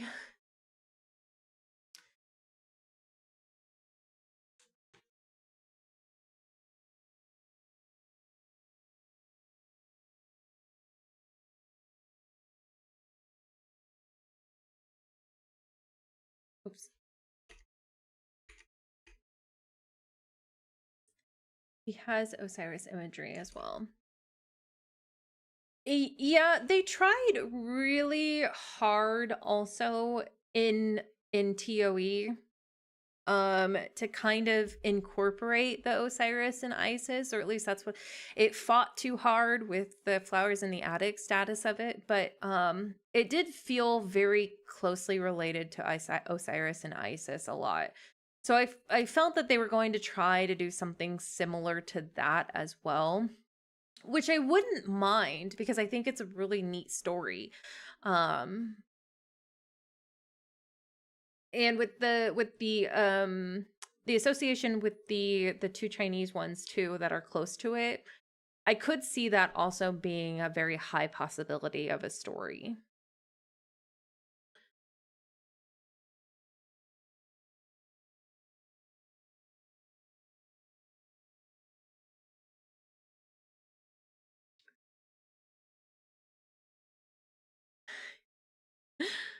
I'll make sure to pin it.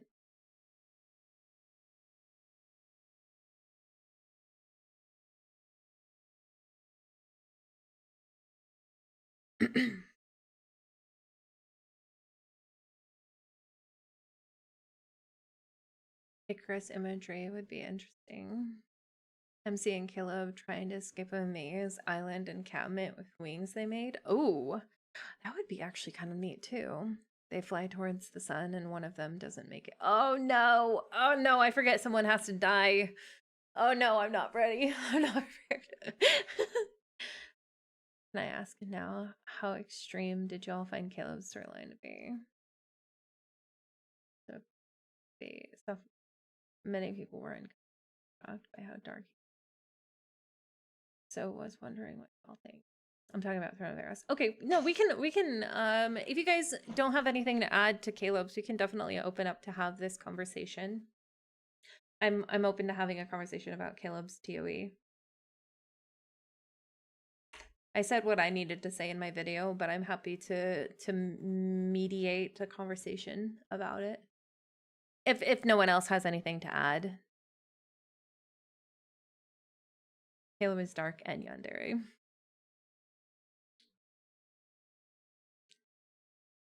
I do believe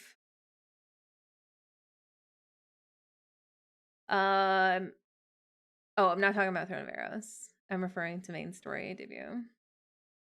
But not as dark as Angst is, and yeah, Zane is pretty dark. He's not that extreme dark compared to standard Otome's, but because this game is so parasocial and dubbed in English, Caleb triggers me. Because for me, I wasn't bothered at all. I thought it was pretty tame, so I was shocked when I saw how many people were shaken up by him.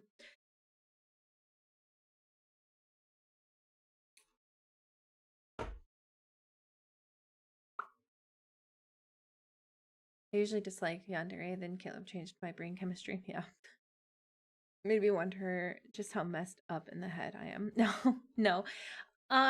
You know, I I guess I can speak from my end of things as far as with Caleb. I like sitting in trauma. So I kind of like how dark Caleb is.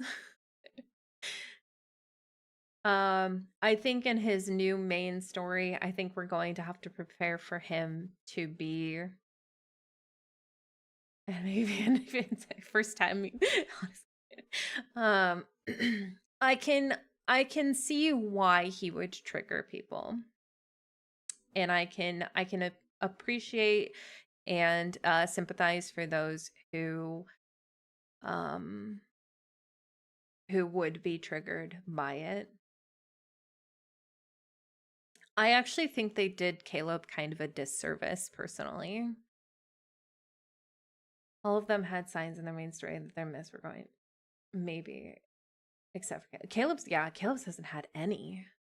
It's been crazy. Also, hi Leah.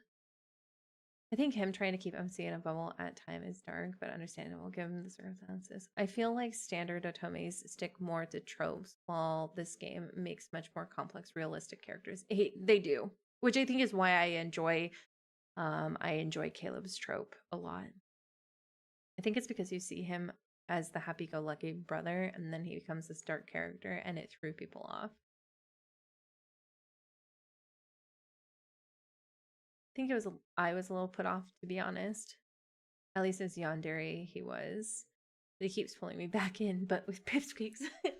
I personally think they did a disservice to Caleb. I'm gonna be 100% real with you guys.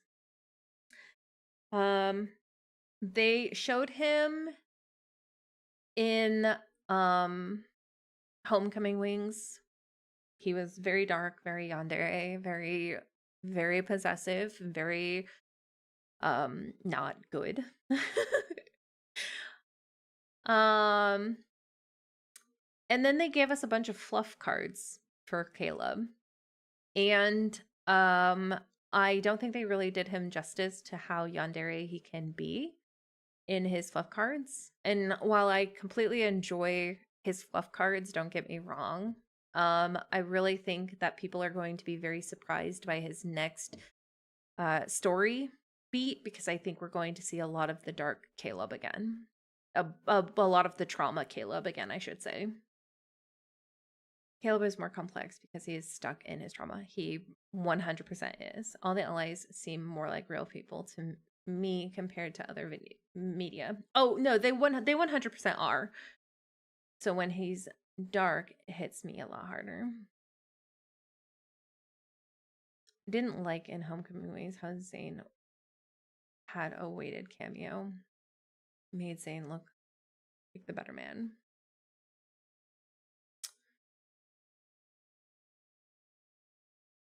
I was actually surprised to see Zane in Homecoming Wings.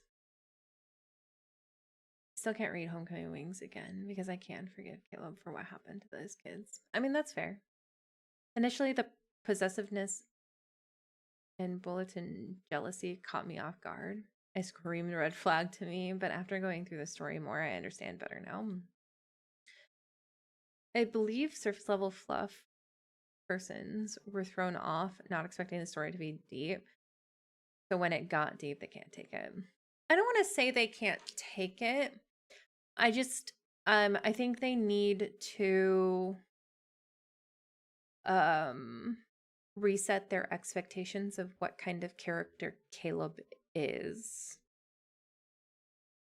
Yes, Caleb wasn't as fluff in main stories as he's been in most memories we've gotten after that. Yeah, Caleb wants MC happy, MC safe, and MC all to himself. He has realized they are mutually exclusive. So he's settled for happy, yeah. Zane shows up in everybody's. I'm gonna just swap myself to talking instead. Hey guys. Caleb is also fighting mind control, and he's in a role to keep MC safe. It's the only vivid part of his mind.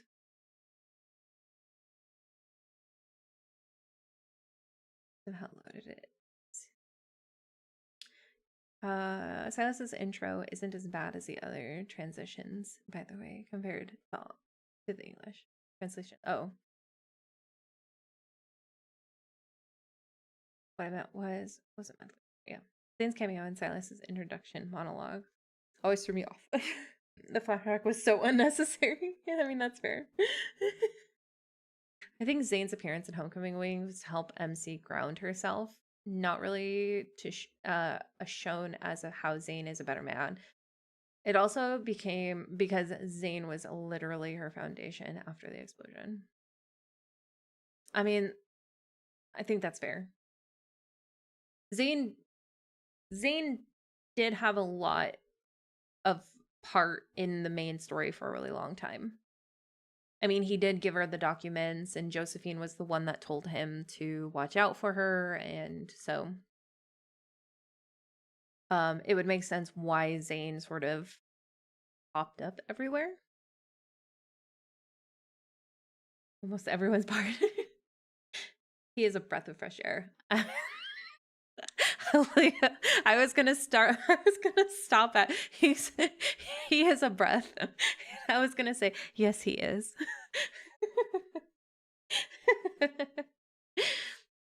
Well, it was to remind the audience that she was prepared for meeting him and then went on Zoom. I understand Caleb. I feel terrible for Caleb, and I give him credit for recently trying to be better. Which means story MC Li. Hi B. Dynamic is a favorite.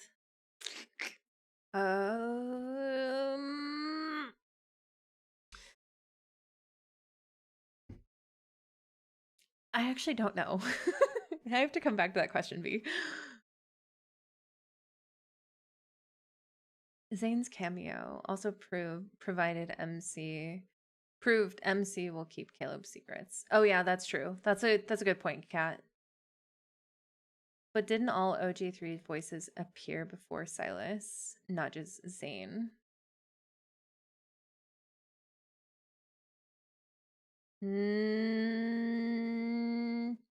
Not that I remember fairly, but they could have.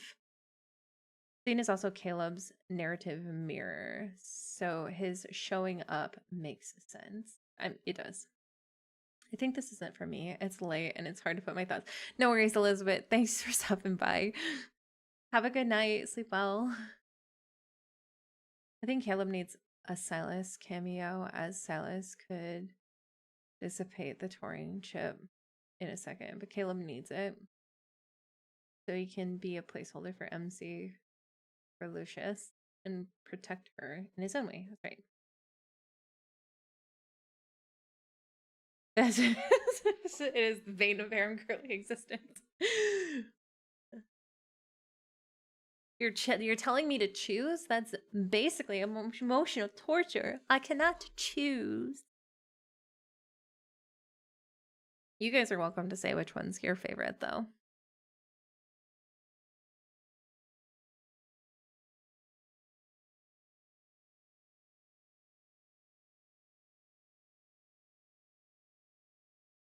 Is it? Oh, music's not going anywhere. Hang on. We've been in silence this whole time, guys.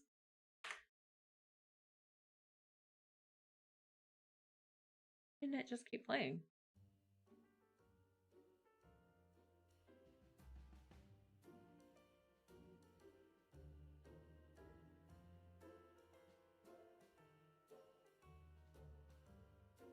I'll have to keep an eye on this. Who's your main? All of them. All of them are my main.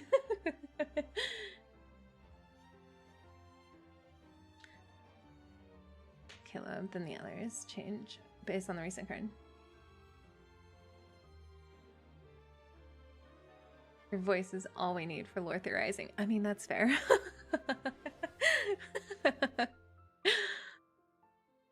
Suffering from complex PTSD and fighting to keep his mind, so I get it now. His fluff cards, I believe, show who he really is towards MC. That's fair. No, I can agree with that. Is this a build-up to how the allies will eventually meet? I hope so. God, I hope so. God, I want them to meet so bad. I'm of the camp of no 6 love interests, but please let my love interests meet. Just asking your main, because my answer is Sayaraf. That's fair. Rafi MC is my favorite. They're playful. Yeah. I'm pretty much a harem girly, and I think mine might be a recent bias for Zayn MC and Raph MC. Something about Zayn MC felt very organic. I agree. I can get behind that. My favorite is Silas, then Xavier. We'll tie for second. I stand Sutherland. That's fair. She gets him out of his spiral.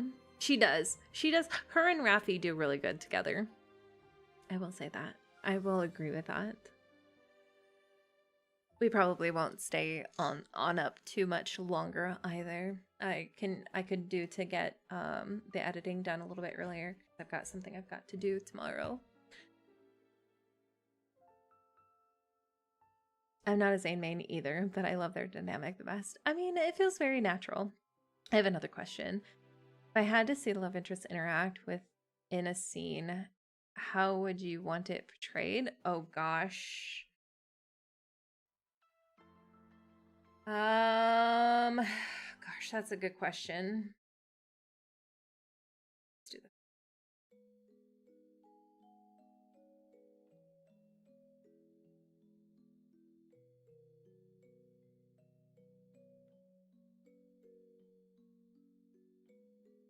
I don't know how I'd want it portrayed.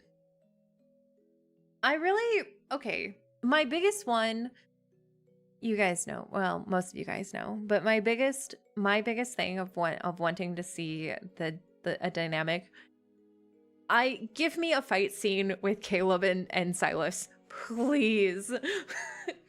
I stand by this interaction. I want it.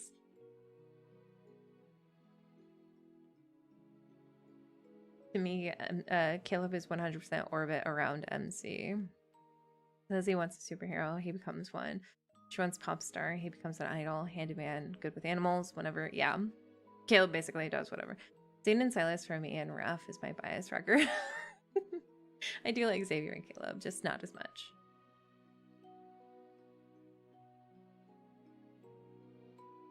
Possibly something like MC got hurt, sick, like Impassional Appraisal. Drops us off at the hospital and Zayn is attending. Oh, that would be kind of cool. I really want to see a fight between Sai and Caleb. Please. I'm begging. I'm begging. I would absolutely love it if the guys met like MC and several injured and Caleb brings her to Zayn, Silas, Raph, and Xavier investigate what's going on. I would love that. I would eat that up too, Nori. What the fuck? You're hanging out with the leader of all the kindness. Under Deepspace ended with a roll call of each LI, then dropped next, ended with a roll call of all the LIs as well. So I'd not be shocked if the 6 dropped next in the 6.0. Caleb's ship got hit 6 times too. This is more radical, but again, based off passion appraisal. While Silas is taking care of Xavier stops by. Zayn, Caleb, Zayn. Oh, Caleb, Zayn. It's Dr. Zayn. It's Colonel Zayn.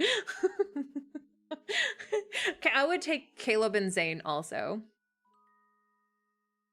I want 2 of them to have common goal related to MC's mission. Like she's with one of them and then they have to meet up with another LI to finish the mission. You know what? That's actually a good one too.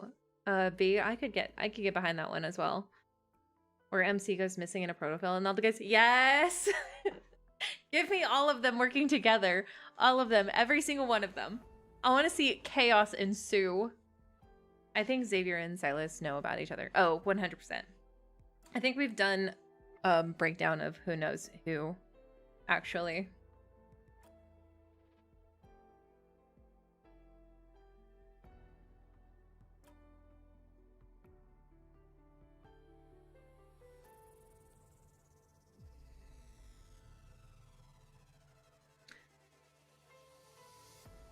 I don't see Raph and Xavier fighting, but quarreling. Oh, 100%.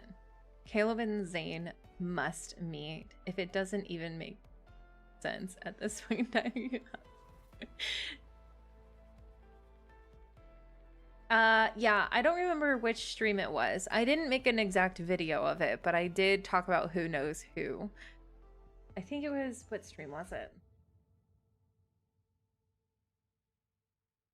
Oh, it was the headcanon stream?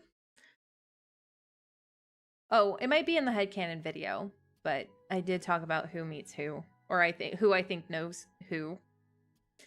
Xavier and Silas, at a minimum, know each other and likely have met. Oh, 100%. Caleb and Zane know each other. Yes, they do. Kind of want more of the NPCs too, like Nero just joining. I was so excited about this latest story with all of the NPCs coming to help. I was here for it.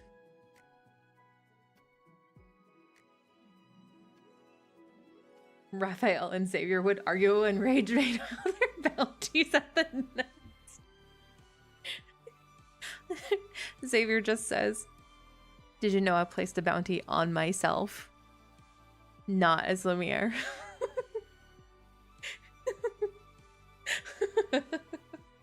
The chaos of who will be the leader in that group is of rescuing MC.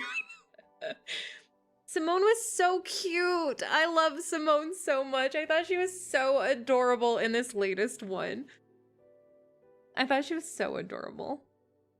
Raphael acting like I think if Ever knows all the allies, then the allies all must know one another too.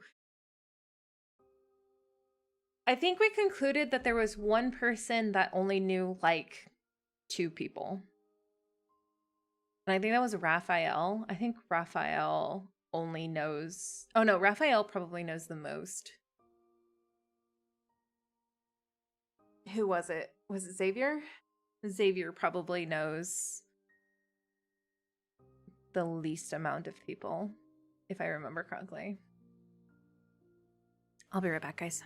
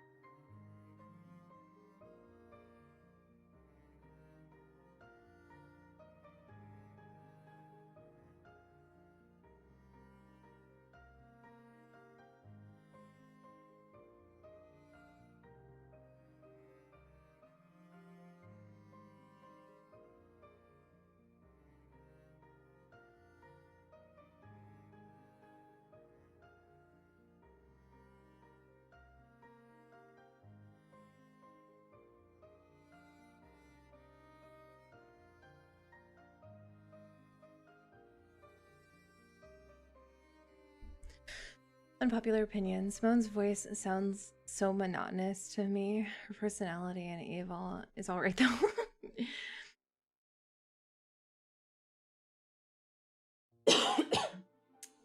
Sutherland got Raphael's ring from Silas and delivered it. Oh. Jeremiah and Thomas would facepalm. I want to have a 5-star card of Zane and MC Spot, honestly. That would be so cute, actually. We need a gossip session with the supporting cast. Oh my gosh. I honestly, I want more from the NPCs. I would love to have more about the NPCs. Probably Yvonne. Yvonne's pretty neat. Xavier Anniversary Secret Times kind of gives like he knows. He knows everything about the LA. Kind of.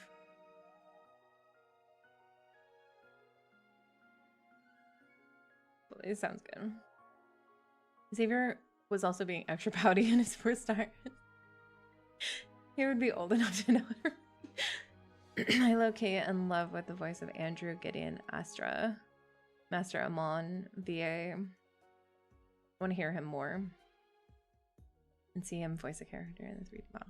They need to do more 3D models. I would love if they did more NPC 3D models, honestly. Tara is our bestie, and we love her.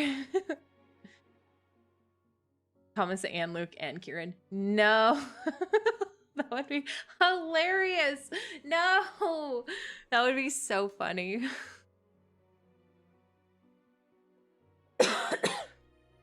Oh. Okay, but let's be real. Jeremiah, Luke, and Kieran would pick on Isaiah so hard.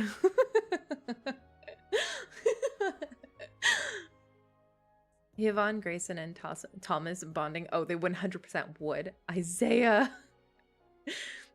I love Isaiah so much. I was a little disappointed in him in the story, but I love that man so much. I cannot believe how attached I got to him. Great, but I really would love to see the myth version of the boys interacting too, like LSG and GOA. LSG asking GOA for some predictions on what fish would taste like. No.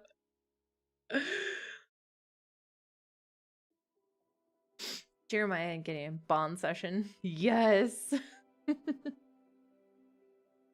No, Ada, they can't because that would be so sad also. They wouldn't do a 3D model of Gideon because it would be game over for all the love interests. Give me a 3D model of Isaiah then. Come on.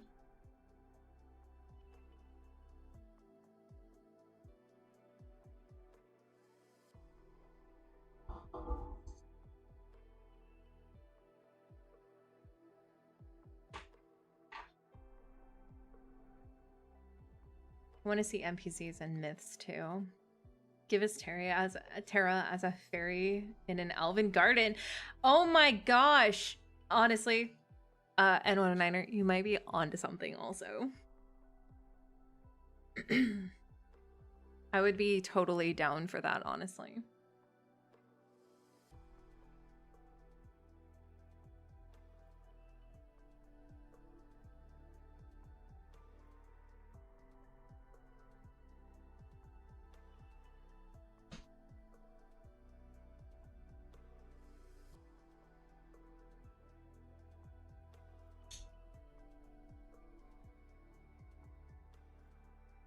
I know. Hang on.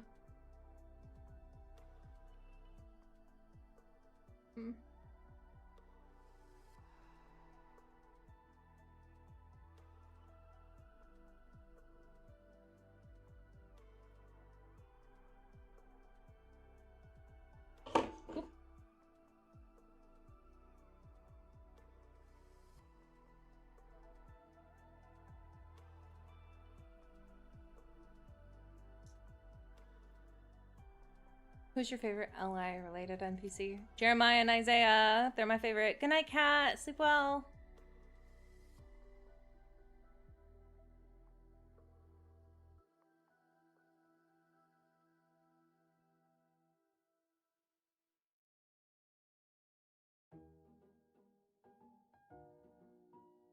Oh. Hi, handsome boy. Scooty. I thought you guys haven't seen his Meowjesty for a little while, so. The Gooter.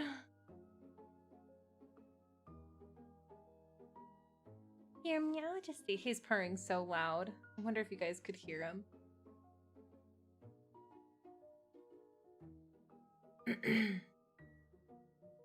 Hi.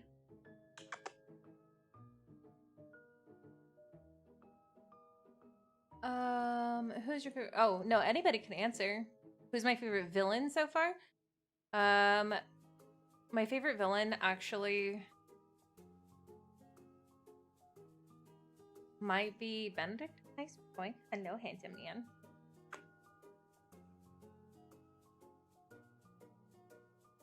How has he been doing? He's fine. He's the same old as he always is.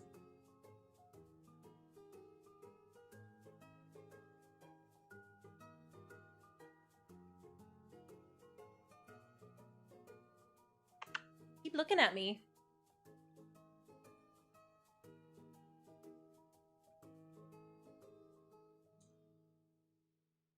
So far, I think Benedict has been a pretty good bad guy. Oh, well, are you okay?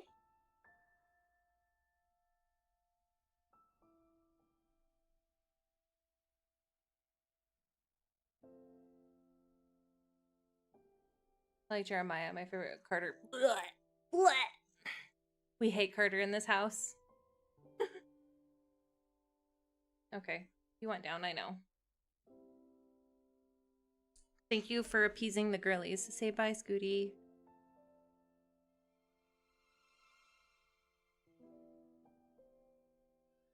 Benedict is too needy for me.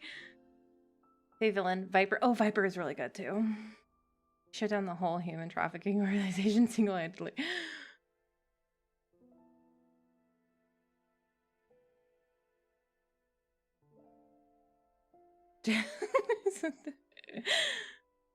Oh, actually, one of my favorite NPCs might also be Aiden and Shubai. Those kids are so precious. Although evil Will Byers is starting to grow on. Listen, I do have to say that while I hate him strongly, Soren is actually a very good bad guy. One of my favorites too, because he's the only villain that was close with one of the men that we adore. And that hurts so good to see everybody fall apart. That's fair.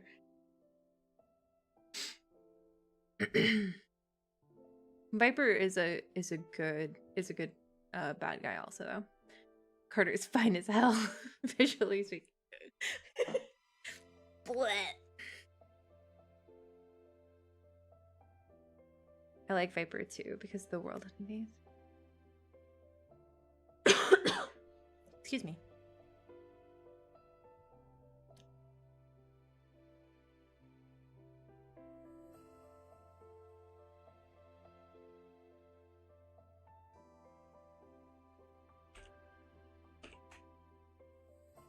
I like Carter in this house.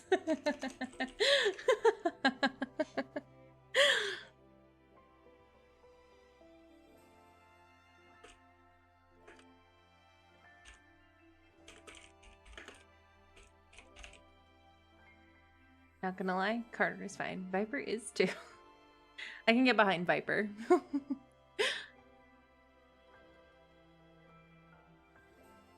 Ew, Carter.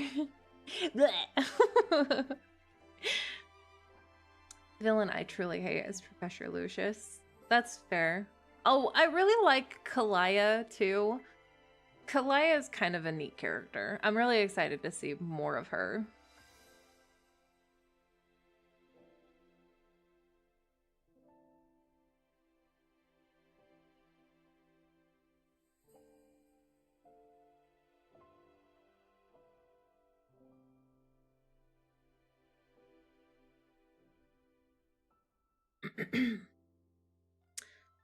All right, I think we're gonna start closing shop for the night. Kind of an early close up shop tonight.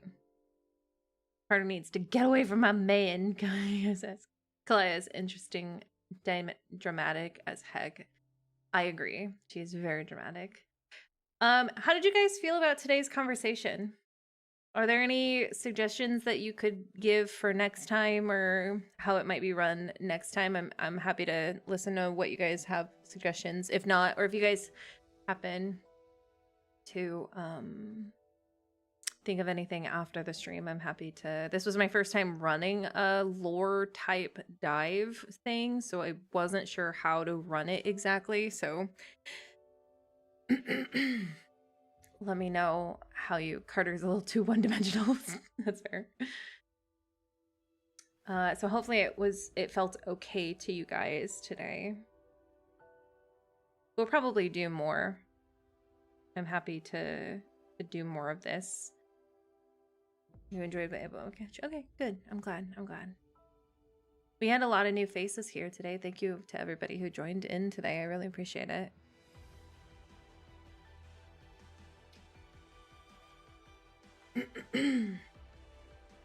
It's a super fun stream.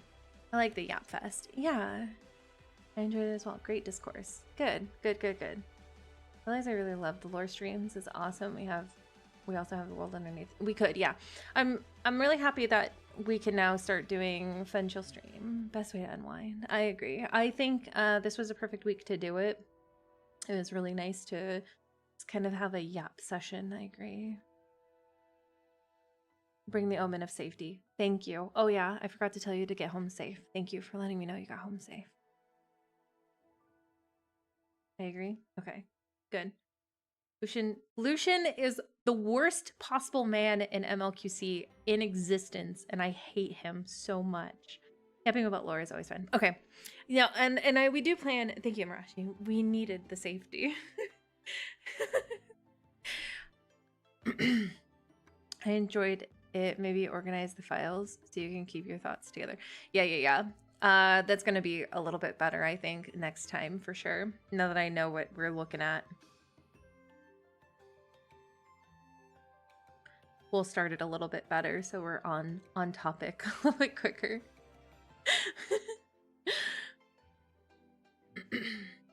I'm glad that everybody had fun then. I'm glad. My goal is to keep things open for discussion always. So I'm happy. You guys are awesome too. You guys make it so easy for me to be able to do something like this. You guys always make such good conversation. All right. Well, cool. So next week it'll be whatever is next. We'll cover whatever cards are next. I'm pretty sure next week's gonna be the multi-banner. It's just so enjoyable chatting about the game with like-minded. I agree. Thank you for the stream. Thank you for coming in, N19er. I appreciate you being here for the first time. Thank you for popping in and joining in on the conversation. I really appreciate it. You had some pretty good thoughts on the 6 of interest. I wasn't healing my arm, shoulder, and VHM. Oh, that's fine.